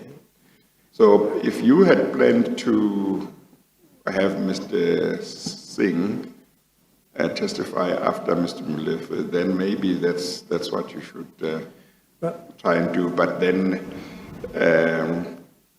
we can talk about maybe starting tomorrow with you. Yes, DCJ, if I could perhaps go back to your first proposal. If one was to choose who could be finished in a day, I think Mr. Gigaba can be, because you would know that we're confining that to Transnet and there's really only 2 issues. Yes. Mr. Singh, of course, can never be completed in a day. Yeah. There's the added complication that I haven't had an opportunity to study his affidavit. Of course, hopefully I can do that overnight. But I'm in your hands. You don't know what the position, what view you will take after reading his affidavit. No. I guess what is true is that with regard to somebody like Mr. Singh, you can probably finish a day without getting to that affidavit, depending. Yes, that's Yeah. possible. Yeah. So it's really 6 of one and half a dozen of them. We could certainly start with Mr. Singh and then finish halfway through his evidence, or we could deal with Mr. Gigaba and finish what we have to. We're in your hands, DC. Yeah. No, I'm easy too. So, but based on the fact that you had planned that Mr. Singh should come after Mr. Molefe, I think we should start with Mr. Singh after Mr. Kigaba, after Mr. Gama. But also, I'm aware that with regard to Mr. Kigaba, Yes. there are some recent developments Yes, that certainly. might make him not finish everything tomorrow. Yes, I would say also that I'd probably feel more comfortable Yes. with holding Mr. Gigaba Yes. over so as to deal with him all at once instead Yeah, of on a piecemeal basis. Yeah. No, I think that's how we should proceed. So I hope that helps that helps counsel for Mr. Singh. Yes. Mr. Gigaba's legal team is not here as we talk about these things. They are not here. No, they're not, but we can get hold of them easily enough. Yeah, that's right. And then in that event, maybe they can be here tomorrow morning and we can talk while they are here about what's proposed to be done. Thank you. Okay, all right. Sorry, would we start then at 9:30 tomorrow, Chairperson? Let's start at 9:30 tomorrow as well. Thank you.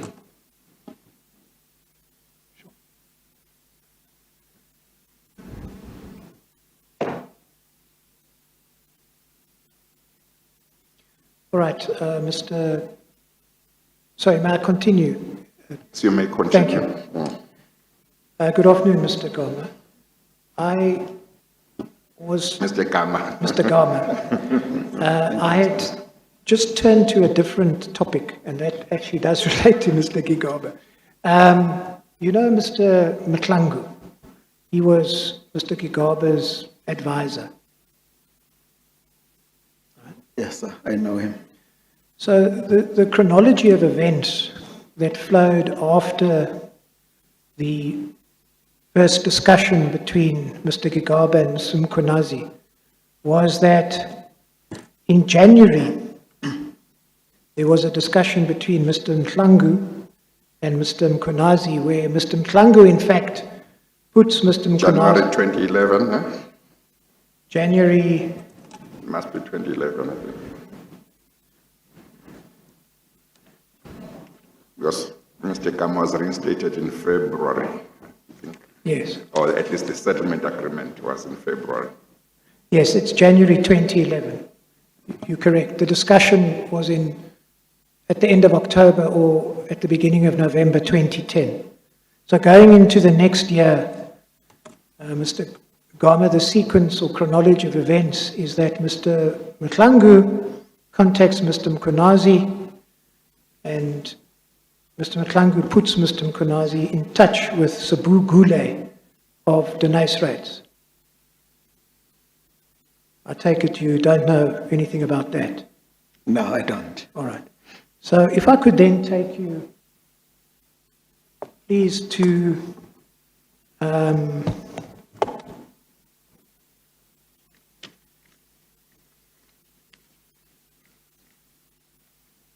just bear with me, sorry.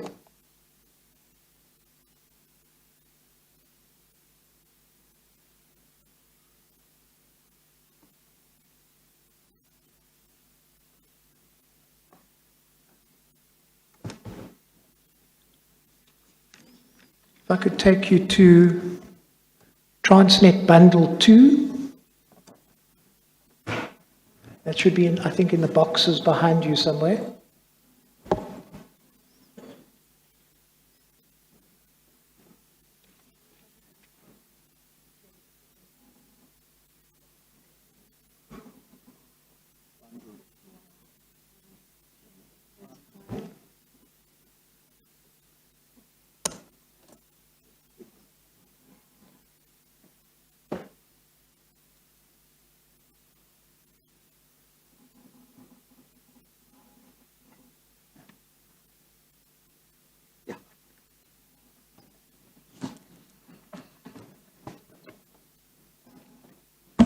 Yes, I've got it. Yes. If you could please turn to, so this chairperson is Transnet Bundle 2 Exhibit BB15. If I could ask you to go to page 3.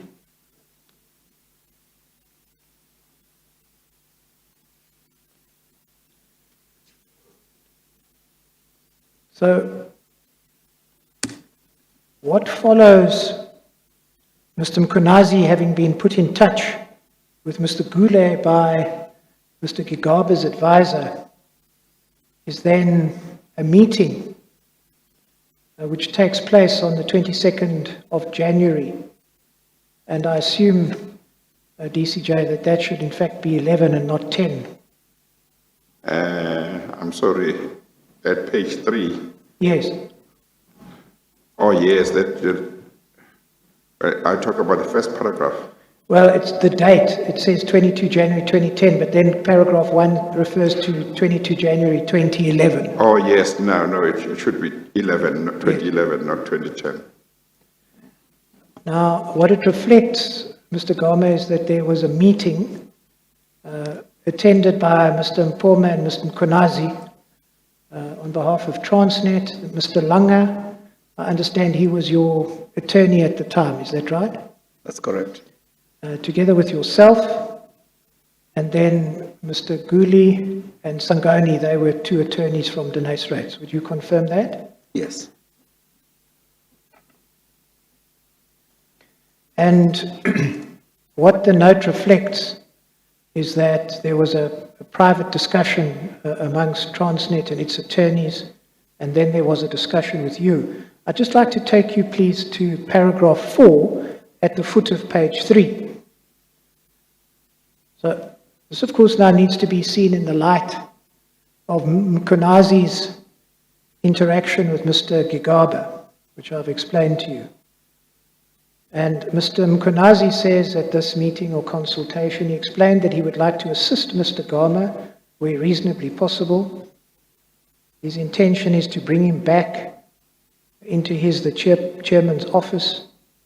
He wants Mr. Gama to assist him on a number of strategic issues. He even needs a good motivation to do so.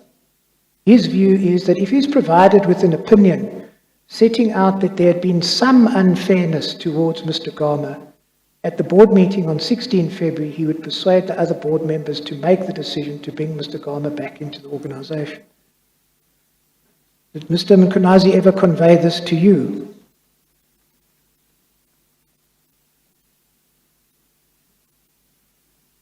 Did he ever convey that to you, Mr. Mkonazi?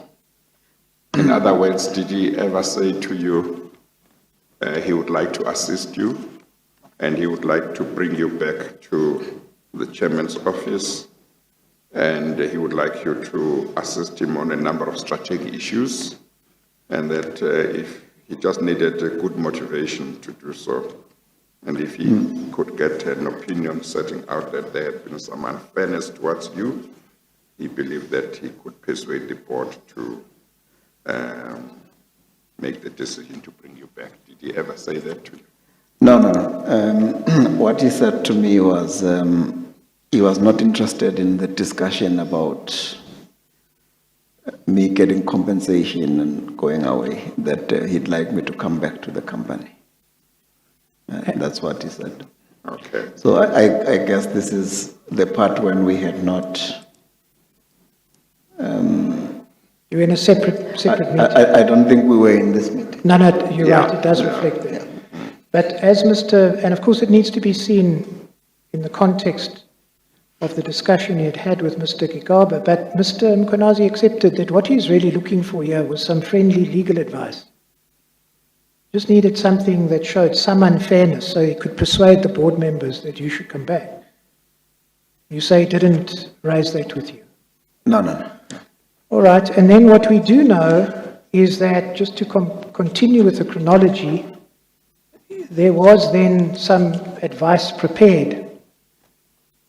And if I could take you to that, it was prepared by Mr. Mpoma, and then there was some input by Denise Rates, and the product that was then produced, you find at page 16. 1-6. Yeah, 1-6. And this ultimately did serve before the board.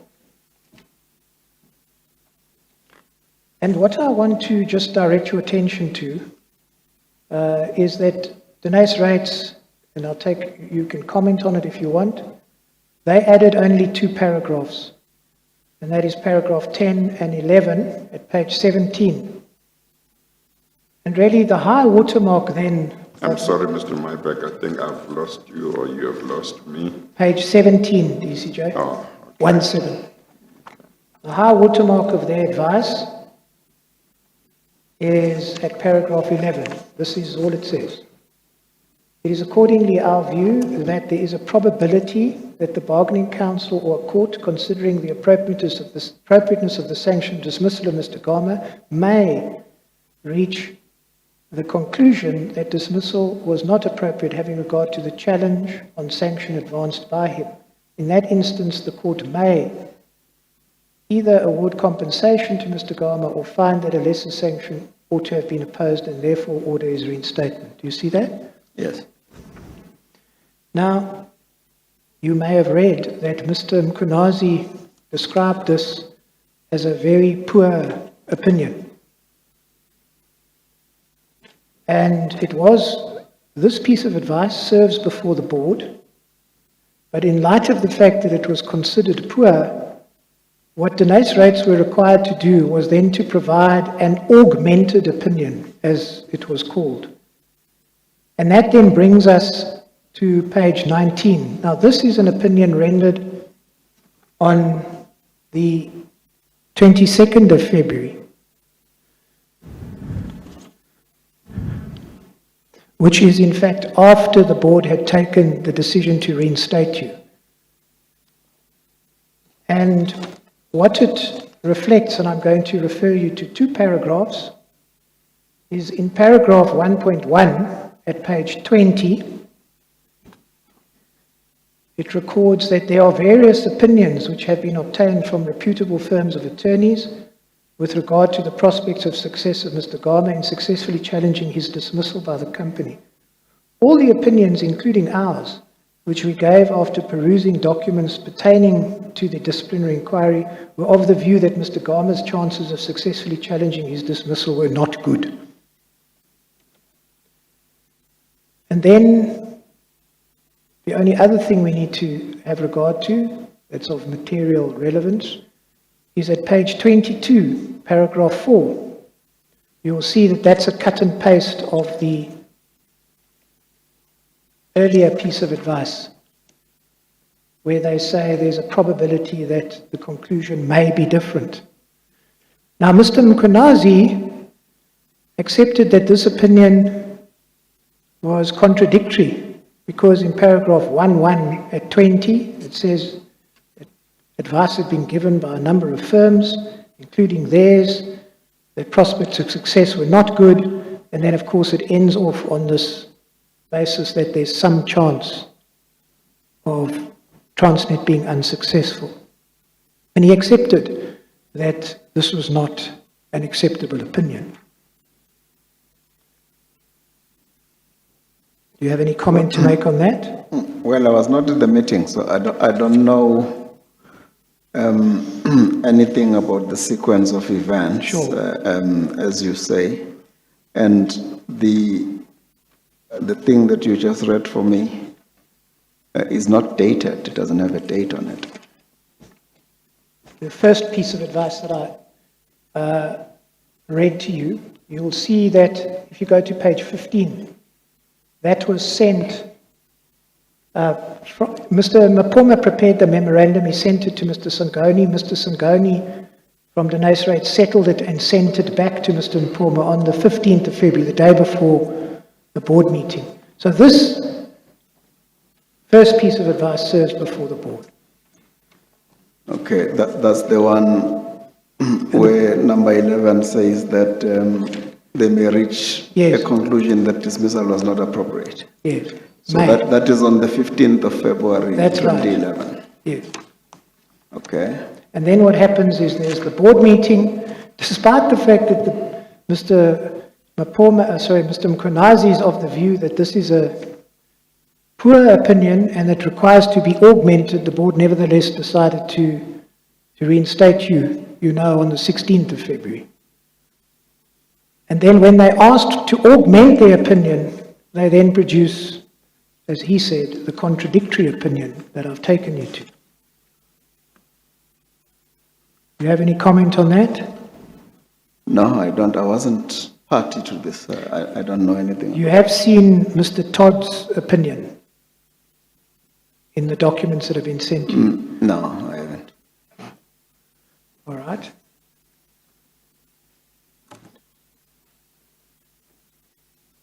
Well, maybe I should take you there.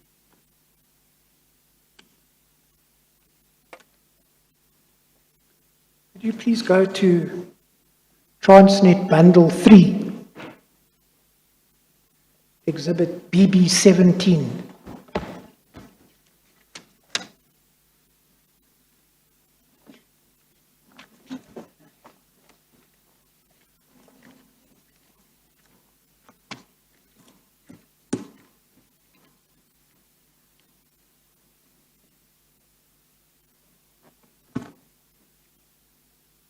And could I ask you please to turn up page 65, 65?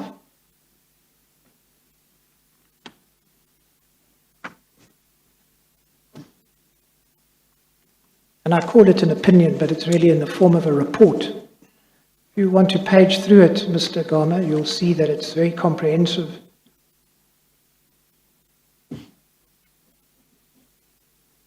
It deals with the investigation that preceded the disciplinary inquiry. I'll just go through the headings. Initial attempts to convene the inquiry, Gama's High Court application, attempts to schedule a disciplinary hearing, Gama's subsequent objection to Advocate Marburg SC, Gama's refusal to accept the appointment of Advocate Antrobus, decision to proceed by way Sorry, of... you are swallowing your words. Can you speak slower? At page 72, Gama's refusal to accept the appointment of Advocate Antrobus SC. At page 73, decision to proceed by way of disciplinary inquiry instead of arbitration. 74. Don't be too fast, Mr. Mybeck. Yeah, this document, Chair, has not been discovered to us. We haven't seen it before. This is part of Mr. Todd's affidavit that has been given to you. But Is a document he prepared on it's a 2 yes, February 2011. yes. And then if you have a look at page 74, disciplinary inquiry and outcome, and then he talks about the summary of the findings. Pages 74, 75, 76, 77, 78, 79, and 80. Then he has a heading at 81, dealing with the question of sanction. He deals with that at page 81, 82, 83, 84, 85, 86, 87, and 88. 89, he then has a heading against that backdrop of Gama's weak prospects of success in the bargaining council arbitration. Do you see that? It seems it's a 26-page opinion.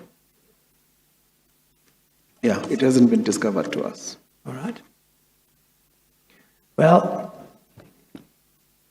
what I think is perhaps important is that Mr. Mkonazi himself accepted that it's quite difficult to compare the Bowman's opinion to what boiled down to one paragraph or two paragraphs really in the 15 February opinion. Do you have any comment on that? No, I don't have any comment on what Mkonazi has said. I'm taking you through the chronology to show you that Mr. Mkonazi may very well have acted on instruction or under the influence of Mr. Gigaba. And in relation to this very issue, Mr. Mkonazi, in fact, accepted in his evidence, Mr. Gama, that he hadn't contacted Mr. Todd in relation to this matter because he really didn't want to hear that Transnet might succeed at arbitration. Want to comment on that? I don't know what Mr. Mkonazi said. I wasn't... So is it your case? I don't know whether I can be asked to comment on Mkonazi's comments. Let me, Yes, there might be there might be, you might have nothing to say, but you might say, well, I'm surprised that Mkhwanazi said he didn't want to hear an opinion that said Transnet may succeed because on the merits of my case, it was clear that there had been unfairness. So I don't know what he was looking for. The unfairness was there. No, this is the first So time I'm that making an example. No, I'm saying this is the first time that I see this taught document. Yes. I don't know if Mr. Mkhwanazi ever had a copy of this document, and if so, when did he have it? Because in all the documents that You have seen. that I have seen, You didn't see this one. that went to the Transnet board and all of that, that was in front of the board. There was never any reference to a taught document.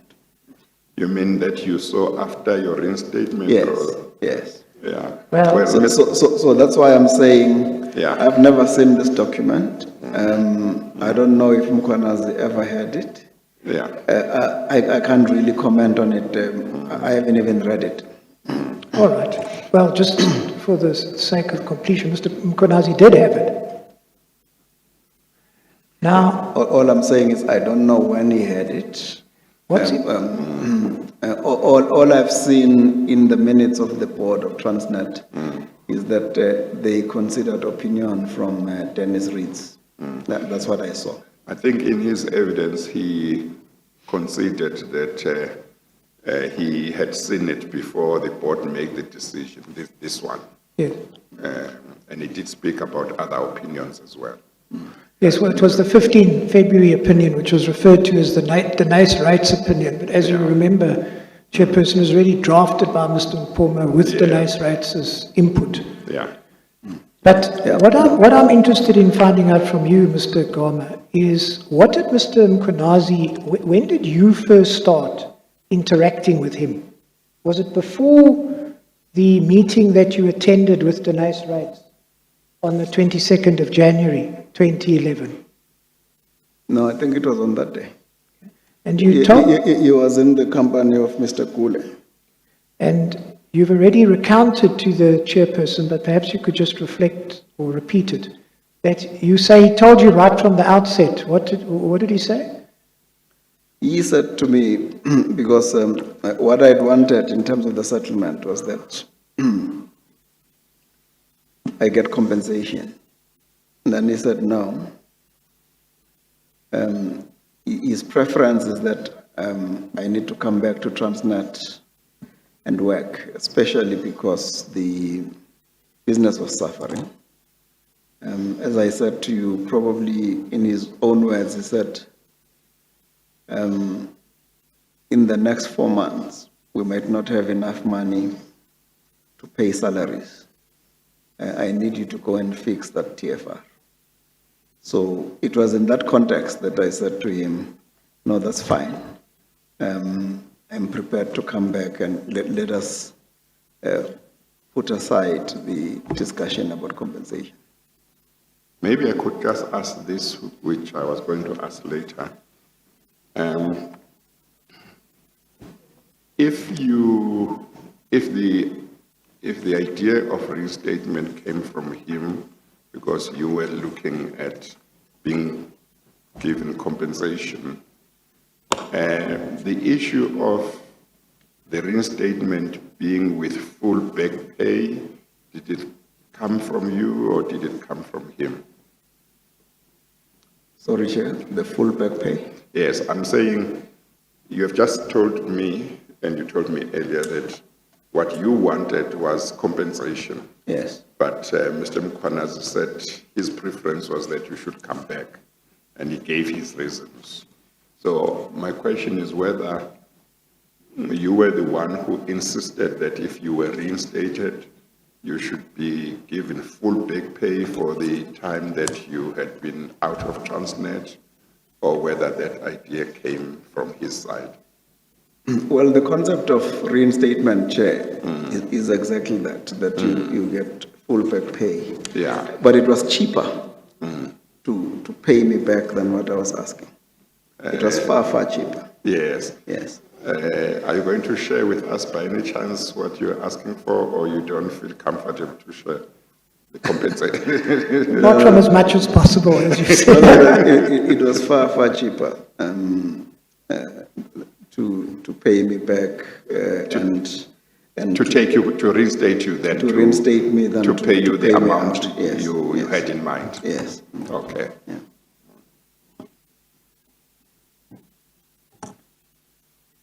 All right. Now, let me then switch back to Mr. Gigaba and his advisor, Mr. Mhlangu. Remember, you're meeting now, 22 January. You say that was the first meeting that you had with Mr. Mkonazi, is that correct? That's correct, yes. Could I ask you please to go to Transnet Bundle 1? It's also part of the BB15 exhibit.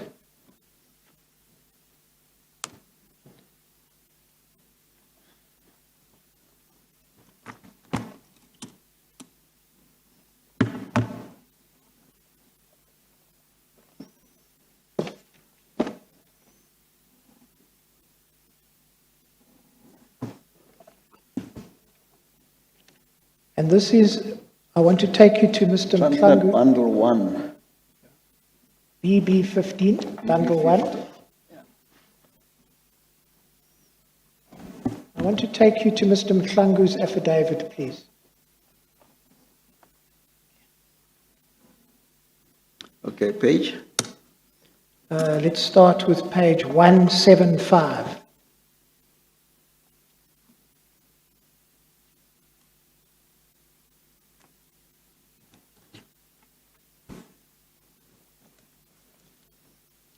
Now, attached to Mr. Mhlangu's affidavit were two emails that he had sent to Mr. Gigaba.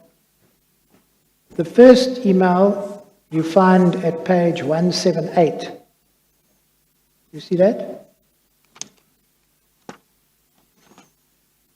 That's dated the 18th of January, 2011. Okay. Now, it says in the second bullet point, now, I understand that Transnet, and this must have been before you even met Mr. Mkonazi. I understand that Transnet may be nearing a settlement with Gama. I'll obtain the details of the settlement and brief you accordingly. I suggest that you socialize the President and his key aides, in brackets formally and informally, on the proposed settlement. It is intended that the forthcoming board should consider and authorize it. Yes. See that? Yes, I see that. So you would confirm that this would have been before you had even spoken to Mr. Mkonazi on what you've told us?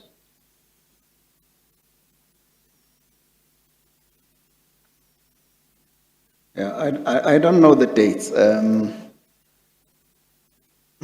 I know that there was a meeting between Mkhwanazi and myself and Langa and Gule at, I think, Inanda Club. And I beg your then- pardon?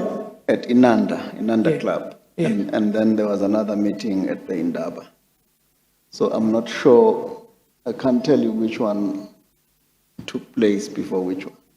But I think this one where you were showing me minutes is probably the second meeting. Oh, I see. I understood you to say that it was the first.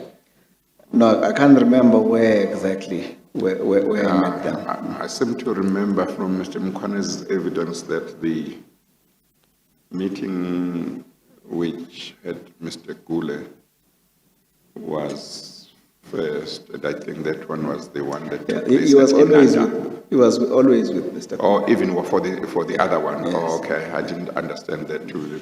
But I understood, my impression was that the Inlander Club one was the first one. Yeah, it's But possible. it could be the other way around. Yeah, it's possible, but he was always with. But at the Ananda Club, because I'm going to come to that, was Mr. Mkonazi in the presence of lawyers? Because as we have it, and of course, what I'm putting to you is just one side of the story. But what we do have is Mkonazi, I think, and Mr. Mpoma saying the two of them were there at Inanda together with you, not with the lawyers. No lawyers. Yeah, it's a long time ago. No, fair enough. But my recollection is that he was always, maybe the lawyer he was with was Mapoma, but he was with the lawyer. Yeah. I've never met him without. Yes. He was always with, Yeah. Is your recollection that your own attorney was there as well, or Yes, not? yes. That Mr. Langa was there? yes, Okay, on both occasions? yes. So then, if I could take you to the second email. This is another email, Mr. Mklangu reporting to Mr. Gigaba.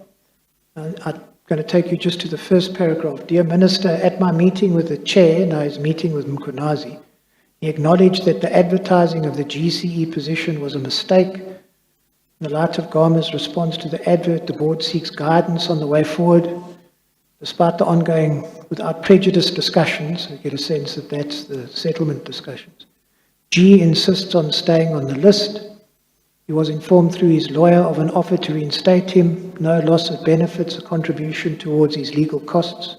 It's my recommendation that the issue regarding his discipline and appointment of the GCE be dealt with separately. You see that? Yes. So what we see here is that Mr. Mklangu was meeting together with Mr. Mklangu, and Mr. Mklangu was then reporting back to Mr. Gigaba. Mr. You may have said Mr. Mahlangu on both. Mr. Mahlangu meeting Mr. Mkwanazi. Yes, well, Mr. Mklangu was meeting with Mr. Mkwanazi, Yes. and then Mr. Mklangu was reporting back to Mr. Gigaba, I beg your pardon. Okay. You see that, Mr. Yes, I Gama? see that. Yeah. All right. And what Mr. Mkwanazi accepted is that he was, in effect, reporting back to Mr. Gigaba through his advisor, Mr. Mklangu. Okay.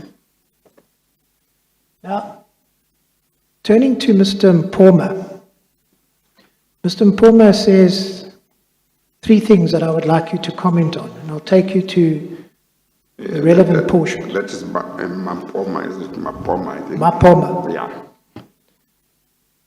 Mr. Mpoma, and he was the Transnet lawyer.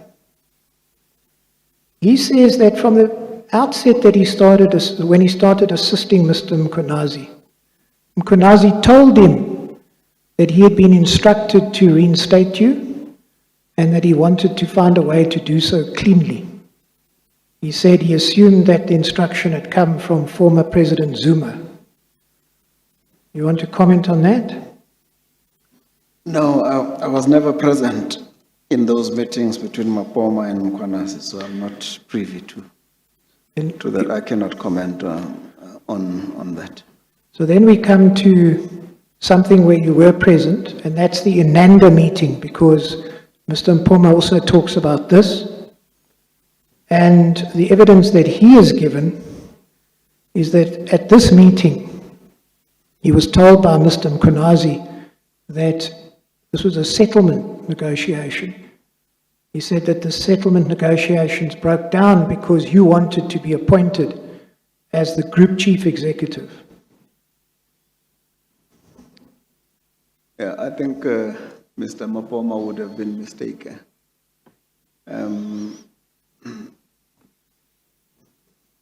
I think I've read somewhere his statement. Yes, I can take you there if you want. Yeah, where is it? You go to bundle 1, BB 15, Yeah. page, I think it's page 8, just bear with me for a second. No.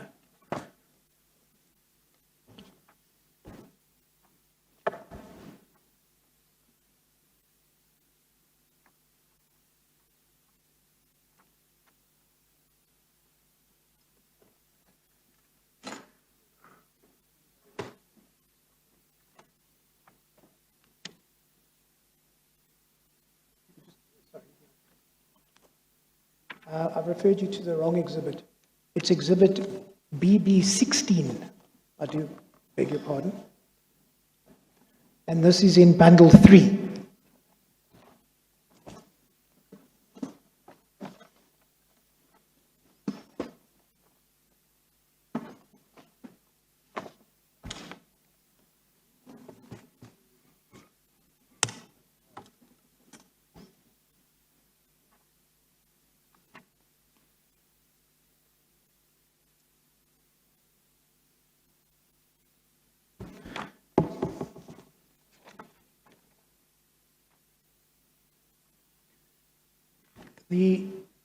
The part that I'm questioning you about, Mr. Gama, that you say, I assume it's the passage you're referring to, is, I think, at page 8, para 19,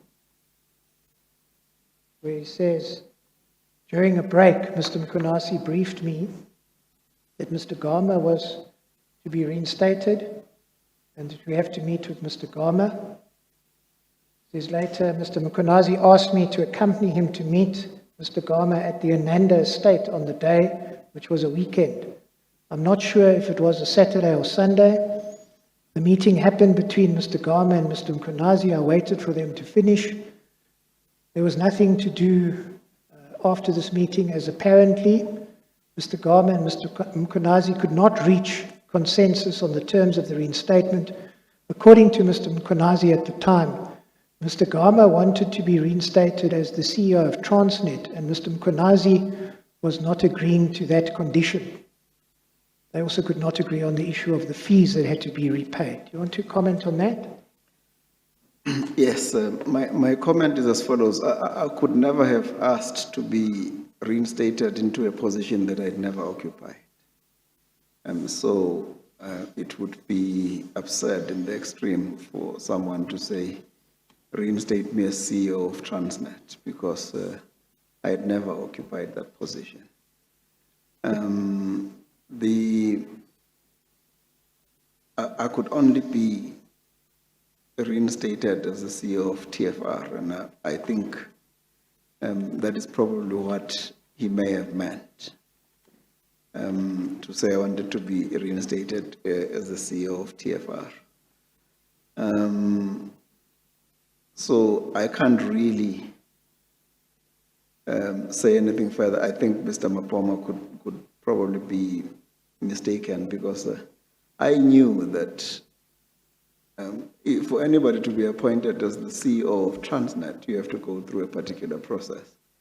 And that process involves both the board and the minister.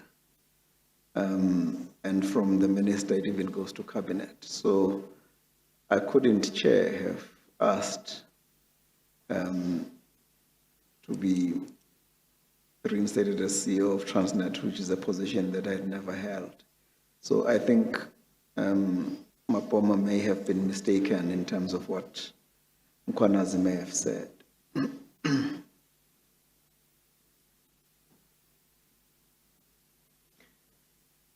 Of course, there was at this time a vacancy in the GCE position, correct? Yes, there was that vacancy, but it was not one where I would want to be reinstated to. I had never occupied it. But it is a position that you wanted, because you applied for it. Yeah, I'd applied for it, but there were now new processes. They'd advertised it. What I asked Mkhonasi, if it's in relation to that, I had asked him a question, that since we're having this discussion, and you have now advertised this position, do you think I should apply or I shouldn't? And he didn't have an answer. But Mr. Gama, didn't you really want to be reinstated so that you could become the GCE? Wasn't that ultimately what you wanted? I had never, Mr. Maybeck, been the GCE. Yes. I had been suspended and charged when I had applied for that position. All right. So I had never held that position. So you could not reinstate someone to a position that he had never held. No, but that's not, sorry, that isn't the proposition that I put to you. So I beg your pardon. No, okay. Unless between Mr. Mapoma and Mr. Mkwanazi in that conversation that Mr. Mapoma says they had during the break, unless between them there was some misunderstanding, what was sought to be said was that you had said you want to be the group CEO without talking about reinstatement, because the point you make about reinstatement is correct, unless they used the wrong terminology. But the idea was that maybe you said, look, there's a vacancy right now. I'm now putting my own words, Mr. Gama. You know my record, my track record. I've performed very well wherever I've been put in Transnet.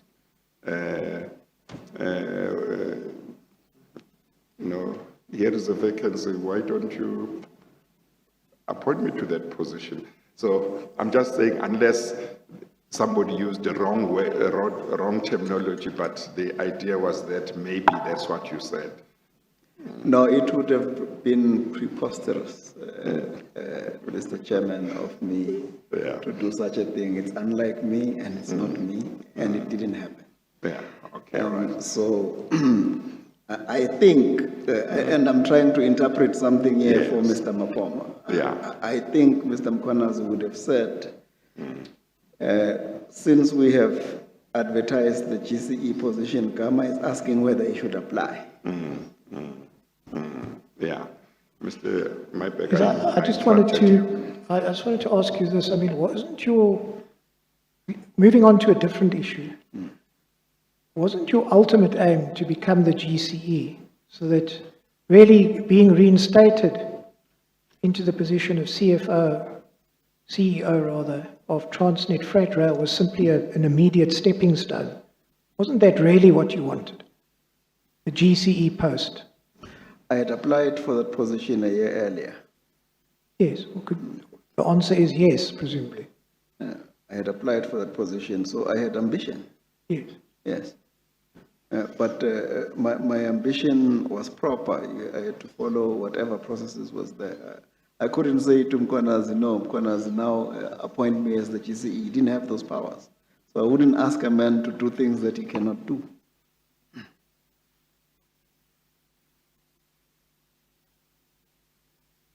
It was a logical step, but it was not at all costs. And that's why I went back and I assisted Transnet in terms of TFR.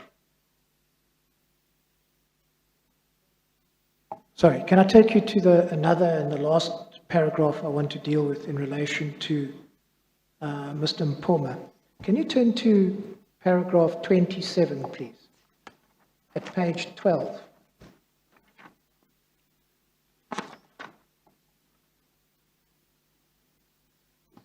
And I'm sorry, Mr. Mybeck.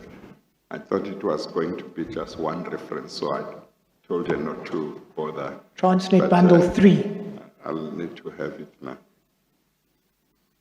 Bundle 3, what page? Page 12.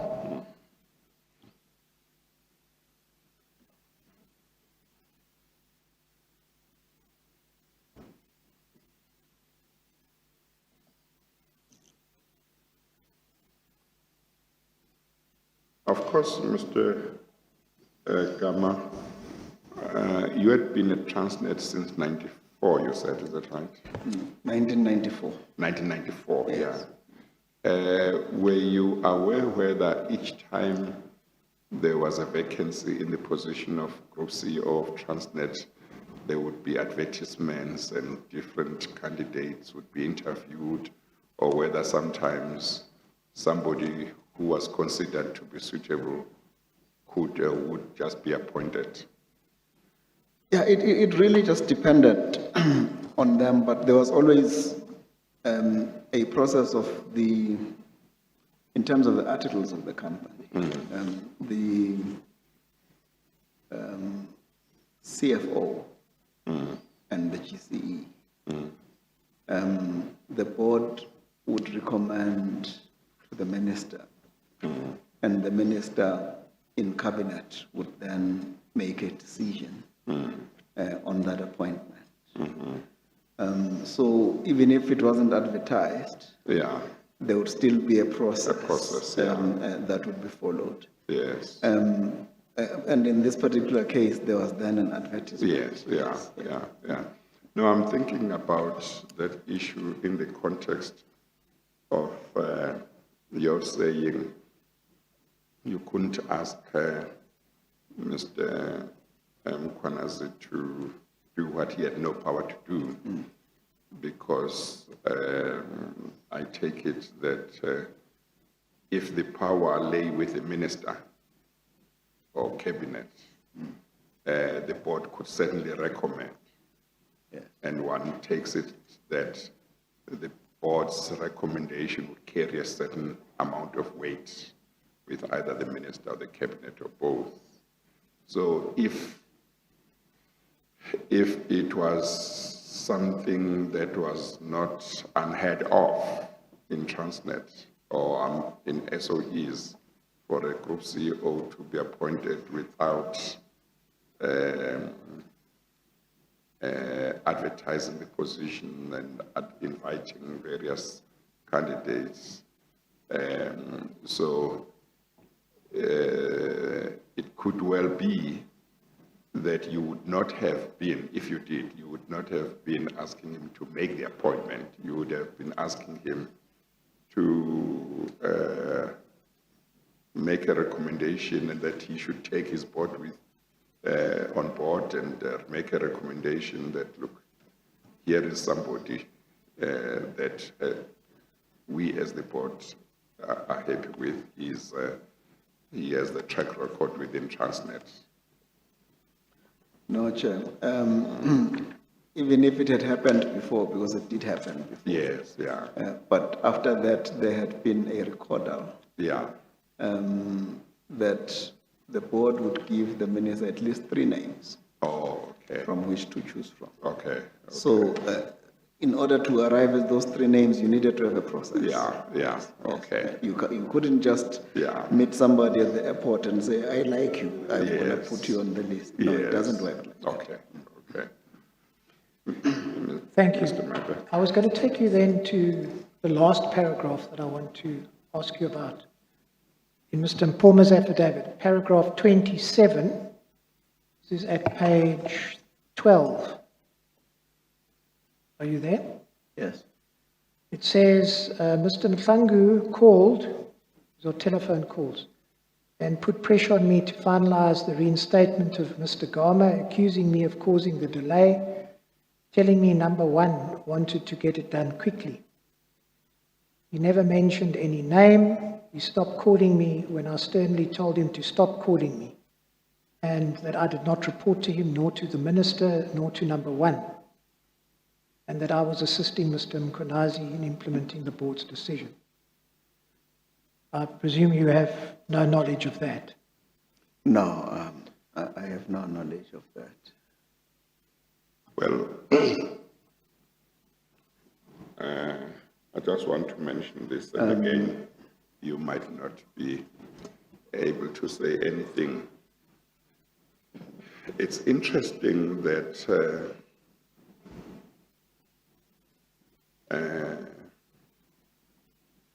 Mr. Mapoma's evidence included him saying that Mr. Mkwanazi had said, I think he said Mr. Mkwanazi had said he had been instructed to reinstate you. But Mr. Mkwanazi, I think, denied that. But I think that's what Mr. Mapoma said. That's point one. Point two, we have a situation where Mr. Mapoma says Mr. Mhlangu called him and put pressure on him to finalize your reinstatement and accused him of causing the delay and told him that number one wanted to get it done quickly And you have said in your evidence, I think in your first meeting with Mr. Mkhwanazi, he made it clear that his preference was that you should be reinstated, you should come back. Yes. So I'm just mentioning that when one looks at all of these pieces, they all seem to suggest that a reinstatement, not necessarily in your mind, but in the mind maybe of other people, your reinstatement seemed to be uppermost, as opposed to compensation or any other relief, or you getting nothing. Yeah. No, you're quite right, Chair.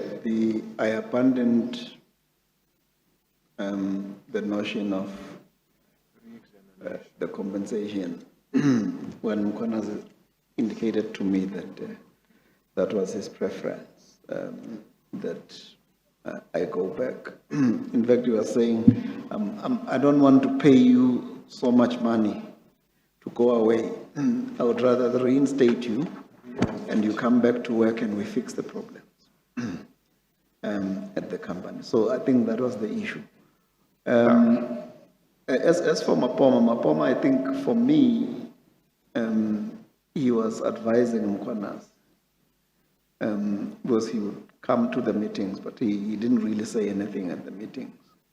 But then I guess outside of the meetings, they were having the discussion. So I don't know how Mahlangu would then call Mapoma to ask him to expedite the reinstatement, because I don't think that Mapoma per se was the one who was seized with that particular issue. So Well, maybe I could mention, and Mr. Mybeck will indicate if he has a different recollection, that I think Mr. Mkhwanazi denied Mr.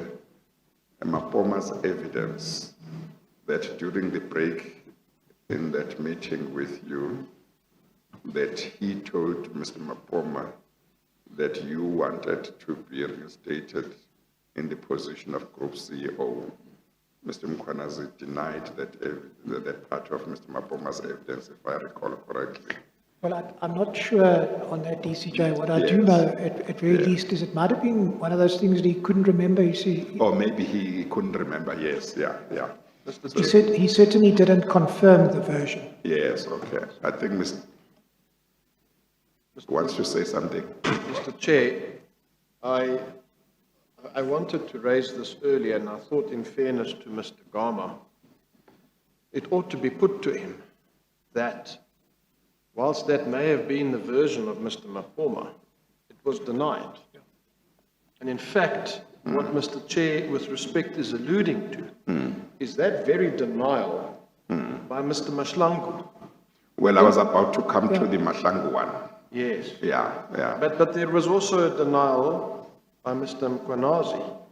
I'm struggling to find the document, but there certainly was. And I just think in fairness, it ought to be put that that was not a one-sided version that can be accepted on the face of it. It was something that was denied by a subsequent witness. Thank you. Yeah, no, I was also going to say, if I recall correctly, Mahlangu denied having said this. Mahlangu expressly denied that. Yes. Yeah. I also don't think that Mkhwanazi would have agreed to that because it didn't happen. All right. Just, I suppose, in fairness as well, and Mr. Chair, you would be better apprised of this than me because it's in the very early days of the Commission. But as I understand, former President Zuma also took issue with Ms. Hogan's evidence. Yes, no, you are right, yeah. The former President, Mr. Zuma, when he gave evidence in July, I think, of 2019, Ms. Barbara Hogan's evidence was put to him in terms of him allegedly having insisted that for the position of Group CEO of Transnet, he wanted you and nobody else. He denied that. The one part which I must mention is that the proceedings during that week when the former president was giving evidence were interrupted at a certain stage on, I think, on Wednesday, because he had complaints about how he was being questioned, as a result of which the proceedings were adjourned and there were discussions among the lawyers, and for the rest of the week, his evidence did not continue, and he indicated it was agreed that he would come back to continue. Of course, where the commission is with him now is public knowledge. But one of the issues that I still wanted to raise with him was this, that on Miss Barbara Hogan's version, the reason why, or rather, let me put it this way, on her version, which must be common cause, the position of Group CEO of Transnet remained unfilled until she had left, and she left at the end of October 2010. Now, she had been speaking to the former president about filling the position sometime, I think, in 2009. And she said the only reason why the position was not filled for such a long time after she had spoken to the former president was because the former president was not prepared to have anybody else appointed to the position except you. And she said there was a candidate, Mr. Sipho Masego, whom the board had recommended, and she also had no problem with that candidate. But the former president wanted only you. So what I had hoped the former president would clarify later if he came back is what on his version the reason was why the position of Group CEO was not filled over such a long period in circumstances where there was a candidate that had been recommended by the board, which the minister was happy with, and he doesn't appear to have raised any issues with that candidate or about that candidate. That, of course, has not been asked to him because he has not come back, but that he definitely denied having said that he wanted you and you only to be appointed. Mr. Myburgh. Thank you, Chair. No, Yes, thank you. I have found the relevant passage. yes. It's, and I'll just read it to you. It's at page 145. You don't have this in front of you, but on day 285. I was questioning Mr. Mkonazi about this very issue, and you Yes. you intervened and you rolled up the controversy, and I'll read the whole page because it deals with it. So I think everyone is half right here. Mr. Mkonazi said, I suspend that, let me check, I suspect, he then went on to say, that Mr. Mpoma might have got his facts wrong there, because the position of Transnet Group Chief Executive was a position where there was a parallel process to interview, etc., etc. So I suspect that Mr. Mpoma might have meant is the position of Chief Executive Transnet Freight Rail. I suspect that is what he meant. And then you said, Chairperson, well, I don't think he was confused because his evidence was clear. He said, I asked him. I said, but Gama had been dismissed from the position of CEO of TRF. Mr. Mkonazi said, you did, sir, I recall. And then you said, yes. And yes, but he said, but Mr. Mkonazi told me that the reason why they didn't agree is that he wanted to be appointed, or to use the word reinstated as Group Chief Executive Officer.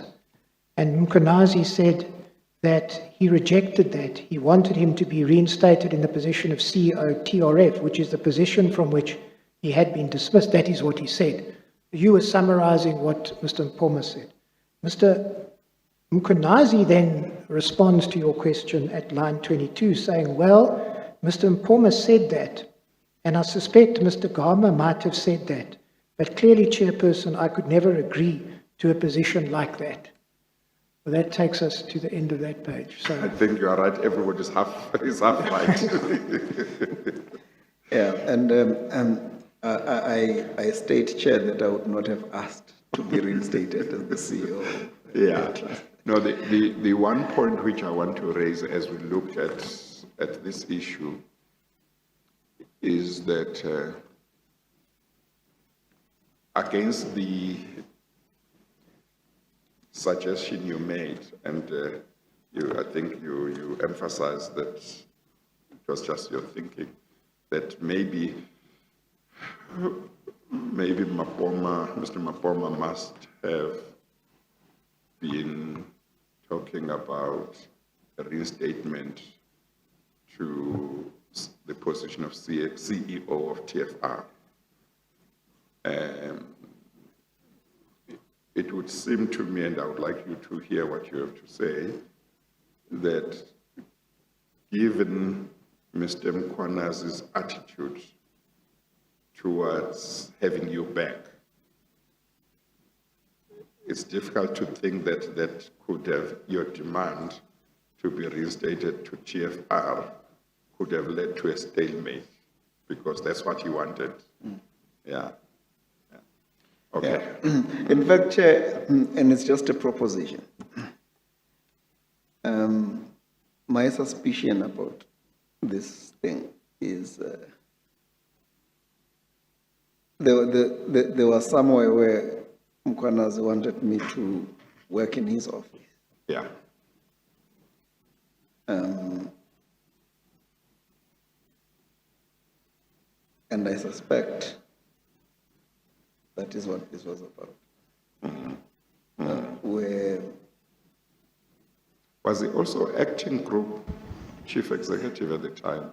yes, he was, but he was the chairman of the company. He was both chairman and acting group yes. chief executive. Yes, so he was like an executive chairman. So I think because of the workload that he was having in that position, he wanted somebody who could assist him. And I did assist him for a while, in fact, in that office. Yeah. So my suspicion was he wanted me to do that, but it was not an existing position. It was not a position per se. It was there because he was the executive chairman. And it's something that would fall away because non-executive chairmen don't really have to go to the office. Yeah. I think that is what it was. And probably we just had that discussion where it said, I didn't want to rot in the corner office of the corporate when I could be in an operational environment. Okay. Mr. Maybeck? It's just a proposition that I Yeah. think it may have been that Yes. and not anything else. Yeah, okay.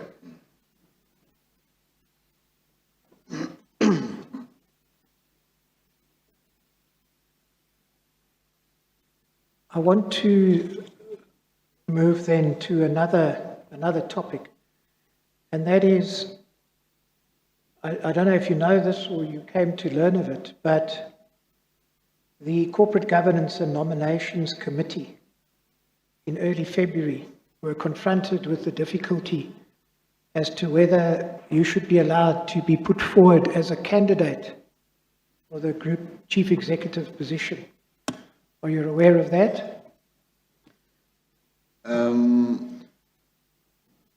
I have read that in the last 2 weeks or so when you sent me some minutes. What happened there, I'm not sure we necessarily need to go to them, but you'll be aware of the fact that there is a policy or procedure within Transnet that, as a general rule, doesn't allow someone to be appointed if they have previously been dismissed but Transnet has a discretion to override that.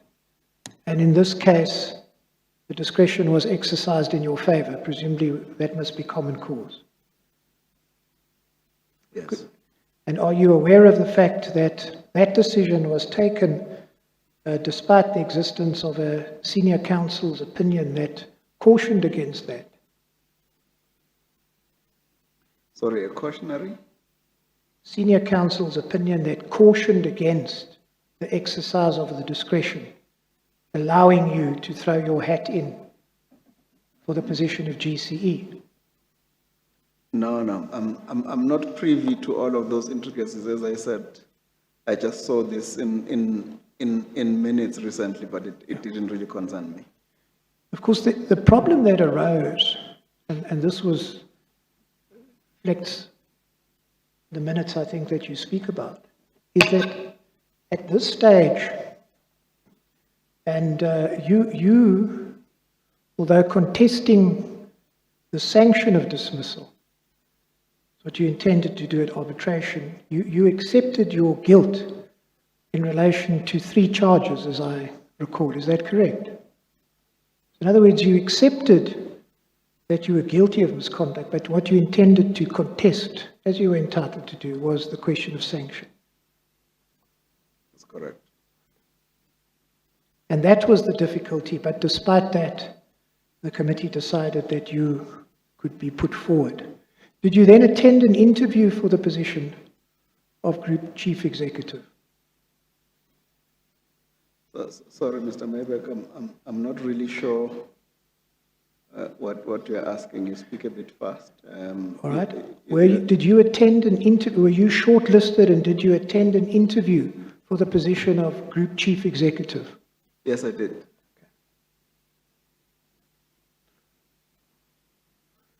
Moving forward in the chronology, we know then that on the 16th of February 2011, the board resolved to reinstate you. You would have seen that, correct? Yes. And what Mr. Mkonazi has testified about is that they did that principally on the basis that your procurement deviations ought to have been condoned. You've seen that. Yes. What we know then I'm is... sorry, just make sure you are loud enough, Mr. Gama, so that you will be recorded. Your answers will be recorded. Okay, let me come forward a bit. Yeah, okay. Yes, Mr. Maybeck. What we know then is that a settlement agreement was entered into. And perhaps I could take you to a copy of that agreement. Could you turn to BB 15, Bundle 1?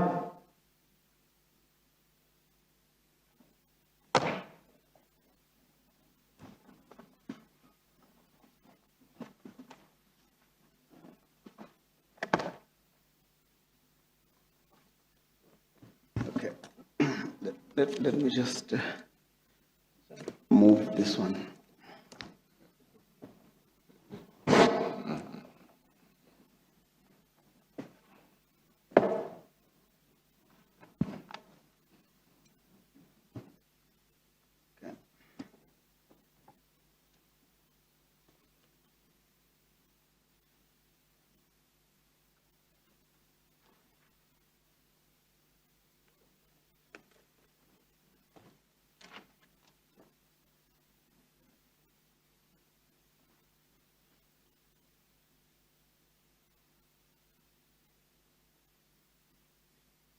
What page, Mr. Maybeck? To take you to page 36, please.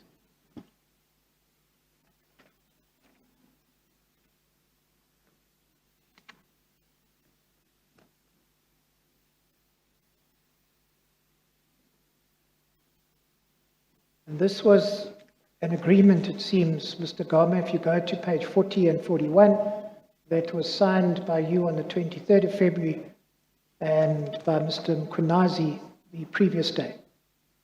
Correct? Yes.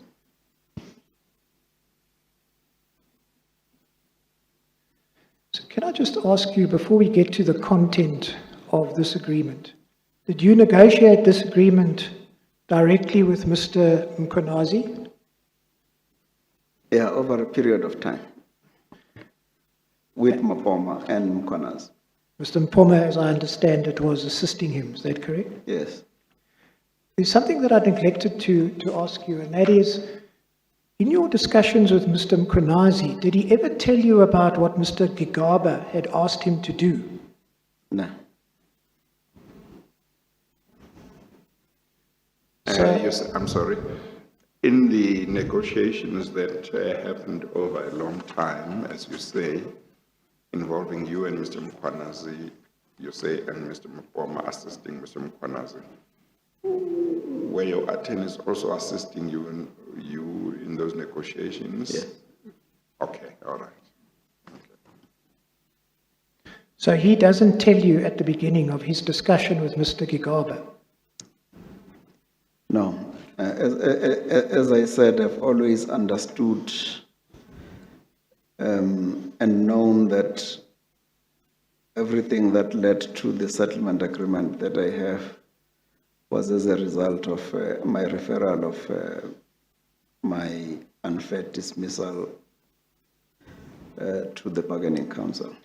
Did So he- everything that I did, there was never any mention to me that no, there's any politician or anyone that is involved in it. We were just talking about what was before us and to say how do we resolve the matter.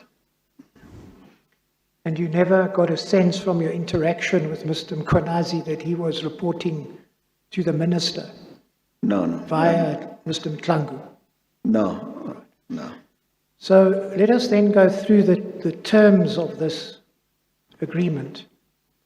And let us start with the preamble. Yeah. It has the normal sort of stuff. At 2.1, unfair dismissal dispute has arisen between the parties. Following your dismissal on the 29th of June, it records that you had referred an unfair dismissal dispute to the bargaining council and that the parties were now engaging in a settlement.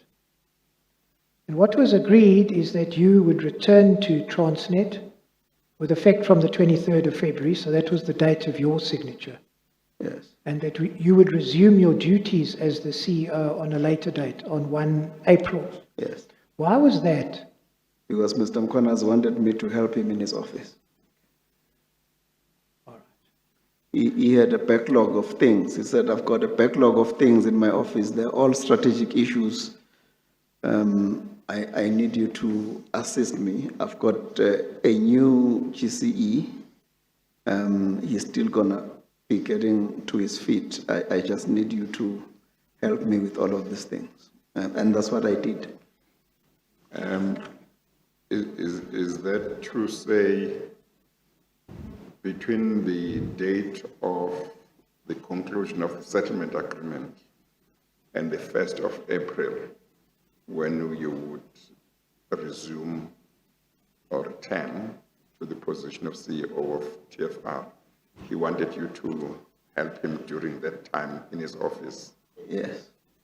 Oh, okay. He wanted me to help him with some issues there. I didn't really stay that long.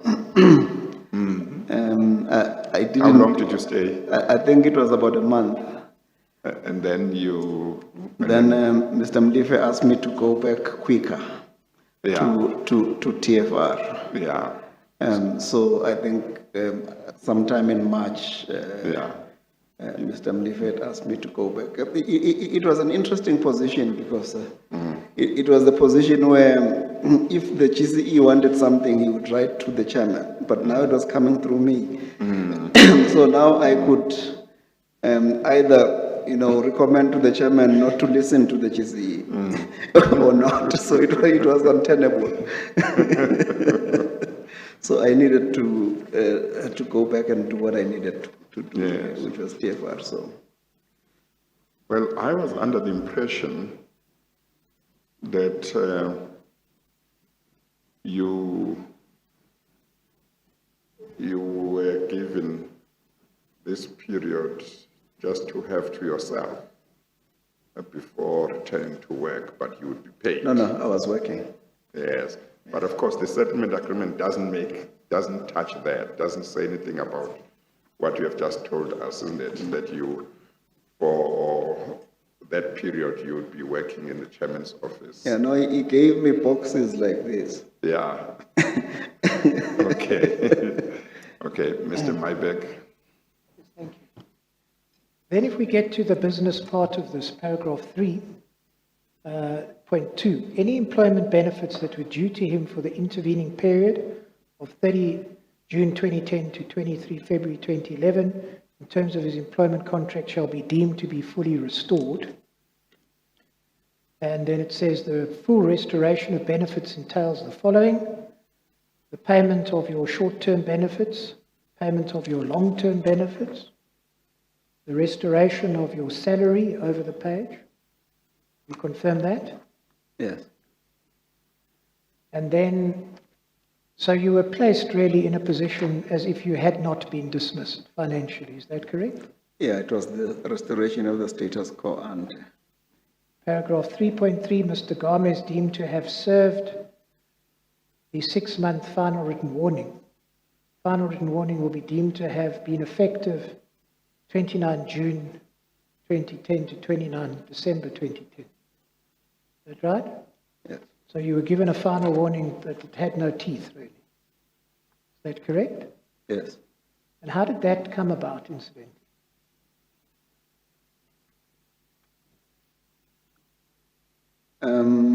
It's a strange sanction. That's why Mr. Mybeck is asking, because you were involved in negotiations, maybe you can throw light as to how it came about. Yes, no, it was a final written warning for 6 months because, as you know, I had made an admission of misconduct, and we agreed that this was negligence, but it was not willful negligence, and as a consequence of that, then they required that to show that I'd taken that accountability and responsibility. I should accept a final warning.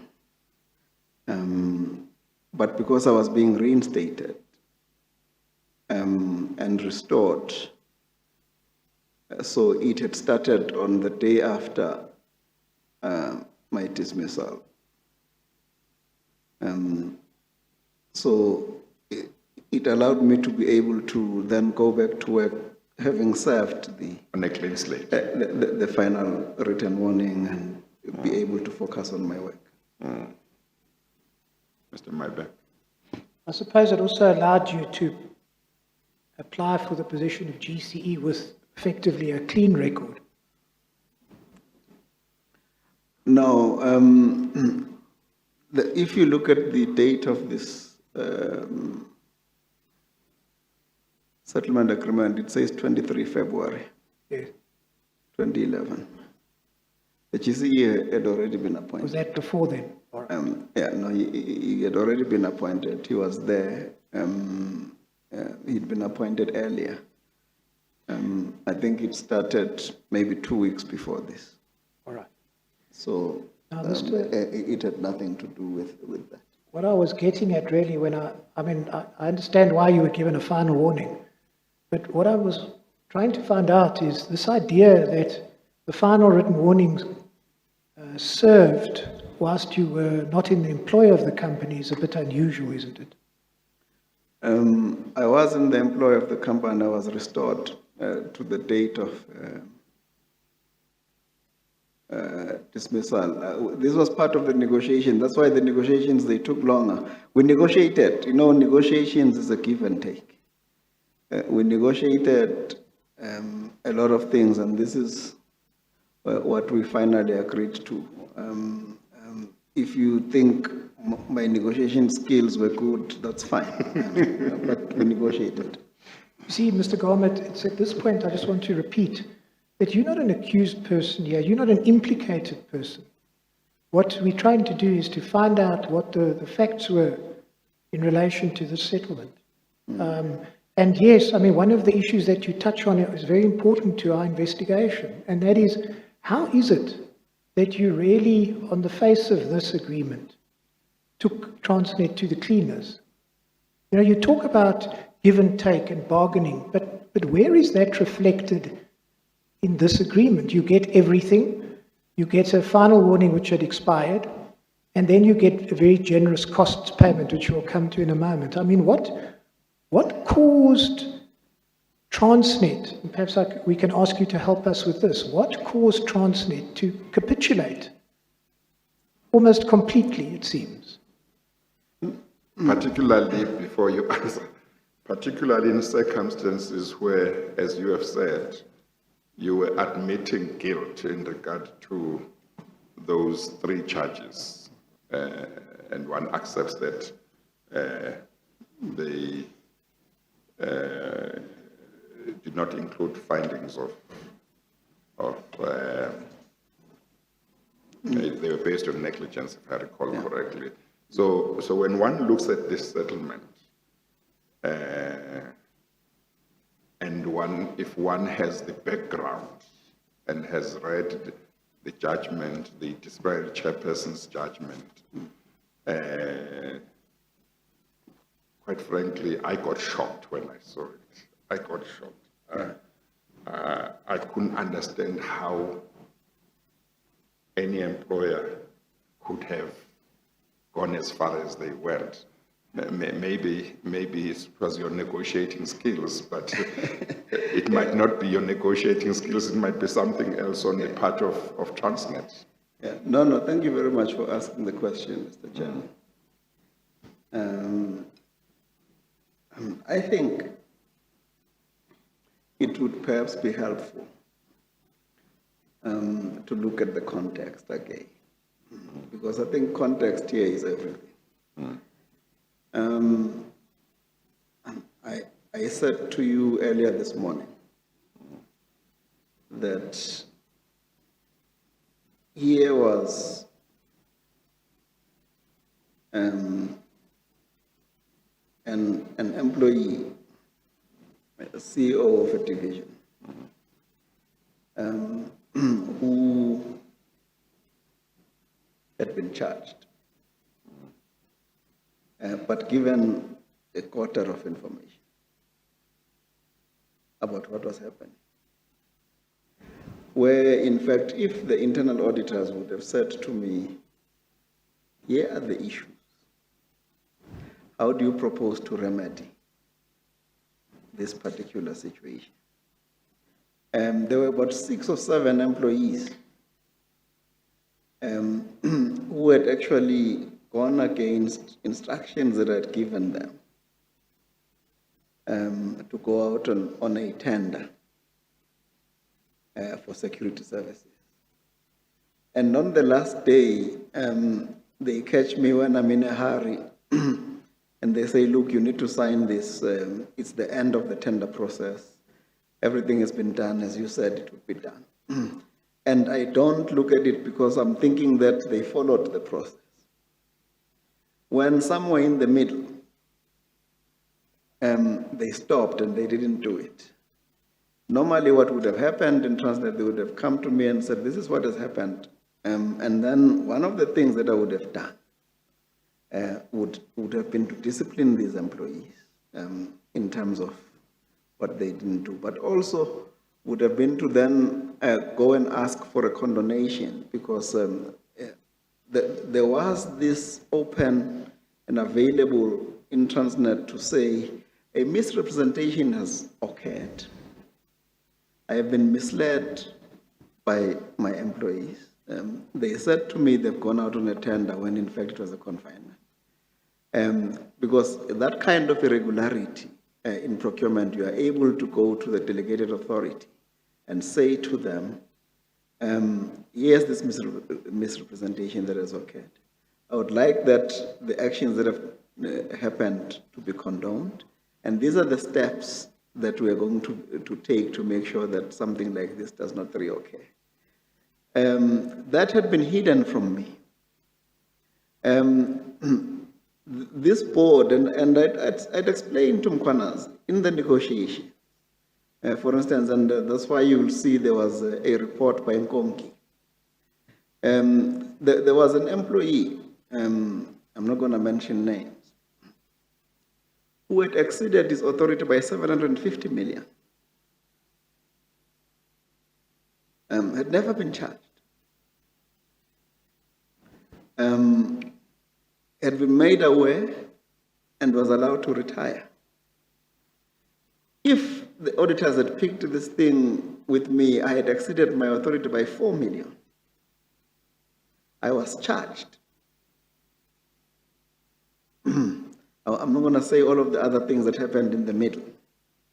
I was charged. The second one was in circumstances where the legal team had said to me, here's an agreement, we've now prepared it, everything that was supposed to be done, including the resolution, etc. Everything is in here, you just need to sign this. It was a 244-page document. I was then charged that there was a missing paragraph in the 244-page document that I thought was there but was not there. Having regard to input and advice from the legal team who drew it, who were always aware and had been aware for some time that this was how things were going to happen. We had remedied that at some point. At a later date, we remedied it. But on the eve of the appointment of a GCE at Transnet, it was pulled out. It was pulled back. We remedied this thing in 2008, and nothing was said about it. But in February of 2009, when there was a new GCE that needed to be appointed, they then said, hey, by the way, you'd signed that agreement, and you never, there was this paragraph that was missing in this 244-page document. There had never been a CEO in Transnet who was charged and disciplined for the actions of his employees. Alternatively, there had never been a CEO in Transnet who was not informed by the internal auditors that this is actually what is happening, so that I could be able to remedy this particular issue. So when we're having the settlement discussions, we also have regard to the unfairness that had been visited on me. We're having regard to whether or not I should have been charged in the first place. Although I said yes, I had been negligent in not actually having done 1, 2, 3. However, it was glaring to everybody that it was not willful negligence. It was glaring to everybody that I had not been dishonest. It was glaring to everybody that no fraud had been committed or perpetuated by me. So we were having these discussions and then saying, what is the most appropriate way to try and restore me? Mkwanas had been in Transnet, he knew about these processes, that there are condonations that take place. In fact, that board, if I would give you an example, there'd even been a company that had been appointed on the pipeline, the new multi-product pipeline in Transnet, which had been appointed irregularly. They'd spent 1.7 billion. They'd gone to that board, they'd been paid the 1.7 billion when they'd been irregularly appointed, which means the contract was not kosher, and the cost had gone up to 3.2 billion. And they had to condone those actions that had taken place. And here was Gama, who had exceeded his authority by 4 million rand. In circumstances where he had been misled into thinking that these employees had actually implemented what he had asked them to implement, which was to go out on a tender process for the security services. And which they perpetuated to the last day to say, yes, we've gone out on tender. And I then, because I was in a hurry, I don't get time to actually sit down and look at it. And I'm thinking that they've done what I'd asked them to do. I just look at the last page. And as a result of that, I become this negligent person.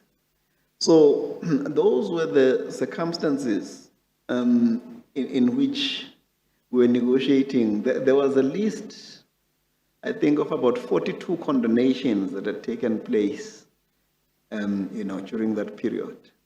This thing of me being charged, Chair, they were looking for anything in order to charge me. And when Mkwanas and myself were having this discussion, we then said, I said, no, I agree. In future, you are now saying that if your legal people sign a document and say, no, everything is fine, maybe you're correct. I should have said to them, just show me that paragraph. But these are people that we trusted their bona fides.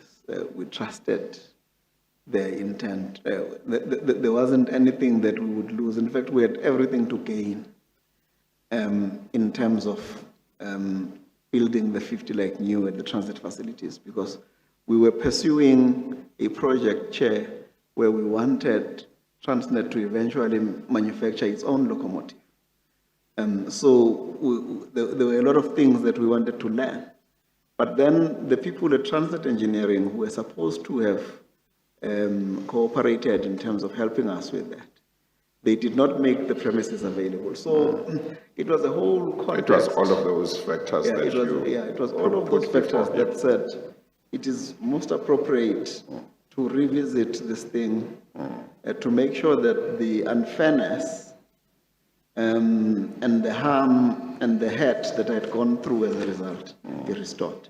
So we were having this discussion, and it took many days, but we were quite thorough and methodical about it. Of course, against what you have said, in support of saying there was unfairness, that's how you argued your case to Mr. Mkwanazi.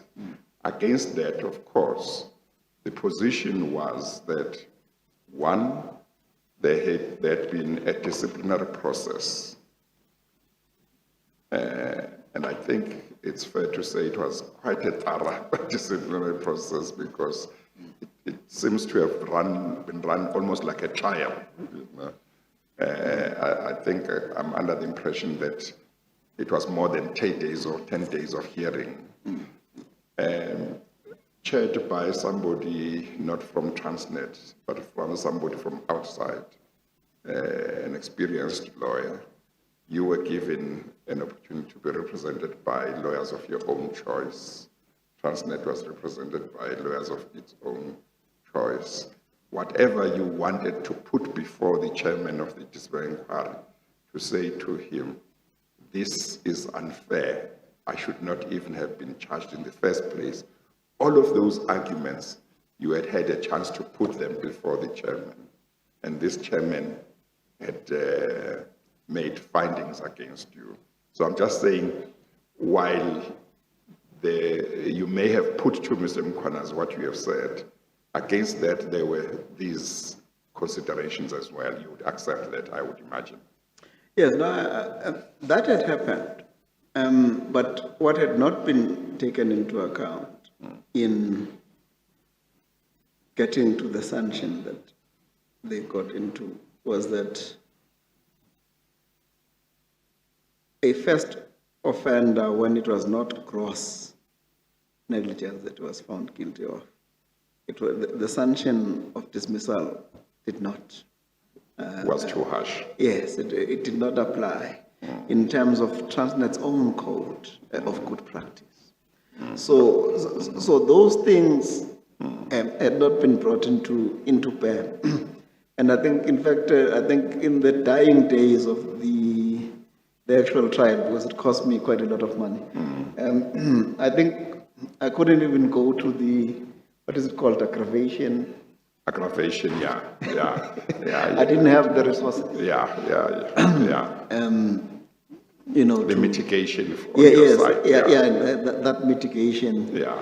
I had already paid 5 million rand plus from the High Court, because I paid money from the High Court. When I was being paid in 2011, it was a part refund of money that I'd already paid. So it was all of those things. those issues that we were dealing with. So Okay. all of it was technical discussions that looked at the context of what had happened. There were people and instances and incidents within Transnet that were very similar. The Nkonki KPMG report came to the same conclusion. That there was no one at Transnet other than Gama that had ever been charged, disciplined, fired for something that could have been rectified inside the company if people were just being fair to one another and they followed their own processes to deal with it. Yes, it was like a Nuremberg trial. The way that it was. Well, it might not be appropriate to refer to it like that. But it was. You know, it was a disciplinary hearing that was chaired by a senior member of the Johannesburg Bar, and there were lawyers on all sides. Mr. The manner in which that Transnet had done it, it was a very, I withdraw that. I don't want to be offensive to anyone. Mr. Myberg? Yes, thank you. Mr. Gama, I suppose just to end off on that, I've got 2 points. When you say, I asked you, and just coin the phrase, how did you take them to the cleaners? And ultimately what you've explained to the chairperson is that happened because really of the unfairness of your dismissal, correct? Yes. But you still accepted a final written warning valid for 6 months. How does someone who admits misconduct, who accepts a sanction one below dismissal, how do they land up then? And I must ask you this, not as an accused person, not as an implicated person, but how do you then land up taking them to the cleaners? Taking who to the cleaner? In the settlement agreement, you got everything and more than you could have got. Effectively, he's saying, Mr. Gama, Well, you said you had such good skills. if the settlement agreement must be looked at as the outcome of negotiations, it looks like you walked all over Mkhwanazi and Transnet and just they gave you whatever you wanted. Take me to your next negotiation. How did this happen? Take me to your next negotiation. It's your skills. Mr. Mybeck. But Mr. Gama, can you give us some insight into that? Because, again, you're here to assist us in this investigation. And I know it's difficult because you are also obviously an interested party in this. But it strikes one as strange. I'll just ask you to comment on that. Was it just, do you chalk it down to your negotiation skills? Or do you say that flippantly? Yeah, no, there's nothing else to this, really. There's nothing else other than context. All right. There was a context to this. Mkhwanazi had arrived at the tail end of it. Yeah. It was well reported and recorded in the country. You see,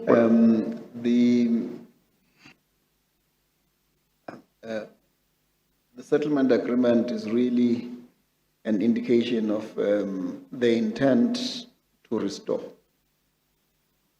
Yeah, no, I think you have indicated what, in your view. I don't think there was any other sinister thing on the part of Transnet, but yes, I negotiated hard. because I must just tell you, and just to give you insight, I mean, you might have seen or read the evidence of Mr. Mkhwanazi. I mean, I asked him whether he could have done, and perhaps it was a bit flippantly, whether he could have done a worse job.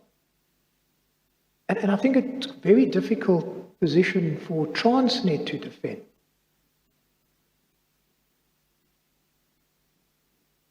I don't know. As I said, it was an issue for them on my part that I think they understood the unfairness, they understood the inequity, they understood the pain. Much better than the chairperson of this inquiry, I would imagine you would say.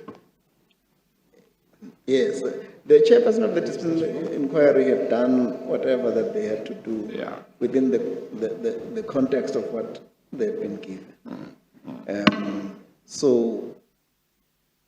But with them, if I say to you, this is a matter where I probably should never have been charged in the first place because it could have been fixed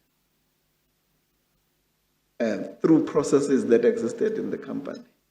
In circumstances where I was not being provided with full information in terms of what was going on until at the disciplinary hearing. And even at the disciplinary hearing, I still did not have all of the information that I required to be able to defend myself properly. So, Mr. Gama, Sorry. Mr. Chair, there is an important aspect I wish to raise, and it's not my purpose to suggest that you're being misled, but to make an emotive statement to the effect of Transnet couldn't have done a worse job. It's not correct. In fact, it's a document introduced by the legal team in their possession and within their knowledge when they sought the advice from the Nace Rates attorneys. I just want to, for the record, quote one caption which is contained in the penultimate paragraph of the advice and recommendation that they make once they were seized with a request to consider Mr. Gama's position. And this is what it says, and I quote, Mr. Gama is a highly experienced executive in the Transnet executive, and the company is still in need of his skills as it embarks on the anticipated growth path and contribution to the national fiscus and job creation. And then the final paragraph, the solution to the problem at hand was simply this. This is the recommendation. The solution is the proposed settlement. Now, in fairness to my client, how can Mr. Myburg put such an outrageous statement to him? It couldn't have done a worse job when the Commission's in possession of this document that explains the rationale for the settlement agreement from its own attorneys, with respect. You will get a chance, if you wish to make use of it, to re-examine Mr. Gama, and then you can raise such matters. Just want things to be put in perspective and objectively to my client. Yes. Thank you, Mr. Chair. But of course, you will remember that the Nace Rates provides that opinion after they have indicated that Mr. Mkhwanazi said he just needed an opinion that would motivate to enable him to take Mr. Gama back. Yeah. Okay. Mr. Myburg. thank you. Mr. Gama, when you were explaining to the chairperson your feelings of unfairness. And you touched on, we know, although you didn't deal with it directly, you explained the circumstances in relation to GNS, that charge, and also the circumstances in relation to 50 like new. And you explained that you and Mr. Mkonazi, over a period of time, dealt with that and came to an understanding in relation to how unfairly you were treated. What you don't mention at all is the fourth charge, which was that of unwarranted criticism of Transnet and its executives. And if you could perhaps go to Bundle 3, Exhibit 16.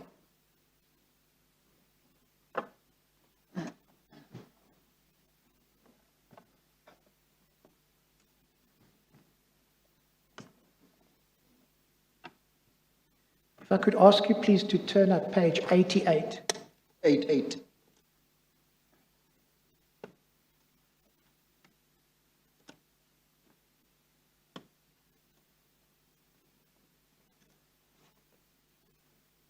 Now, this is part of what we've referred to, or I've referred to as the Todd opinion. But what I want to do, just above paragraph 60, there's a paragraph which Mr. Todd quotes from the findings of the chairperson. Are you there?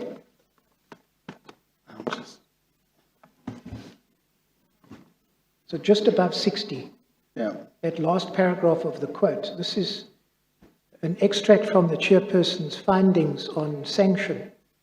Transnet submits that no employment relationship can continue to exist in the circumstances of this public attack on its executives and on Transnet itself.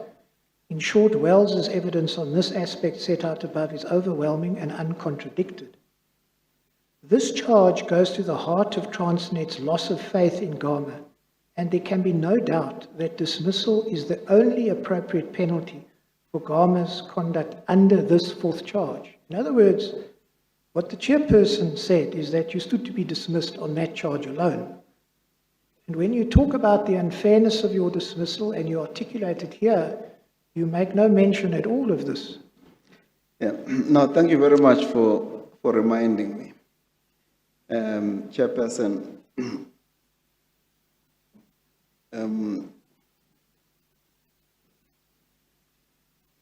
sorry, I thought it in Zulu before.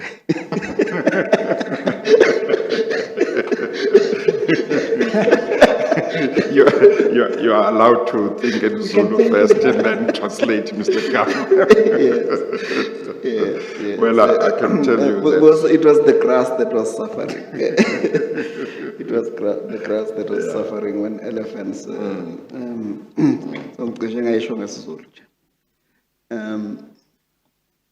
So, Chairperson, what had happened here is that during the course of all of this, there had been certain utterances that had been made against mainly Wells. I'm sorry, did you say mainly something? Mainly Wells. Oh, Mr. Wells. Yeah. Was acting Group CEO at the time? Yes, and maybe one or two Transnet executives. These utterances were made by my legal counsel, not necessarily by myself, but I reconciled to the fact that he was my counsel, and that therefore I should take responsibility for that. After it had happened, I had apologized to Wells that it had happened in the manner in which it had happened. Wells had accepted the apology, but then went on to say that he couldn't accept the apology for the company, and that in his view, that there was therefore what is the legal term that people use? There was a breakdown. the employment relationship. There was a breakdown in the trust relationship, trust, okay. or in the employment relationship. But, Chair, in terms of that, I think that there is a case, there's the law case, that we could probably refer to.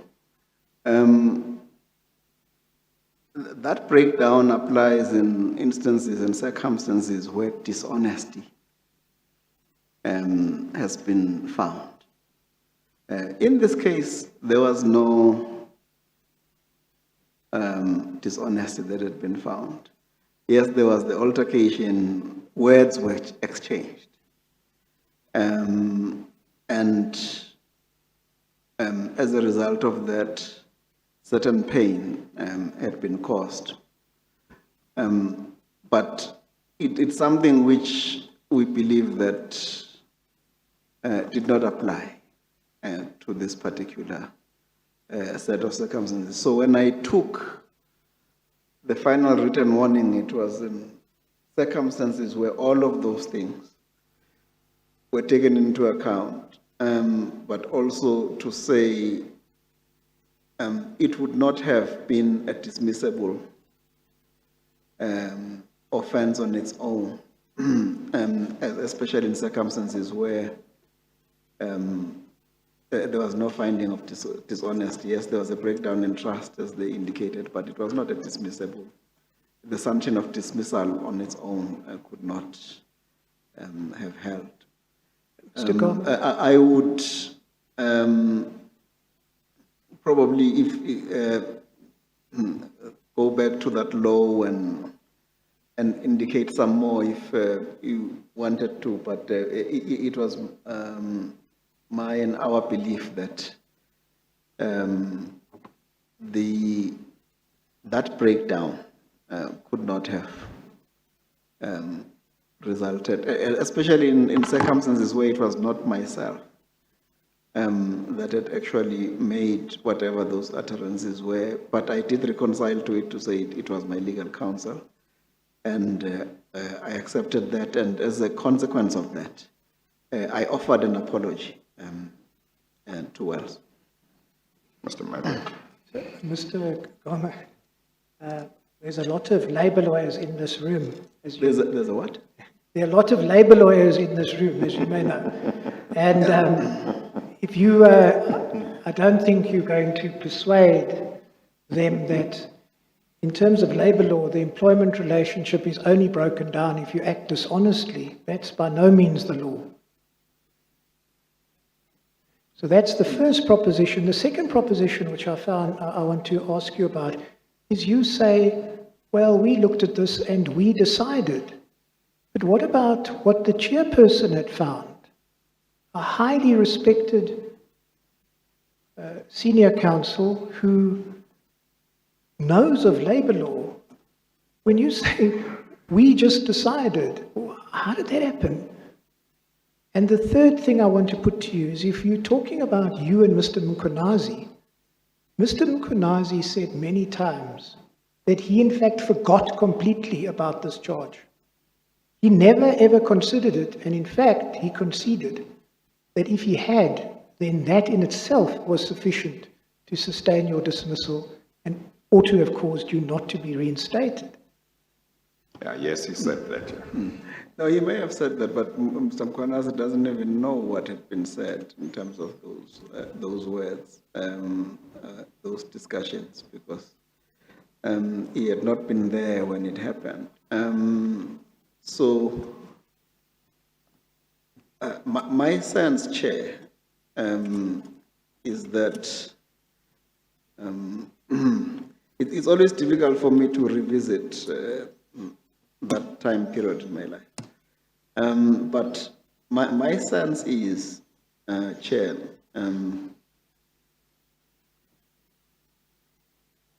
everything put together,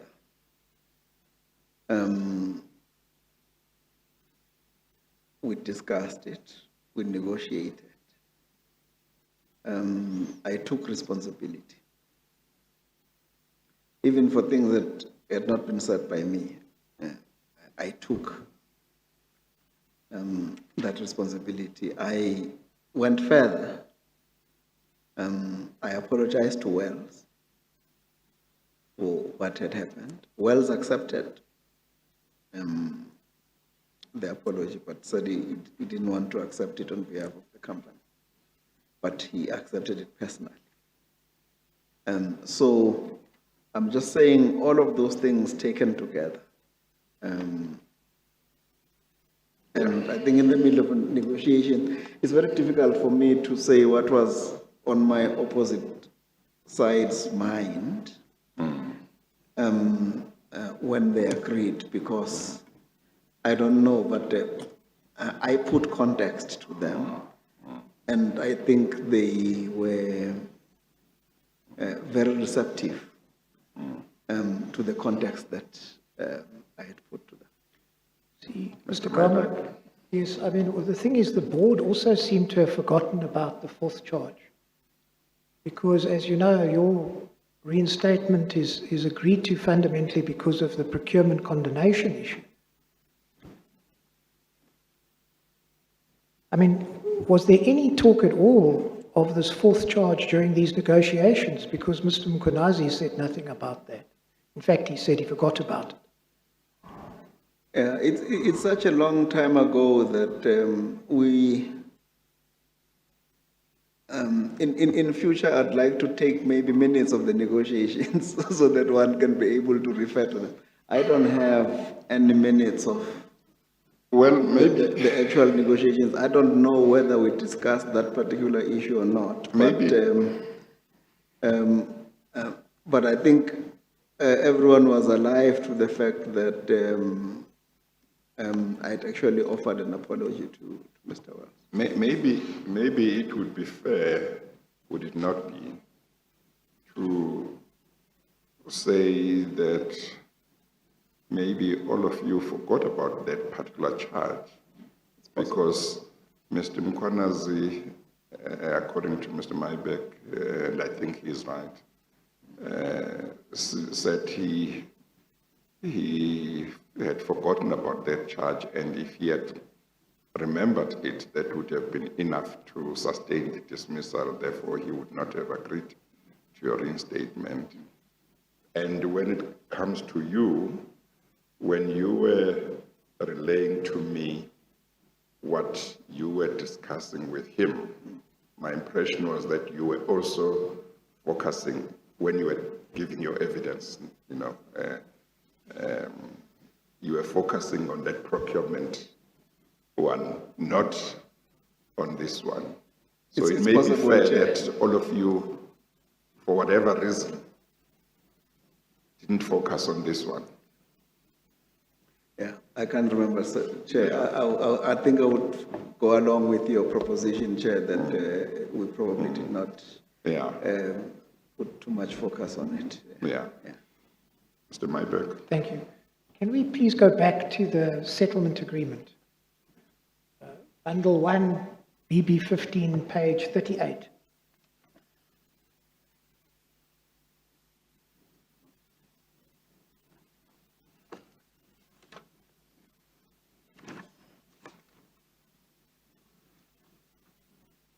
I see, Mr. Myberg, we Sorry, we have BB? just gone past 4. Yes. Maybe we could take a short adjournment now and then resume later. Thank you, Chairperson. Shall we take a 10 minutes adjournment? So we'll resume at 4:15. We adjourn.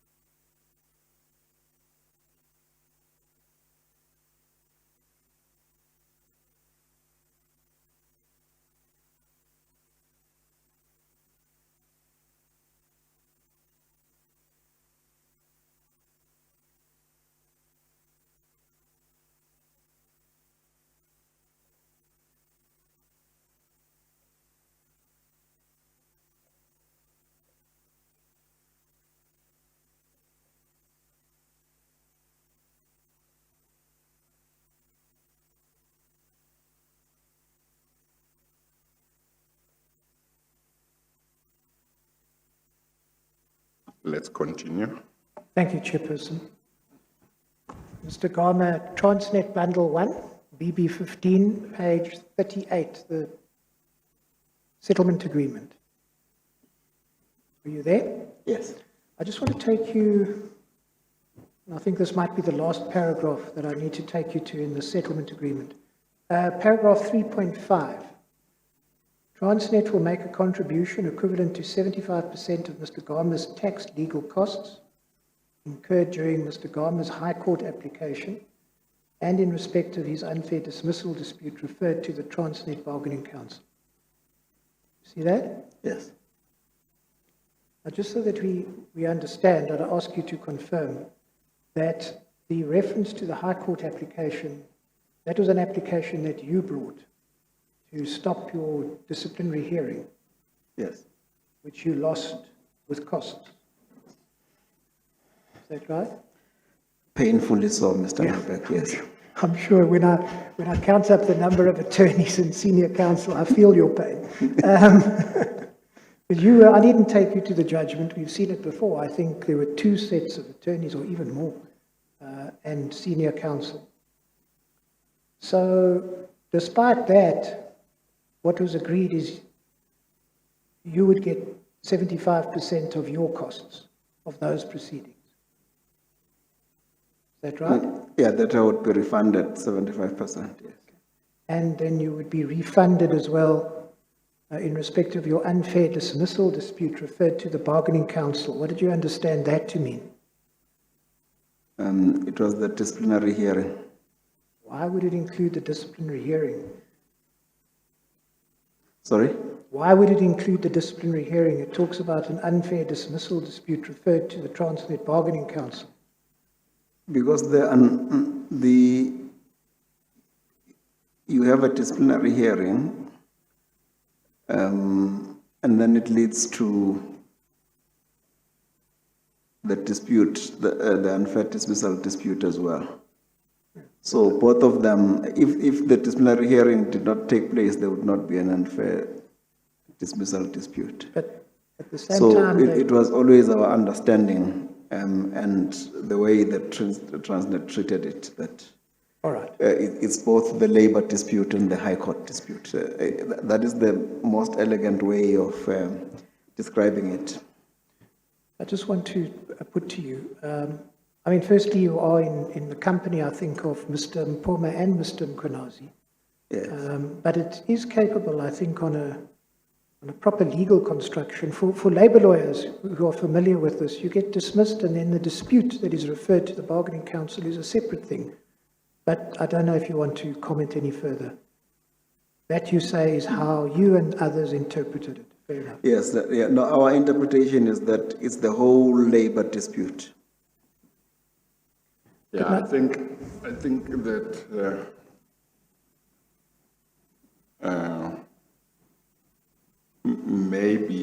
maybe there is room for non-lawyers, maybe not non-lawyers in general, maybe non-labor lawyers, I'm not sure, to understand it in that way. But I think the correct understanding would be that until you are dismissed, there is no unfair dismissal dispute. Yeah.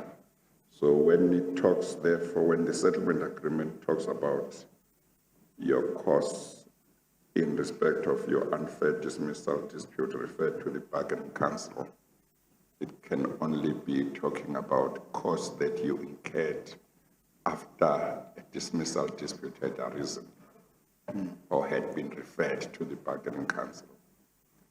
Anything that happened before there was a dismissal dispute is not included. That I think is the correct understanding. But you may say you understood it in a certain way together with whoever else. Yeah, I think all the parties who were negotiating, Chair, we understood it to be the labor dispute in its entirety. The way it's framed here is as you say it, but I think, as you say, when lay persons such as ourselves sometimes, but I certainly know what the intent was. The intent was to say the labor costs and the high court costs, yes. Well, I don't know about Mr. Langa, who was your attorney, but I understand, you know, the attorneys who were representing Transnet, Yes. and Mr. Mkwanas and the board, to have a specialist labor law department, and Mr. Gule, who was in my law firm at some stage. I know him to be a labor lawyer. So, yeah. Okay. Yeah. Mr. Mybeck. It's a difficult one for us non-labor law people, but I know what the intent was, at least. But I think maybe the way that it could be framed may be slightly unfortunate. Now, Mr. Gama, you of course lost your High Court application fairly and squarely, and you didn't appeal. Well, why?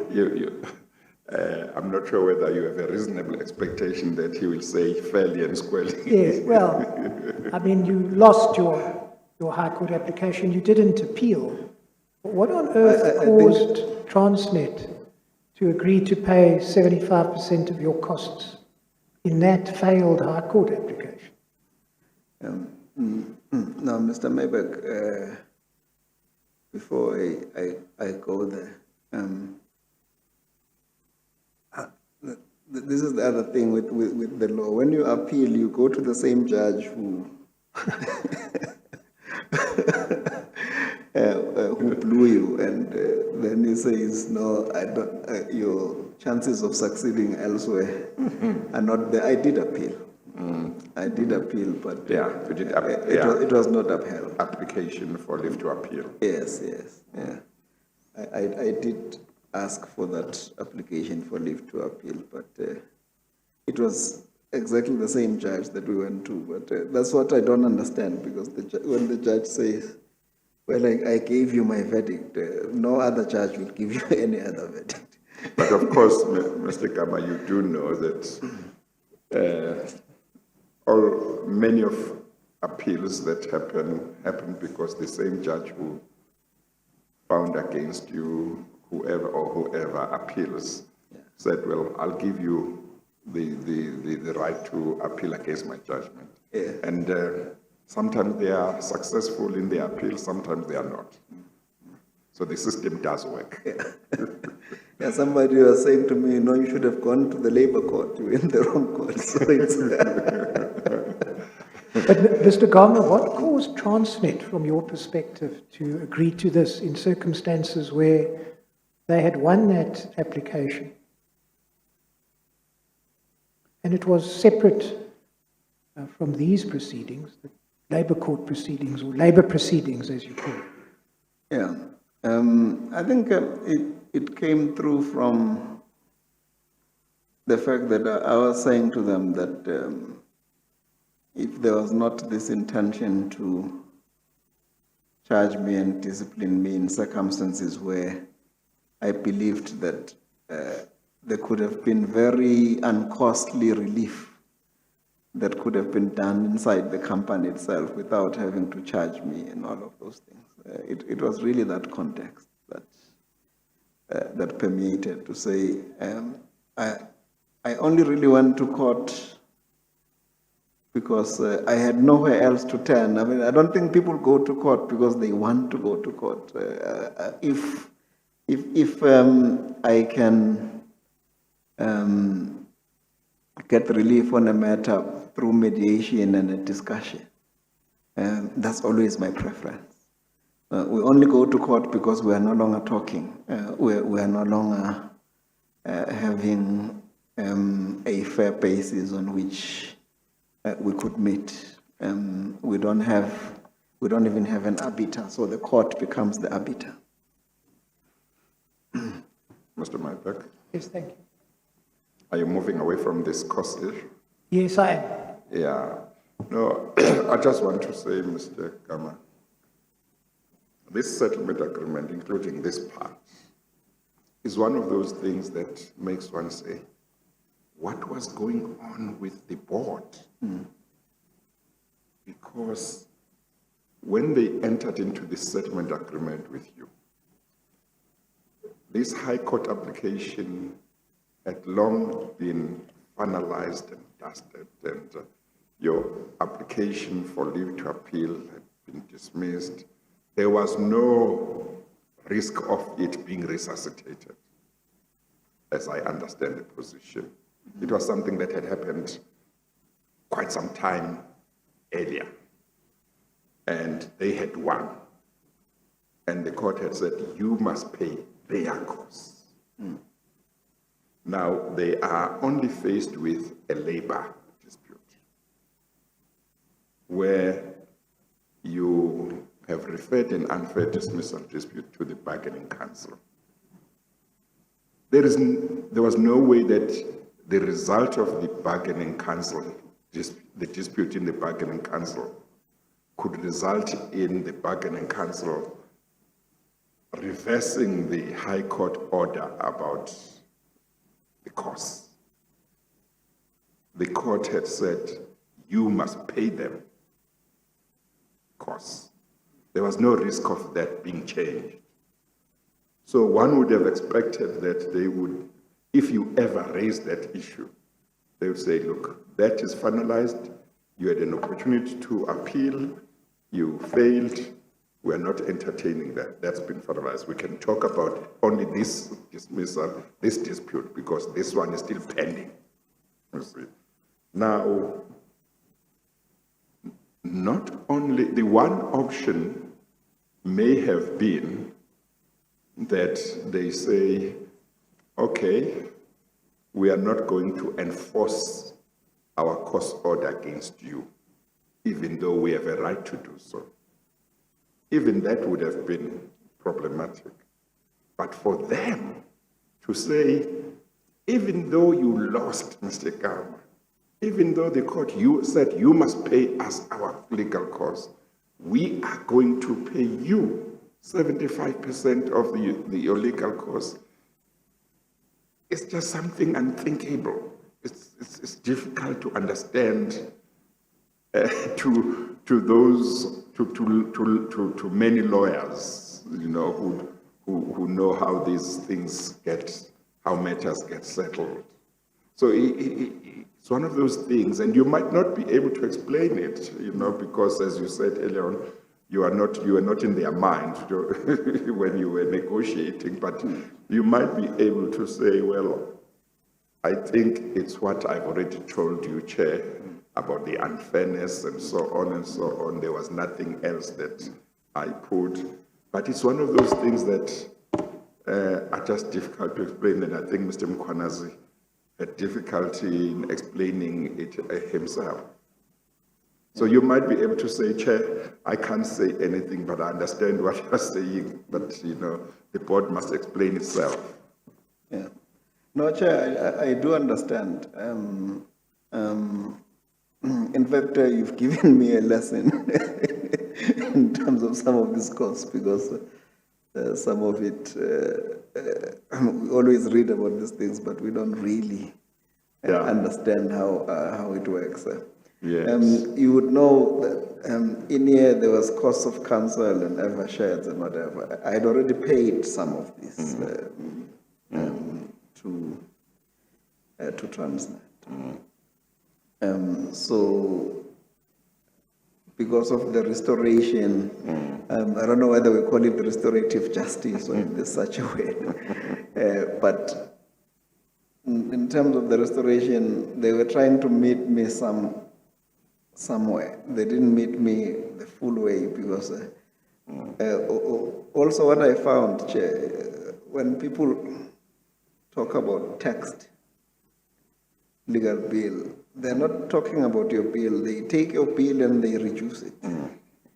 So although I had paid about 5 million in legal costs, in which 75% would have been 4 million,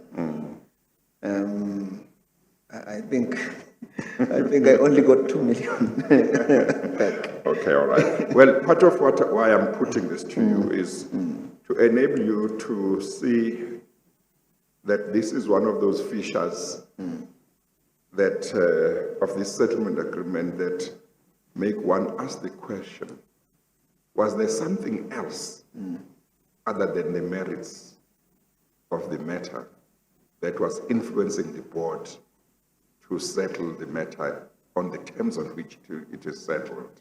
Why were they going out of their way to do something that's not usually done? That's the kind of thing. Yeah. But to me, I think Mkwanazi was quite eager that we go and we fix the business. And I think he was repaid within 6 months. Because that business went to the moon. It made a lot of money. But I'm tempted to think that even if they didn't offer to pay you 75% of your legal costs in the High Court matter, if they offered you reinstatement, you would have come back. You would have said, They offered me a reinstatement in circumstances where I thought I would get much more compensation. It's me who asked for the cost to be met halfway on the. Yeah. I was on a limb. I was planting tomatoes, and I wasn't making enough money to pay my legal costs from the tomatoes. Yeah. Well, I must just say to you something I wanted to say earlier on. You said that you had demanded a very high amount of compensation from them. You didn't want reinstatement. It was Mr. Mkwanazi who made you change your mind and accept that maybe you should be reinstated. You didn't tell me how much you had demanded, and you may not need to mention it, but I can tell you that it's generally accepted in these types of disputes that the bargaining council would not have had power in this type of case to award you more than 12 months or compensation equal to 12 months remuneration. If you made a case of victimization or being dismissed because of race and so on, the highest it might have done is to go to 24 months. So I'm just mentioning that because Mr. Mkwanazi,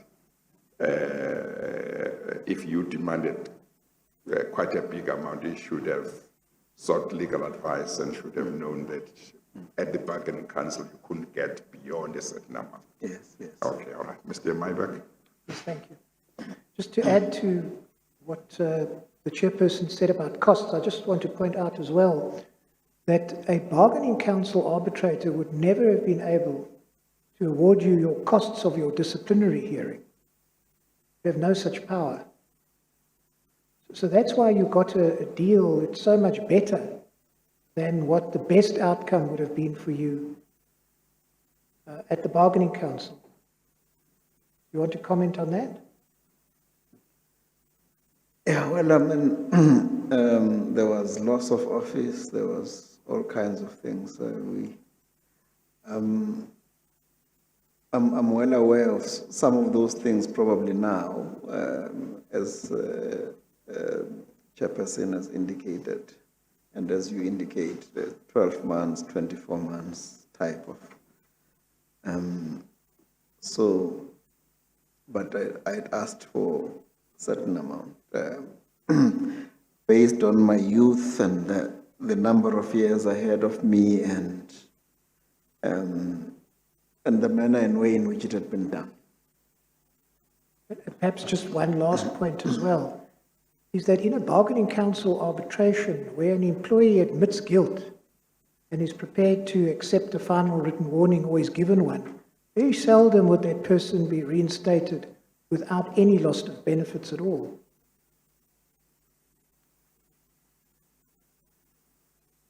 Well, we were not at the bargaining council. We had a negotiation. As I say to you, we negotiated, and this document is the result of that negotiation. At the moment, you are giving me a masterclass on labor issues that I've always relied on other people.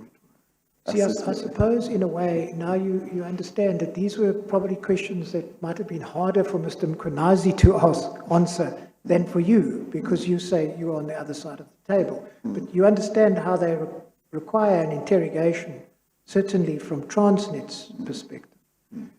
I'm going to turn to a different topic, and I just want to outline for you 7 concessions that Mr. Mkhwanazi made in relation to the decision to reinstate you. The first one was that he accepted, Mr. Gama, you might have seen this, that fundamentally what led the board to reinstate you was that Mr. Mkhwanazi told them that he had a list of contraventions comparable to your case that were condoned. He accepted that was fundamentally the cause of the decision to reinstate you. And the concession that he made is he accepted that that was wrong. He accepted that your case was actually not comparable to those on the list. Want to comment on that? Yeah, he shouldn't have considered to that because it was comparable. I don't think he should have considered to that, but maybe it was late in the afternoon and he was tired. The second concession that he made is that the board could not have come to your assistance on the grounds of condonation because you never applied for it. Yeah, I couldn't apply for condonation in circumstances where the information was not being given to me. I think I've indicated that to Chairperson earlier today, that this one was like going to war and you just have a knife and your other hand is tied at the back and you know that you have to fight, but you're not sure what it is that you're fighting. It was a bit fuzzy. But I'm sorry, at a certain stage, whether before the disciplinary hearing started or during the disciplinary hearing, you became aware that you were charged with something that could be taken care of if you were, if you initiated or requested or applied for condonation, isn't it? That's correct. Yes. Is it not true that you didn't initiate that even if you got to know it late? Because as long as you had not been dismissed, you remained an employee of the company, and therefore you should have been able to say, well, now that I know that this is something that can be condoned, I'm initiating the condonation process. Yeah. And let them refuse it if they refuse it, but you Yeah. initiate. Yeah, no, the Chair, that could have been done, except that when you are suspended, Chair, you don't come to work. You go to your case. That's all you do. So it was during my suspension that I was now given the information and I was being given the bundles like this to say, here is the information. And that's when you can then say, oh, okay, now I have the information, now I know what I should have done. But why didn't you give me the information? So, but at that time, there's nothing that you could do. By the time I came back to the company, the contract itself had long expired or been cancelled. So it wasn't, it was no longer, so there isn't a condemnation that you go and ask for, because it was no longer in place. That contract had been cancelled or it had expired. I think it was cancelled in January of 2010. I only came back in February Yeah. of 2011, so it's No, 13 no, I months think, later. after you had been dismissed, I don't think it would have applied, the Yes, issue of condonation, yes, yeah. you know. So if before I'd been charged, that's why I was saying I would not have been charged if I had been told what was Yes, going on. yes. Yeah. Yes, but you accept the point, don't you, that even if you got to know this while the disciplinary process was on, you had the opportunity, nobody could prevent you, you were still an employee of the company, to say, now that I know that you are charging me with something that could be condoned, and the policies of the company allow me to apply for condonation, I'm now applying, let's postpone this very hearing pending the outcome of my condonation application. And then you put all the motivation you could put to them and see how they could dismiss it in the light of the evidence that you say there was. Yeah. If one could remedy the situation like that, one could have done that. But this is a situation where people say, no, we've now been charged, you must just deal with this. But all you can raise is that, no, but you're being inconsistent in the manner and way in which you do things. Because if you had told, because like I said to you, Chair, before, these types of things, that we've got a system of internal controls in the company. The part of the system of internal controls is that the internal audit, if there's such a thing, they will pick it up. And then they will alert you. And then you're able to deal with it. With this one, the internal auditors were used as forensic auditors to investigate a case where I had to be charged. It was not a matter, it was not the normal managerial and management thing. And so they were not sharing with me because they were dealing with this thing in a particular way. Because, as I say, my charges were in mysterious circumstances. Mr. Maybeck? Yes, thank you. And the third concession made by Mr. Mkhwanazi that seems to me may be of some importance is that the board had failed to consider the fourth charge, which was deserving of dismissal in itself. I think we've already dealt with that. Yes. The fourth concession is he said that condonation could never be granted, never have been granted in relation to the 50 locomotive charge. So it wasn't something that could be condoned. No, it could be condoned. Condonations apply in 4 different circumstances. You ask for a condonation where you've paid some monies without a contract being in place. You ask for a condonation where you went into a confinement when you shouldn't have. You apply for a condonation where you enter into a contract for a longer period than it should be. And you apply for a condonation where I think it's called management oversight, where there's been management oversight. Of course, you could apply for a condonation. It was an oversight matter. And as soon as it gets picked up, the most important thing is that in management, it's a dynamic situation. Things happen. It's what you do as soon as you know what is happening that is important. But you can't do anything if you don't know. And this one, as I said, it had been cured. In 2008, by August 2008, we had cured this. Now, you will even see when they were presenting the evidence, they were saying, no, we know that this thing has been cured, but we now went out of our way to find out how it could have happened. Who should we hold responsible for it? That is what happened on the 50 like new. And he also conceded that the third charge, that it would have been inappropriate to grant condonation in respect of the GNS charge. Your case was there was a fraud that was committed on me. And you were found to have acted negligently by, seems, having signed effectively blind document. There was a misrepresentation that was made to me.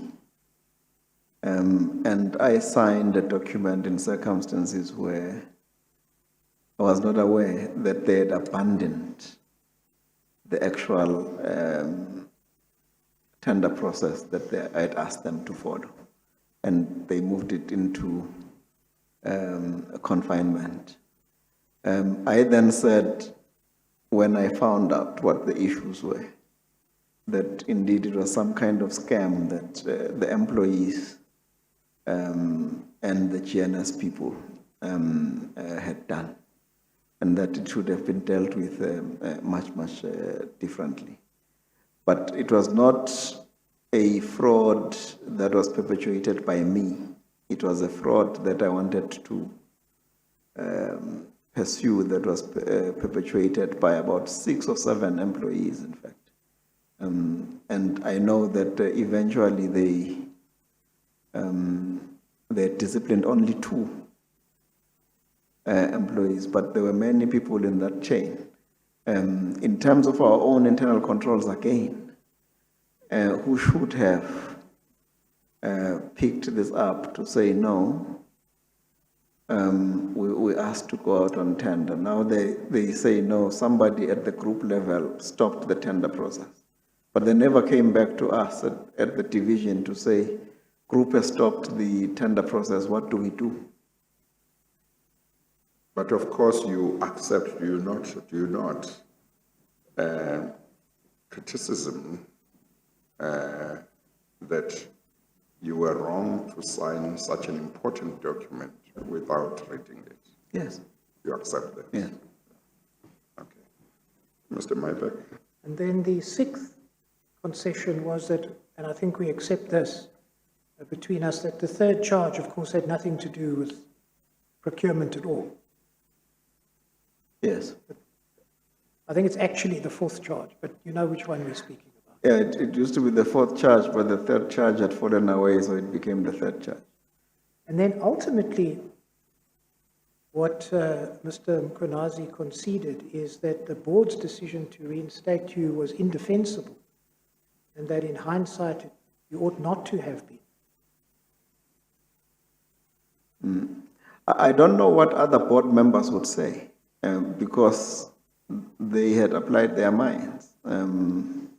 So I don't know if other board members would agree to his concession. I don't know if you've canvassed the views of other board members, because he didn't make the decision on his own.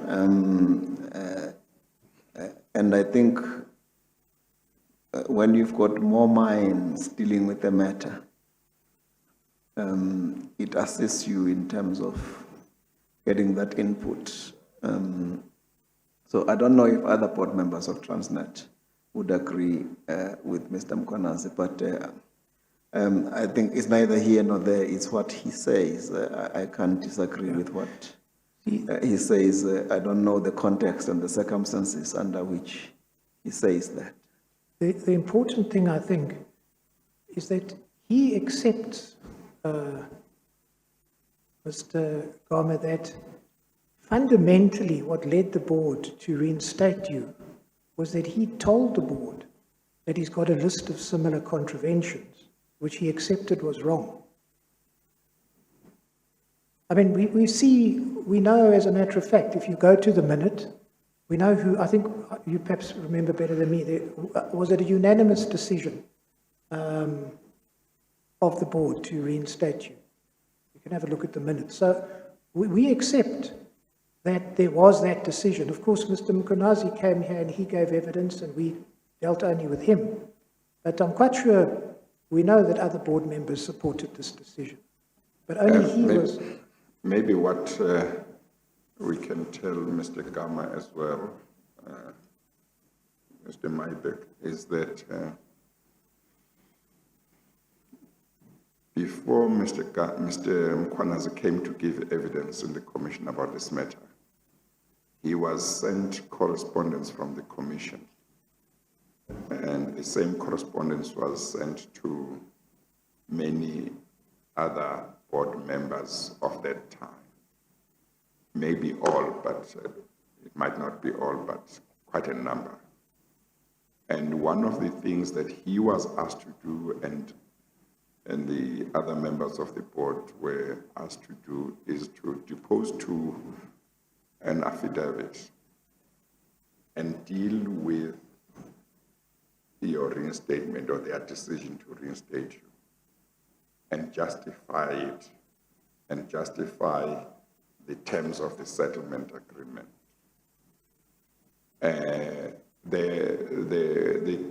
are some affidavits that the commission received from some members who,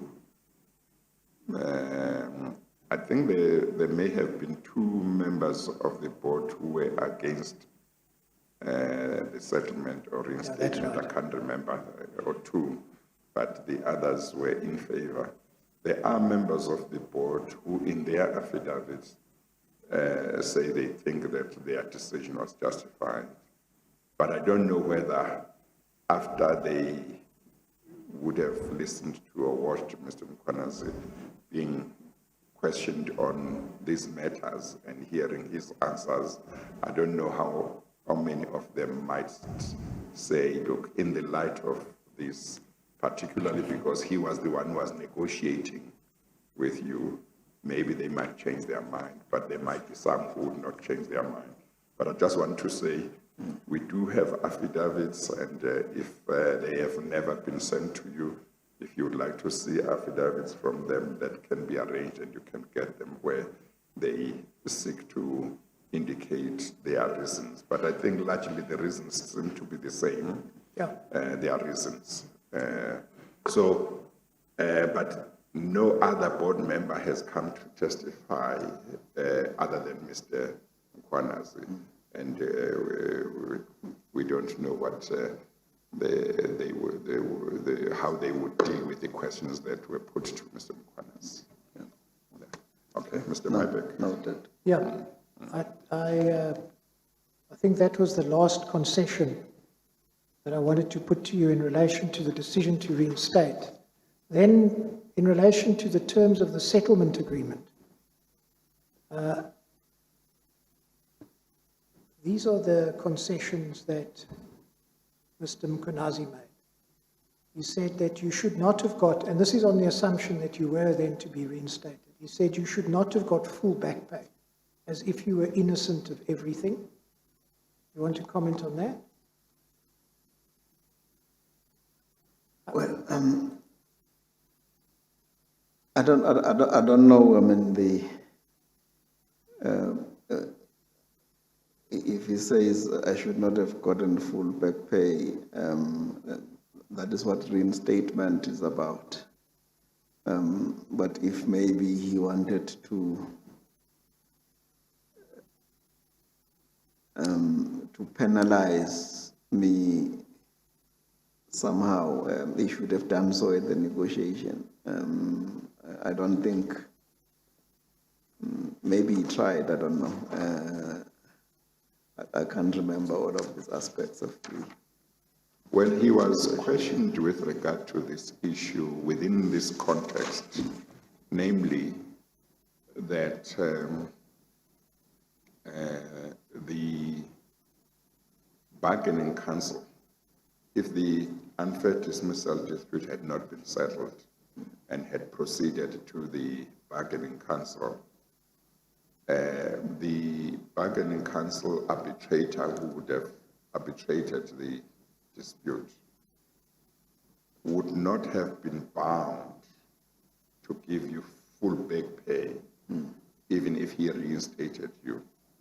He would have had, he or she would have had power to reinstate, to give you full back pay if he or she thought that the case that you deserved that in the light of all the circumstances, but he could also have decided to make the reinstatement not to be fully retrospective. And he could also have said, well, in the light of the fact that the applicant accepts that he was properly found guilty of 3 charges, serious charges, I'm not going to reinstate him with any back pay. I'll reinstate him only with prospectively, which means you would get no back pay and so on. Of course, it would have, other options might have been there. So that Mr. Mkhonazi was being asked questions around this issue in the light of that. Therefore, just because you may have deserved to be reinstated, the legal regime would not have forced the arbitrator to give you full back pay. He or she would have had a wide discretion, and he would have had to take into account that you were not innocent. You yourself admitted guilt in regard to serious charges. Therefore, having regard to the need to be fair to the employer and the employee, the arbitrator may have awarded reinstatement, maybe without back pay, if he went the route of reinstatement. That was the context. Yeah. Yes, no, Okay. it's a moot point, Chair.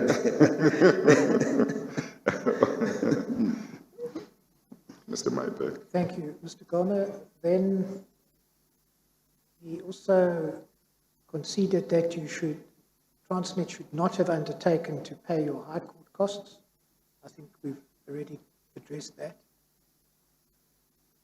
And that you should similarly not have been paid your costs in the labour matter. This in circumstances where you had admitted guilt on 3 acts of misconduct. Yeah, well, it was the outcome of the negotiation. I mean, he considered a lot, but we negotiated this, so I'm not sure where we are, where that puts us. But Well, he may have considered a lot in the negotiations too. then they started a new negotiation with the commission. Yes. Mr. Gama, in fact, if my reading of the transcript is correct, Mr. Mkhonazi went so far as to state that he would not be opposed to the chairman recommending to the president in his report that steps should be taken to recover the cost of settlement from members of the board. I mean, that's how He felt. extensive his concessions were ultimately. Yes, yes. Which is why I think it's important to canvass the views of the board, because I don't have context to all of the concessions.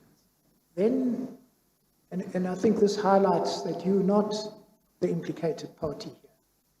Because it was in light of all of these concessions in relation to reinstatement, concessions in relation to the settlement agreement. Effectively, he concedes that the decision to reinstate was indefensible. Effectively, he concedes that the decision to grant you all those benefits under the settlement agreement was indefensible.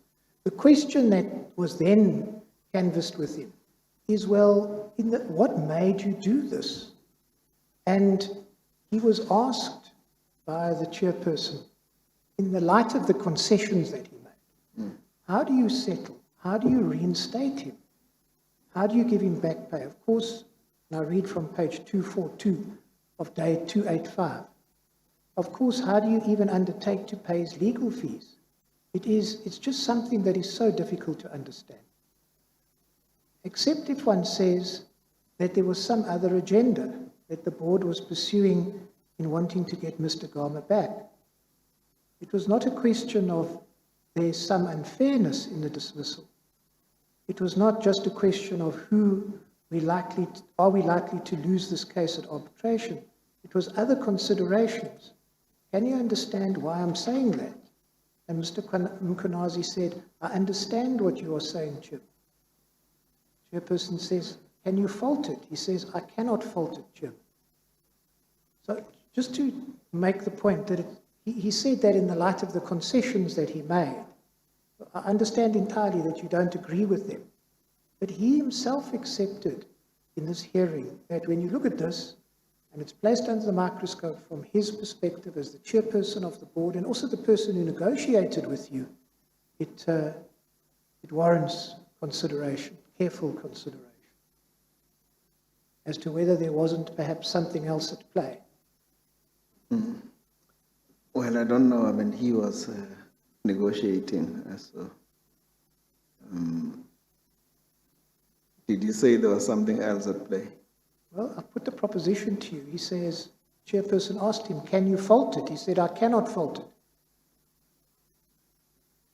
And fundamentally, what was put to him is, except if one says there's some other agenda that the board was pursuing in wanting to reinstate Mr. Gama. So in other words, what I was putting to him is, one hoped that as chairperson of the board at the time and having been involved in the negotiations, he would be able to explain these things and make us understand that there was nothing wrong with the settlement agreement. The terms that appeared very strange, there was full justification for them to be included in the settlement agreement. But after he had given evidence and made all these concessions, certainly I was still left with the question, why did you agree to settle the matter on these terms? Because he was not able to explain them properly himself. And then I was saying, well, to the extent that we seek to establish why it is that Mr. Gama was reinstated in the first place and restated on these terms, the question still remains. Was it because of the merits of his case, or was it because of something else that maybe we have not been told? That basically was the context of the question. Yeah. And you might not be able to say much about that. Yes, Chair, thank you very much. I might not be able to say much about it, except I think I've said much and enough in terms of The negotiations. the fact that even the charging, I've talked to Chair about the context. I think he might not remember now because it's some time ago. When we were negotiating, it's more than 10 years ago. He might not remember the context, but I also think that the fact that you have more than one board member is to give checks and balances in terms of decision making, and they couldn't be all. If there were 15 board members, you couldn't have had 13 of them agreeing and 2 disagree. I know that you always have somebody dissenting, but if the 13 of them had agreed, I think it's in the context of what was happening. As I said to you, no chief executive in Transnet has ever been charged for the things that I was charged for. No one. And it will remain like that. And one day I will write a book, and I will be clearer in that book in terms of what was at play. Mr. Gama, just when you write your book, don't forget about the 4th charge, because again, you've missed it out. And Mr. Mkonazi conceded that he and all the board members, they didn't, and you see that from the minute, you reinstated because of the condonation issue. There's no consideration of the 4th Yeah, we'll write that down too. Maybe I was lucky. Can I then turn to the issue of costs? And I don't want to detain you long in relation to things where we know some of the facts. You may be able to help us with a few others. Could I ask you to turn to Mr. Mpoma's affidavit? Okay, before you go there, Mr. Mybeck, Mr. Gama, I see that in clause 4 of the settlement agreement, you and Transnet agreed that the terms of this agreement would be kept confidential and would not be disclosed to any third party unless that was required by law or an order, or in order to enforce the provisions. Why did you think the terms of this settlement agreement should be confidential and not be known by third parties? This Transnet is a government entity. It's taxpayers' money that was involved in settling the matter. Why should Why should that remain confidential between the parties? It's a standard clause that we have. There was no particular discussion on it. No, it's just you don't want anyone to wake up and give this to the public and say it's just a standard clause. We have it in all settlement agreements at Transnet. To say you keep it confidential, it's an employer-employee relationship thing. And then if a court of law wanted to have a copy of it, we give it to them. Yeah, no. I think And I think similarly, the commission can. Yeah, it's fair to say that the clause did have something to allow for that. To say, but even if it wasn't there, when there's an order of court, then there's an order of court. It's just that particularly when the settlement agreement has some of the terms and conditions that we have talked about, which appear unusual, when you see this clause, it's like the parties didn't want anybody else to know that your reinstatement was on these terms because they are unusual. Yeah. Okay, all right. Yeah. No, all of them they've got the clause. Yeah. Okay. Mr. Mybeck. Thank you, ECJ.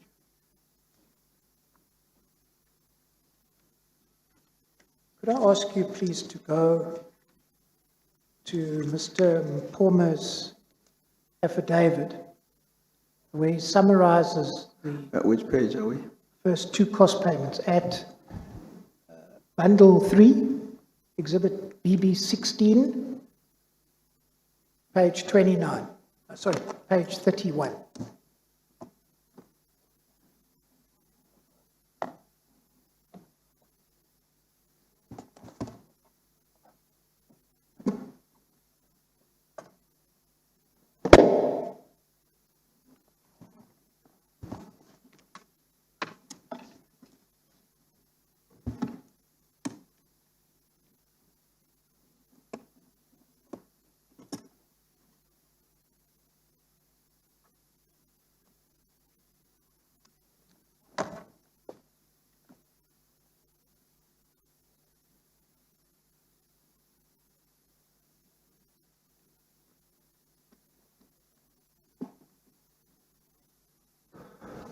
Yes, I found it. Do you have it, Mr. Gama?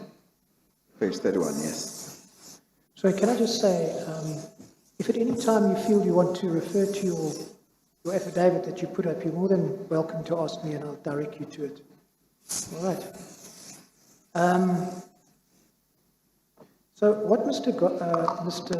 Mapoma says at paragraph 12 is two payments were made to Lange attorneys while I was at Transnet. Firstly, they were paid $1,016,000 on 28 March 2011, being 75% of the tax costs incurred by Transnet, with Bowman, Gilfillan and Eversheds in the High Court litigation.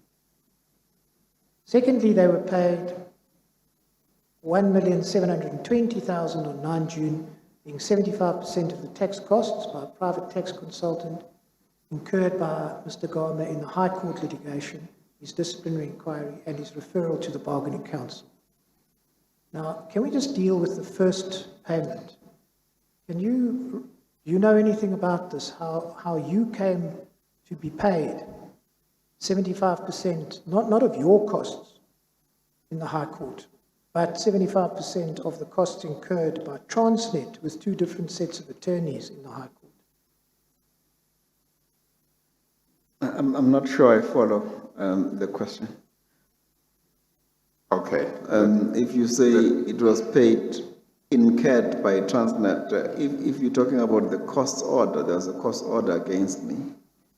And I paid to Transnet an amount. I think allow Mr. Mybeck to explain it to you. And I think this is 75% of that amount. Yeah, I think just allow Mr. Mybeck to explain his question to you. Well, I think before I do that, Chairman, if you don't mind, you Yeah. said something which we haven't heard before. I'm not suggesting you are acting improperly in any way. Just in our investigation, it hasn't come out that you ever paid something, and that's why this is such a valuable process. Are you saying that you had actually met the costs order in the High Court judgment, and you are now being reimbursed for that? Yes. All right. Yeah, Then- he also mentioned that a little earlier this afternoon. Yes, I made a note of wanting to come back to that. Could you just explain that to us? I mean, do you have records and the like? Because, Mr. Gama, it's something obviously if we can get to the bottom of, then our investigation has come to an end. Is that what happened here? Yes, that's what happened. In fact, I tried to go to the bank so that I could get this. But the bank say they only keep this information up to 10 years. So when I asked for this information, I think it was in November 2020, and so they say they could only give me up to my bank statement up to November 2010.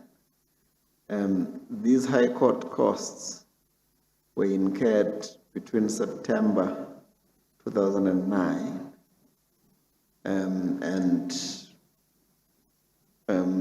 before I was dismissed, probably around April. And during that time, I paid because Transnet was sending me a sheriff. So I paid through the bank, but unfortunately, I don't have those records. I don't know if the bank just said to me, look, we can only go back 10 years. They've shown me up to the 10 years, but this was more than 10 years ago. It happened, in fact, I know that the payment took place in December of 2009. When I paid this to Transnet, they actually did an order into my bank, and I paid at that time. So I was looking for those bank statements so that I could show, but I paid that cost order, the Eversheds cost order, plus some, what was it, they had senior counsel and all of that. That was, Eversheds and Bowman's, because there were two separate firms. yeah. And do I understand correctly from what you say? If you look at No, Bowman's was still saying that I still owed them some money at some point in 2011, I think. Yes, yes. But the others... Eversheds, you had settled. No, it had been settled, yeah.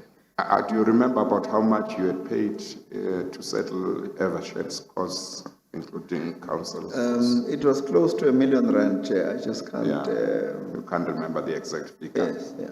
And had you paid Bowman Gilfillan anything? Because we know, just so that, in fairness to you, let me just tell you the chronology. Mr. Todd, early on, says that Mr. Mkonazi had instructed him to hold off on the execution, I think, of the cost order. They were on the point of doing that. That would have been in early 2011. I can take you to the affidavit. So did you? Yeah, I've seen that. I'm aware of that. Did you ever settle the Bowman's bill? I guess it would have been settled at the time when I was refunded. Yes, but did you ever pay anything? As you say, you paid Eversheds. Did you ever pay anything to Birmingham Philip? I can't remember how much they'd been paid. My sense is probably that there must have been a shortfall, and they were now, I think there was 400,000 rand that they were pursuing at some point. Is that at the time when at the time when we were doing the settlement, yes. Yes, but you say as far as Bowman's were concerned, you don't remember having made any payment to them? Or you say, it's Eversheds that you remember that you made payment? So nothing to Bowman's? I don't know. I don't remember. The bank can't give me, and it was always good those times. There were still checks. You could see the check on your statement. But no. So, Mr. Gama, just that we can perhaps follow this up further. The R1 million odd payment that you made, did you make that physically to Evershed's attorneys? You didn't make it to Transnet? It went to Transnet, and then Transnet paid them. Because that is something that I've asked Transnet to look at, and they've hunted high and low, and they can't find. Yeah, they must look from the 1st of December 2009 to the 31st of December 2009. They'll find it. And it would have come from you, not from Lange attorneys. No, they got it from my account. All right, we'll have a look at that. And then you're aware of the third cost payment? Sorry? That you see at BB17, it's the next divider. Could I ask you please to turn to page 842? Still in bundle 3, the same one you have there. Turn to 842. Should be right at the back almost.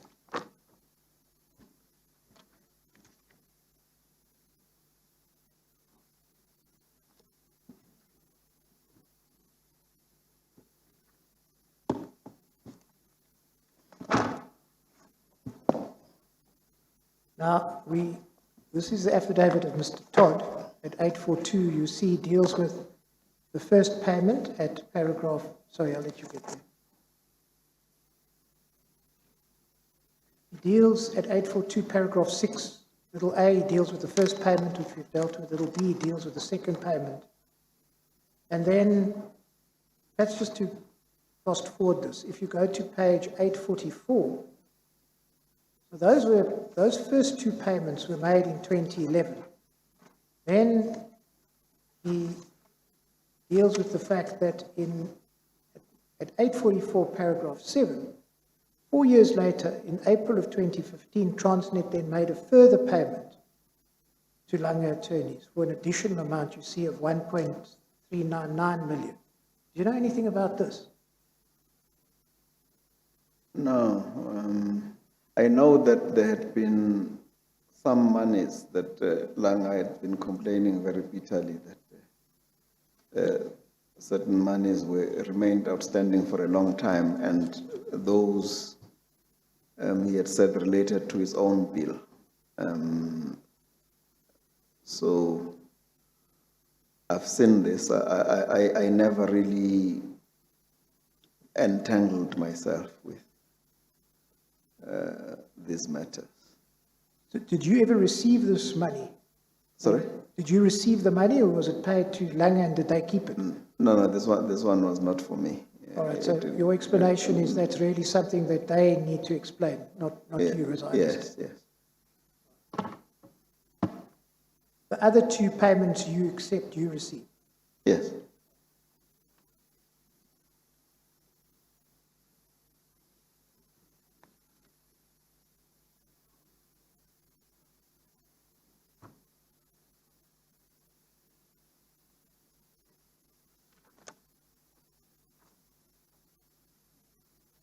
I just take you, whilst we're there, to page 854 of bundle 3, so it's just a few pages on.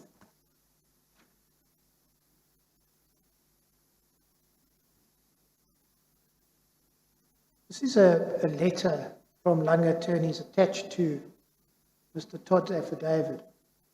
I just want to direct your attention to paragraph 2. It says that we confirm, and this deals with the issue of costs, and this particular, the third payment. We confirm that when this matter was settled, it was agreed in writing with the then Minister of Public Enterprises that the costs incurred by Mr. Gama, our client, would be borne by Transnet. It was further agreed that Transnet would contribute 75% towards the bill incurred by Mr. Gama. I just want to ask you about the statement that it was agreed with the Minister of Public Enterprises. No, I'm not aware that it was agreed with the minister. I know that it was agreed with Transnet.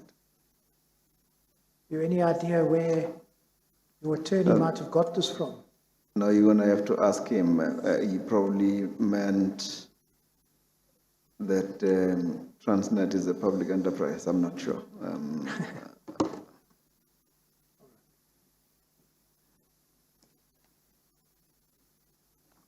You're gonna have to ask him. Well, I see that that he says it was agreed in writing with the Minister of Public Enterprises.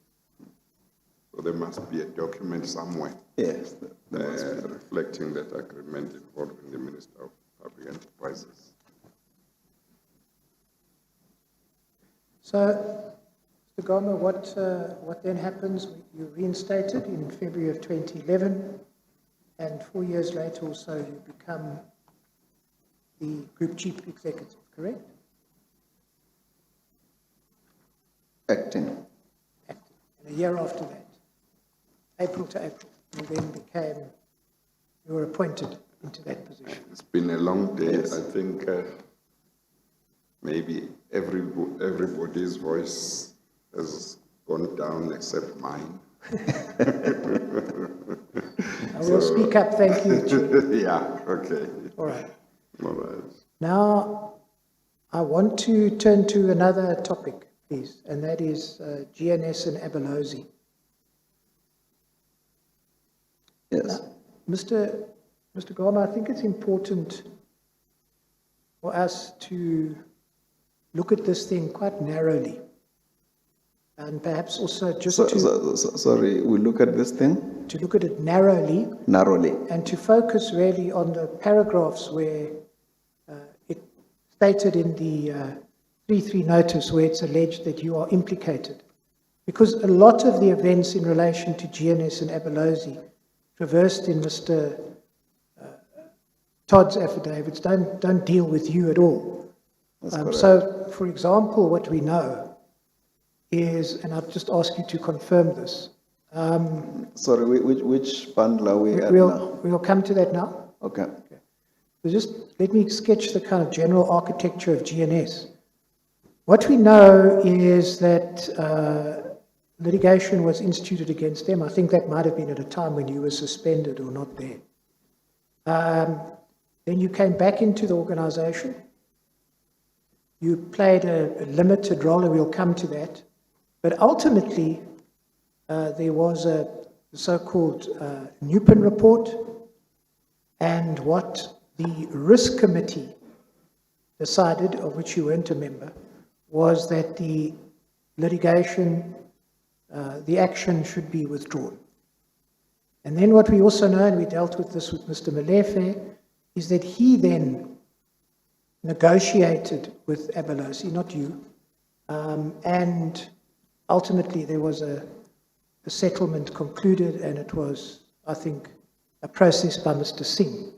So the risk committee you're not involved in, the settlement and the ultimate payment you're not involved in. It's just to track one or two things relative to the time that you came back into the organization until it's dealt with by the risk committee.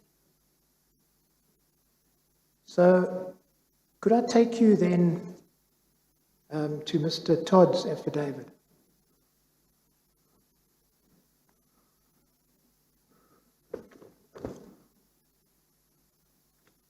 I want to, Is it in bundle 3? it is in bundle 3, and if you can go to page 486 to begin with.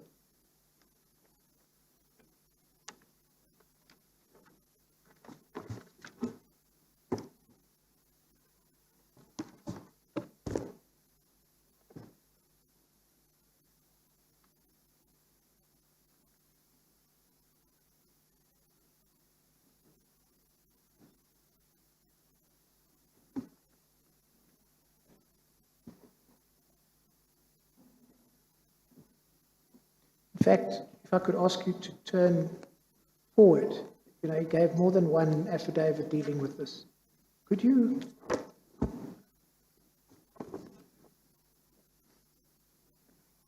give me a second, please.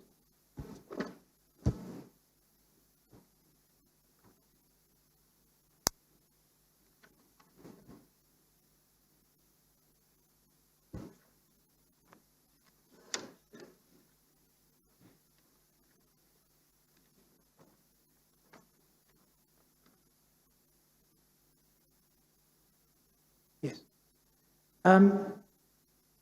What happened, and Mr. Todd deals with this at page 63. Could you go there? Just want to get the chronology right. You will see that at page 63, little e. 633. Oh, so we're 63. moving away from. Yeah, we're 4. going to the beginning of that file. Still bundle 3, but 63. So you need to turn 633. 63. Oh, 63. At the beginning. Yes. Okay. Well, I want to 486. I thought you said 486. Yeah, I was also there, Chair. Yeah. Okay, so 63, paragraph little e. He says that Transnet terminated the contract with GNS and later issued summons to recover 95.5 million that it had paid to GNS. And he attaches the summons as Annexure 8, and that you find, perhaps I could ask you to go there, at page 142.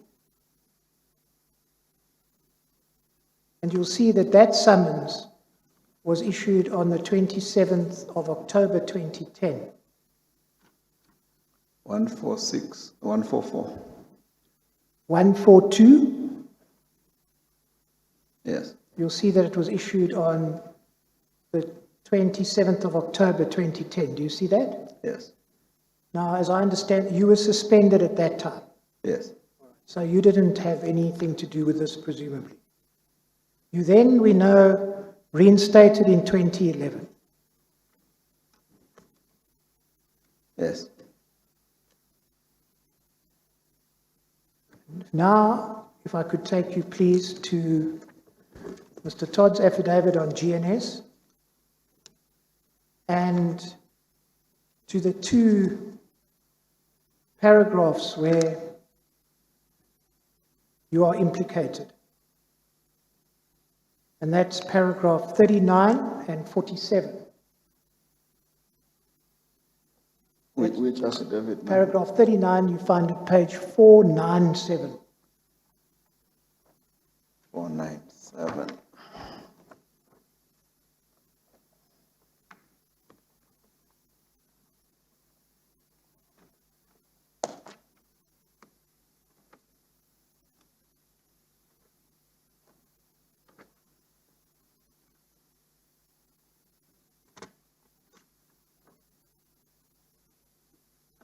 So you were in the 3.3 notice also referred to paragraphs 4, perhaps we should start there, paragraph 4 of this affidavit. I'm sorry, that's at page 486. And these are all just historical matters. Paragraph 4 at 486. He attaches a copy of the initial approved appointment of GNS, and that was signed by you on the 5th of December 2007. I take it you would agree with that. Yeah. And then in paragraph 5, he says, Mr. Gama's approval of this appointment on confinement was one of the matters that led to the disciplinary proceedings. We know that that's history. And then at paragraph 6, he attaches certain transcripts, and then he summarizes them at 7, that's history. In paragraph 8, he talks about the fact that 2 people were dismissed at the Kassam inquiry. That is history. And paragraph 9, he makes the point that what then followed were civil proceedings, and I've taken you to those, instituted on 27 October 2010. So what I really want to do is then to focus just on the other 2 paragraphs mentioned in the 3.3 notice. That's paragraphs 39 and 47, and they relate to the time that when you came back into the organization. Sorry, it's a bit of a long-winded introduction, but do you follow what I'm saying? 39 is at page 497, bundle 3.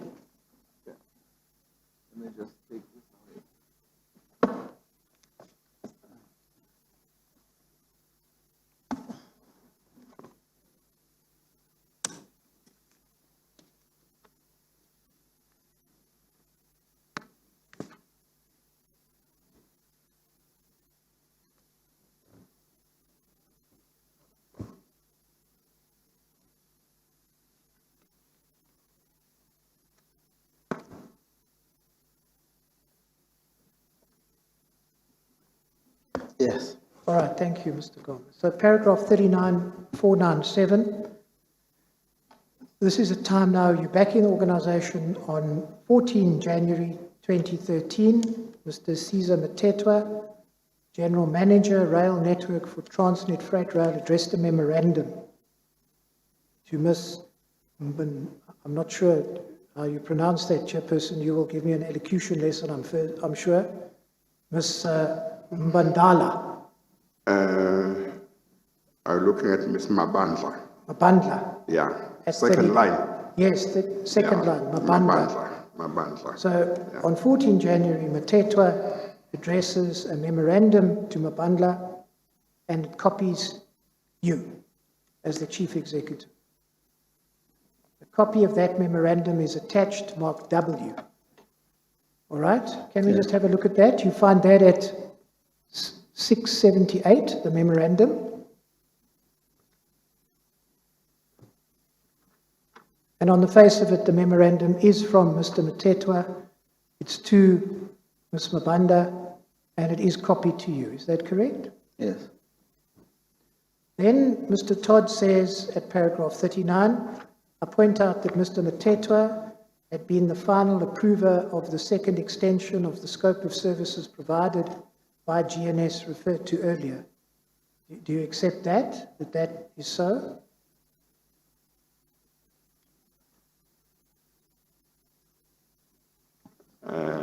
Was there That is an Mr. annexure Gama? what? Annexure O. Where is that annexure? Okay, if you give me a second.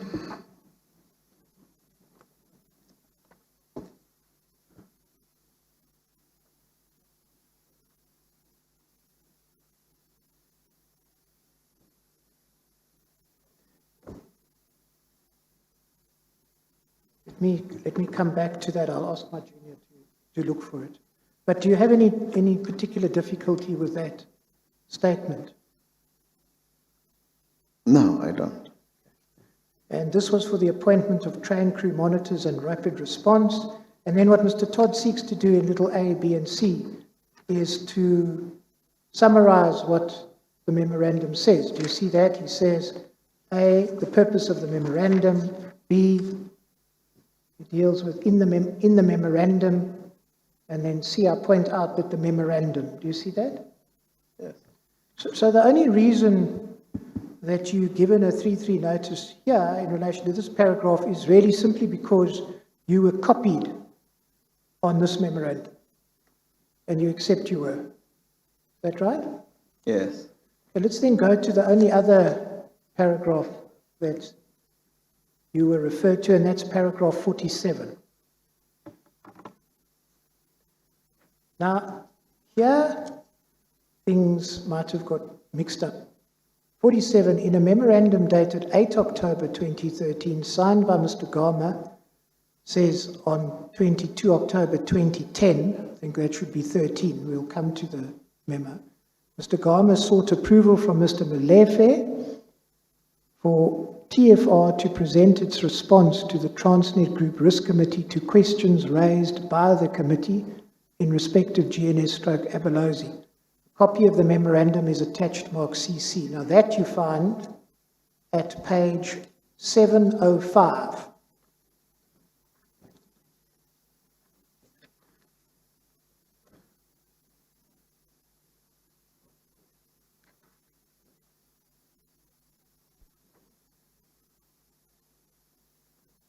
Yes. Okay, and do you accept that that's the memorandum at 705?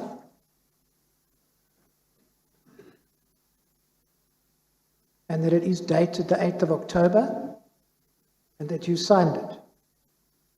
And it's just incidentally, it's dated the 8th of October 2013, Chairperson, which shows Yes. paragraph 47 needs to be amended. Yeah. I previously wrote 2013 next to Yes. or above 2010, Yes. but there should be a proper. We will attend to that yeah. like yesterday. All right, so this is a memorandum dated the 8th of October, as Mr. Todd said, and it was signed by you, as he says, on the 22nd of October. And he says that you sought approval from Mr. Molefe for TFR to present its responses to Transnet Risk Committee. Now, if you have a look at page 705, the purpose of the submission is to request approval from the GCE, that being Mr. Molefe, for TFR to present its responses to the Transnet Group Risk Committee. Would you agree that the first sentence then of Mr. Todd's paragraph 47, but for the 2013 instead of 2010 is in fact accurate? Yeah, but can you read the entire sentence, Mr. Mayor? It would be interesting to. I thought I had read the entire sentence. No, read all To of it. present its response to the Transnet Risk Committee to questions raised by the committee in respect of GNS/Abalozi. Are you saying that's misquoted? Yeah, no, it's important. No, Yeah. you only went up to risk committee to questions. fair Yeah. Fair so enough. I just want you to read the entire sentence. But it still accords with the purpose of your memorandum. Yes. It's an accurate quotation. Yes. So you don't have any difficulty with that. No. And then what Mr. Todd does is he seeks then he attaches the memorandum and he says the background to this request as explained in the memorandum is this, B, the memorandum states this, C, the memorandum went on to explain this, D, in the memorandum Mr. Gama recorded that responses to these questions had been provided. E, again, he refers to the memorandum. And F, he says, consequently, Mr. Gama requested, and he repeats the request. Do you have any difficulty with Mr.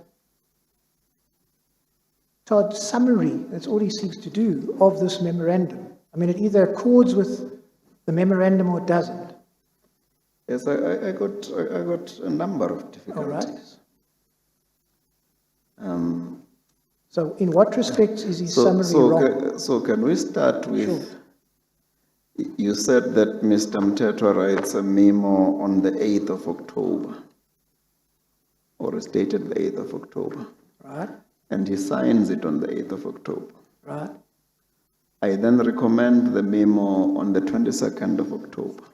That seems correct, yes. That's correct. I Yeah. think it's been read into the record. Yes.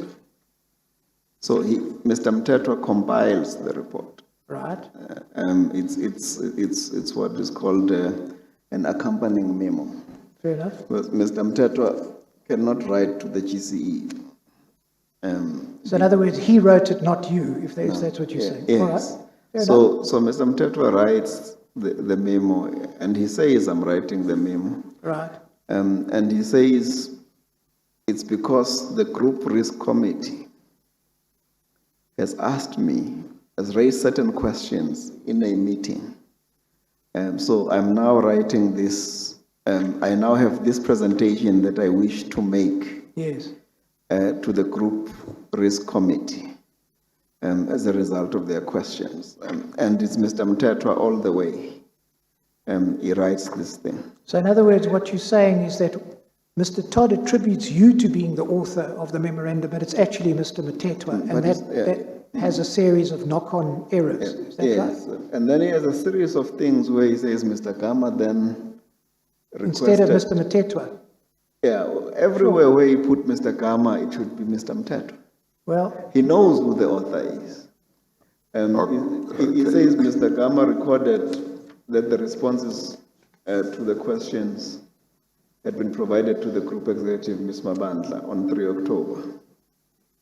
I didn't. On 3 October, I was copied a memo between Mr. Mtetwa and Ms. Mabandla. And Mr. Mtetwa couldn't write to the group executive directly without yes, but letting his chief executive be aware that Mr. Gama, it's a simple error.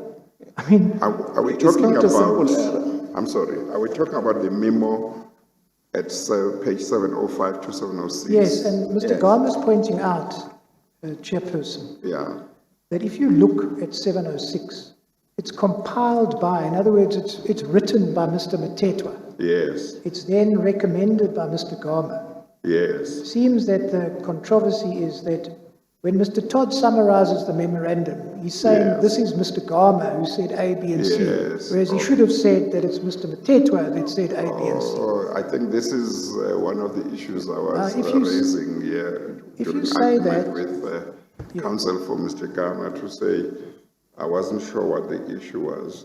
So basically your complaint about what Mr. Todd said about this memo is that he represents it as if you were the author. Yes. But you are saying, although your signature does appear on the memo, as far as you are concerned, the author is the compiler, namely Mr. Mtetwa. That's correct. Yeah, so that's the point you seek to make.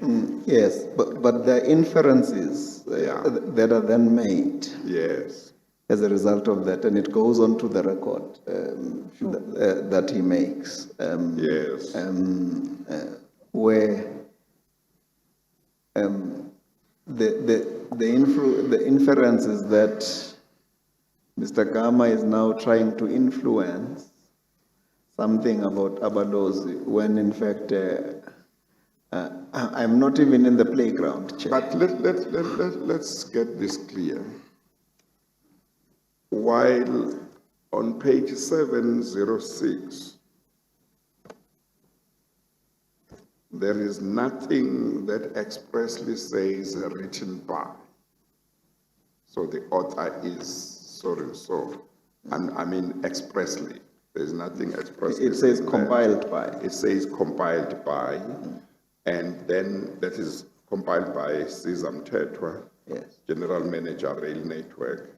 And then below that it says recommended by Siyabonga Gama, TFR, Chief Executive, and you sign.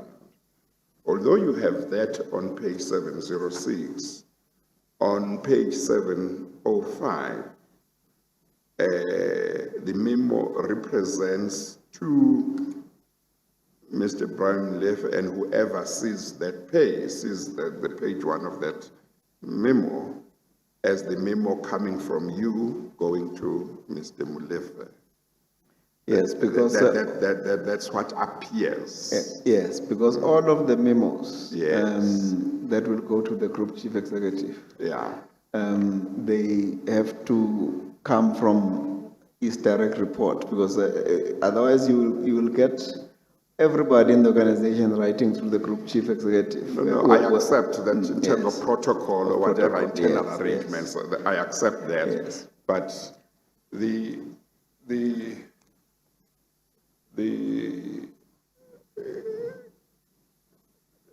the question that arises in my mind is anyone who never sees the second page of the memo, that is what is It's page 706 here, who just says the first page, the face of the memo, would be correct to say this is a memo from Mr. Gama to Mr. Molefe. I think we would be agreed on that. Is that correct? Yes, if they only saw If they that. only saw that, Yeah. that page, yeah. Yes. But if they saw both pages, they would see that the memo was compiled by Mr. Mtetwa and that you were recommending Yes, whatever Mr. Mtetwa had said in the memo. yeah, correct, Chair. And you were recommending it to Mr. Molefe. Yes. Yeah. Now, so would you agree that the one page, the first page, gives one the impression that it's your memo? That's correct. Yes, but your point is when both pages are looked at, one should not say that the memo comes from you. Well, the memo comes from you even if you look at the second page. You can say You simply say, I think your point, you want to simply say the ideas in the memo Not mine. did not originate from you. Yes. But once they were placed before you, you had no problem embracing them. Yes. Is that fair? That's fair. Okay, all right, Yeah. okay. And Chair, just to add to that, at paragraph 47, Mr. Todd is alive to the fact that the memo is prepared and compiled by Mr. Mtetwa and signed by him on the 8th of October, where he also says, and we agreed that is a typo, and then he says it's signed by Mr. Gama on the 22nd of October. So he knows both of these things. So he's alive to it. So he has not just read the covering page, he's also read the second page. Yes, but I just want to say, well, I haven't looked more closely to what's on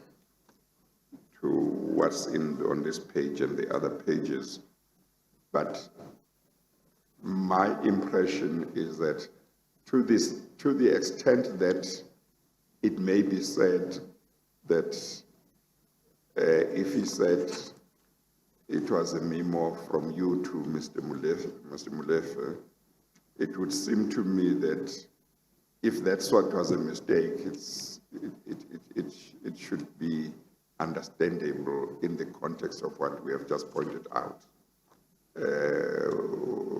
Would you take issue with that?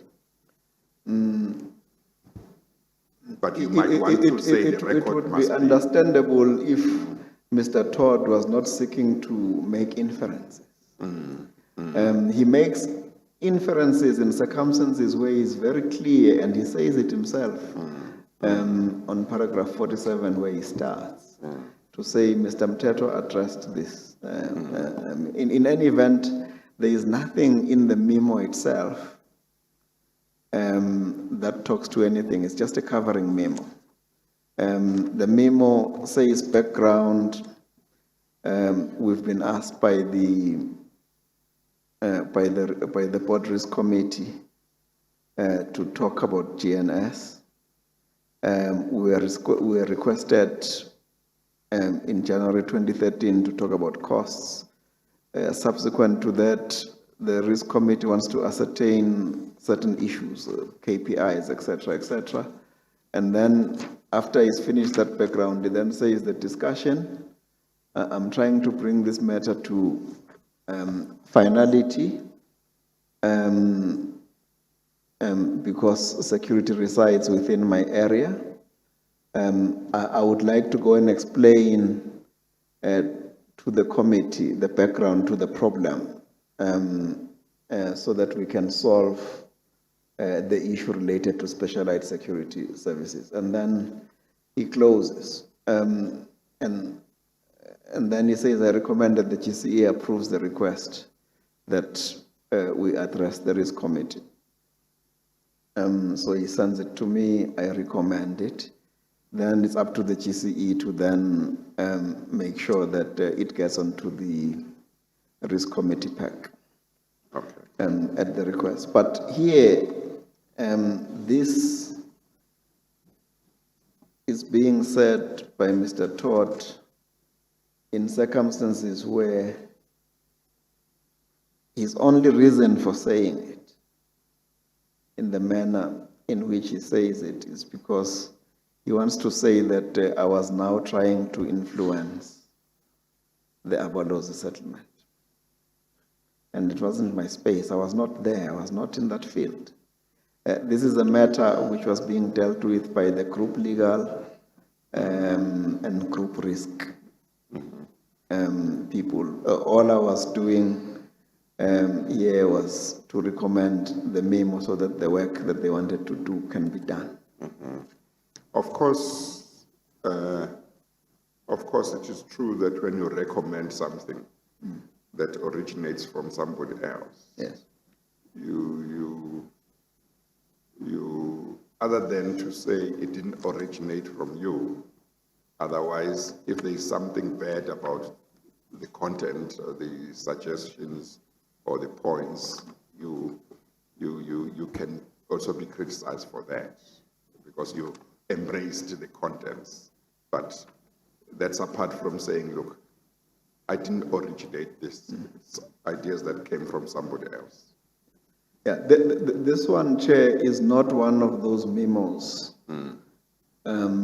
which has the content in it. Yeah. This is one of those memos that says, I have a presentation to make, it is attached. All I need from you is to be aware that I'm going to be making a presentation. It's not one of those where you then say, yeah, it's just a cover memo. It's all it is. It's all of 2 pages long. Okay. Yes. Okay. Mr. Mybeck?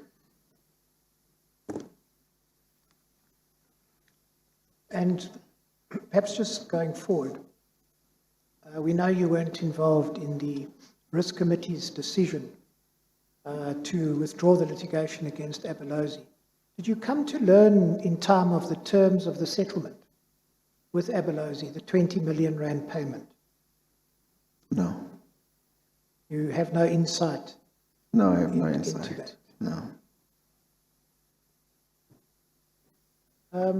Mr. Gama, could I then take you to your opening address? Yes. Your opening address. Yes. Do you have it with you? The written document. Yes, it's in my bag. Let me.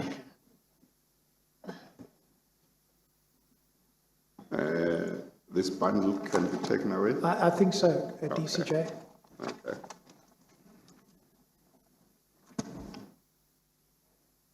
Yes. So I want to just deal with the complaints that you make against the Transnet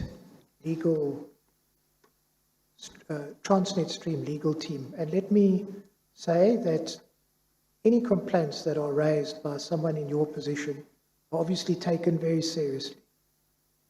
I want to just deal with 3 things that fall within my watch. And I want to start with paragraph 2.3. You are right that you were not provided with a Rule 3.3 notice or the affidavit of Mr. Mkonazi and Mr. Mklangu at the time. And the reason why you weren't is because you are not an implicated party in your reinstatement. Mr. Mkonazi's affidavit deals with why did the board decide to reinstate you, and that is the focus of our investigation. The same applies to Mr. Mklangu. You have in time then received those affidavits, but that is why you didn't receive them at the time. In fact, you received Mr. Todd's affidavit, the initial affidavit dealing with your reinstatement, but you received it because he referred to GNS twice. So when you were given Mr. Todd's affidavit, it wasn't given because you were an implicated party in your reinstatement. So I hope that that clarifies that issue. Then at 2.6 and 3.1. Sorry, before you Yes. you move off that. Mr. Todd was at this commission approximately 14th to 16th of October, presenting evidence. I never received anything about Mr. Todd. I was just told that there's somebody on television talking about you. Well, I can only deal now. I only received it on the 28th of October when I wrote to the commission and I said, I've now seen that Mr. Todd has been talking about me. Can I please have? I received it 2 weeks after.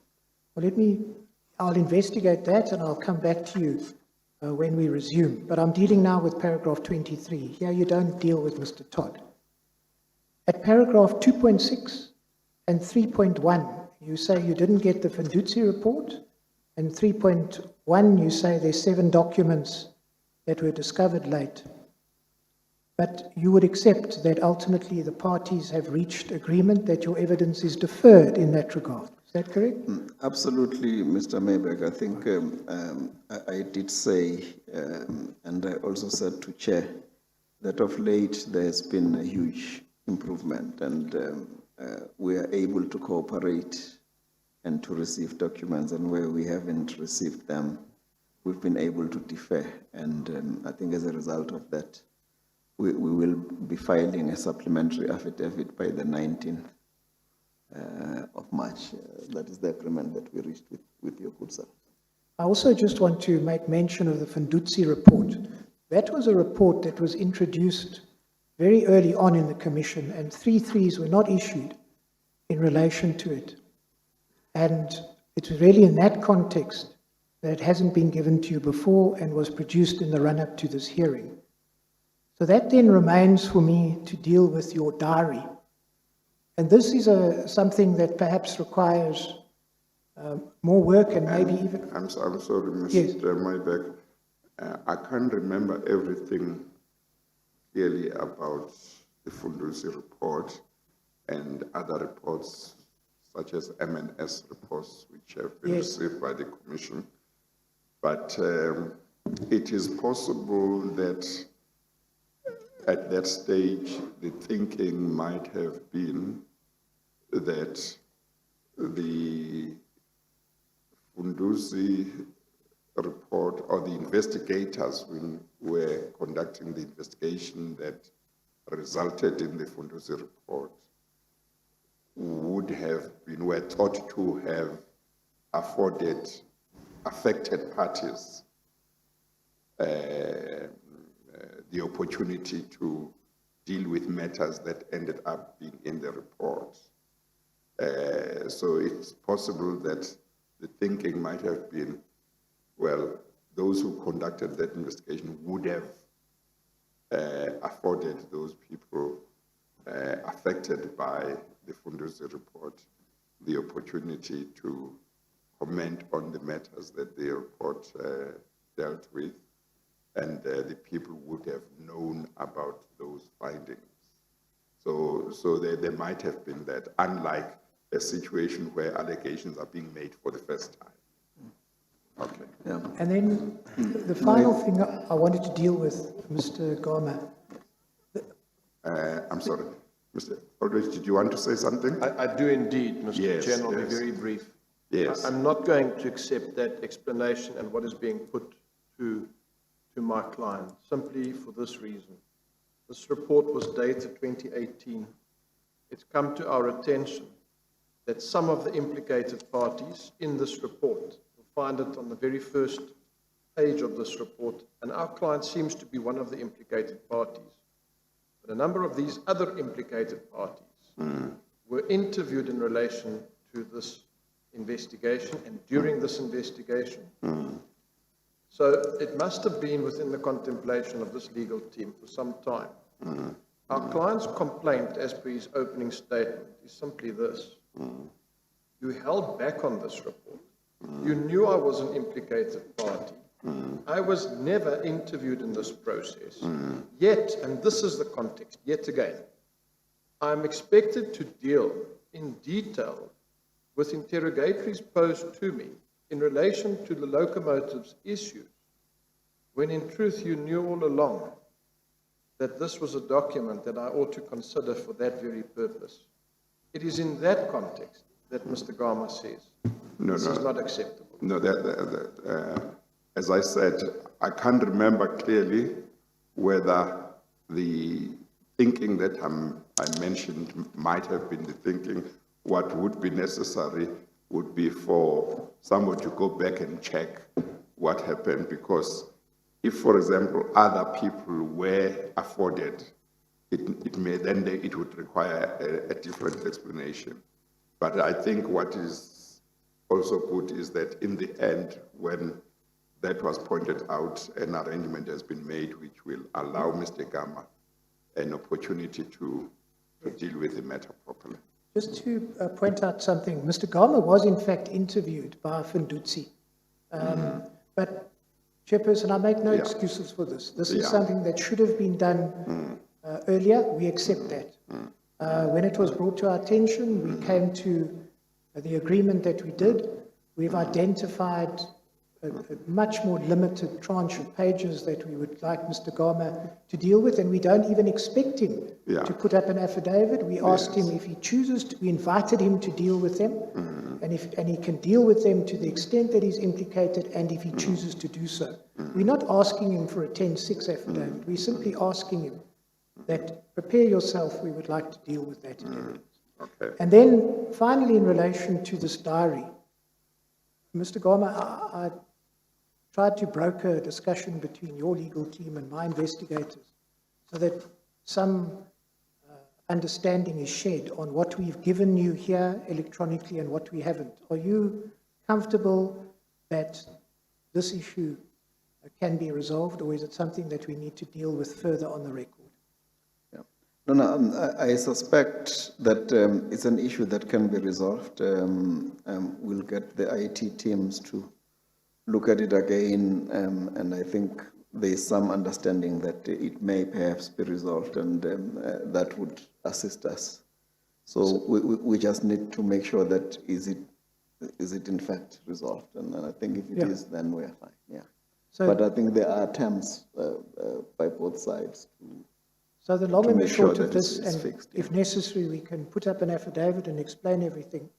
But we have made over a lot of electronic data. In fact, there was so much that Mr. Benjamin saved it on a flash disk and hand-delivered it to Brian Khan attorneys. We accept that we haven't been able to provide Mr. Gama with the Microsoft Outlook pages that we're all used to.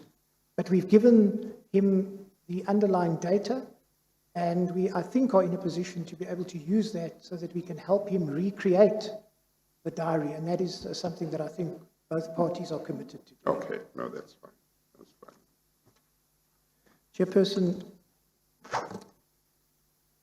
I mentioned at the outset that we intend to ring-fence all issues in relation to the locomotives and the transaction advisors.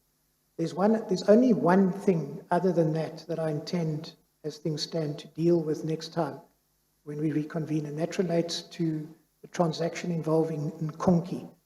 But apart from that, I have no further questions today. Okay, no, that's fine. I think we'll adjourn for the day, because I think we have a common understanding that whatever re-examination may be desired can be dealt with when Mr. Gama has given all his evidence. So I thank everybody for all their cooperation, all your cooperation for us to work till this time. We will adjourn. Thank you, Mr. Gama. We'll adjourn, and then a new date will be determined for you to come. Thank you very much, Mr. Chairperson. Yeah, thank We you. adjourn.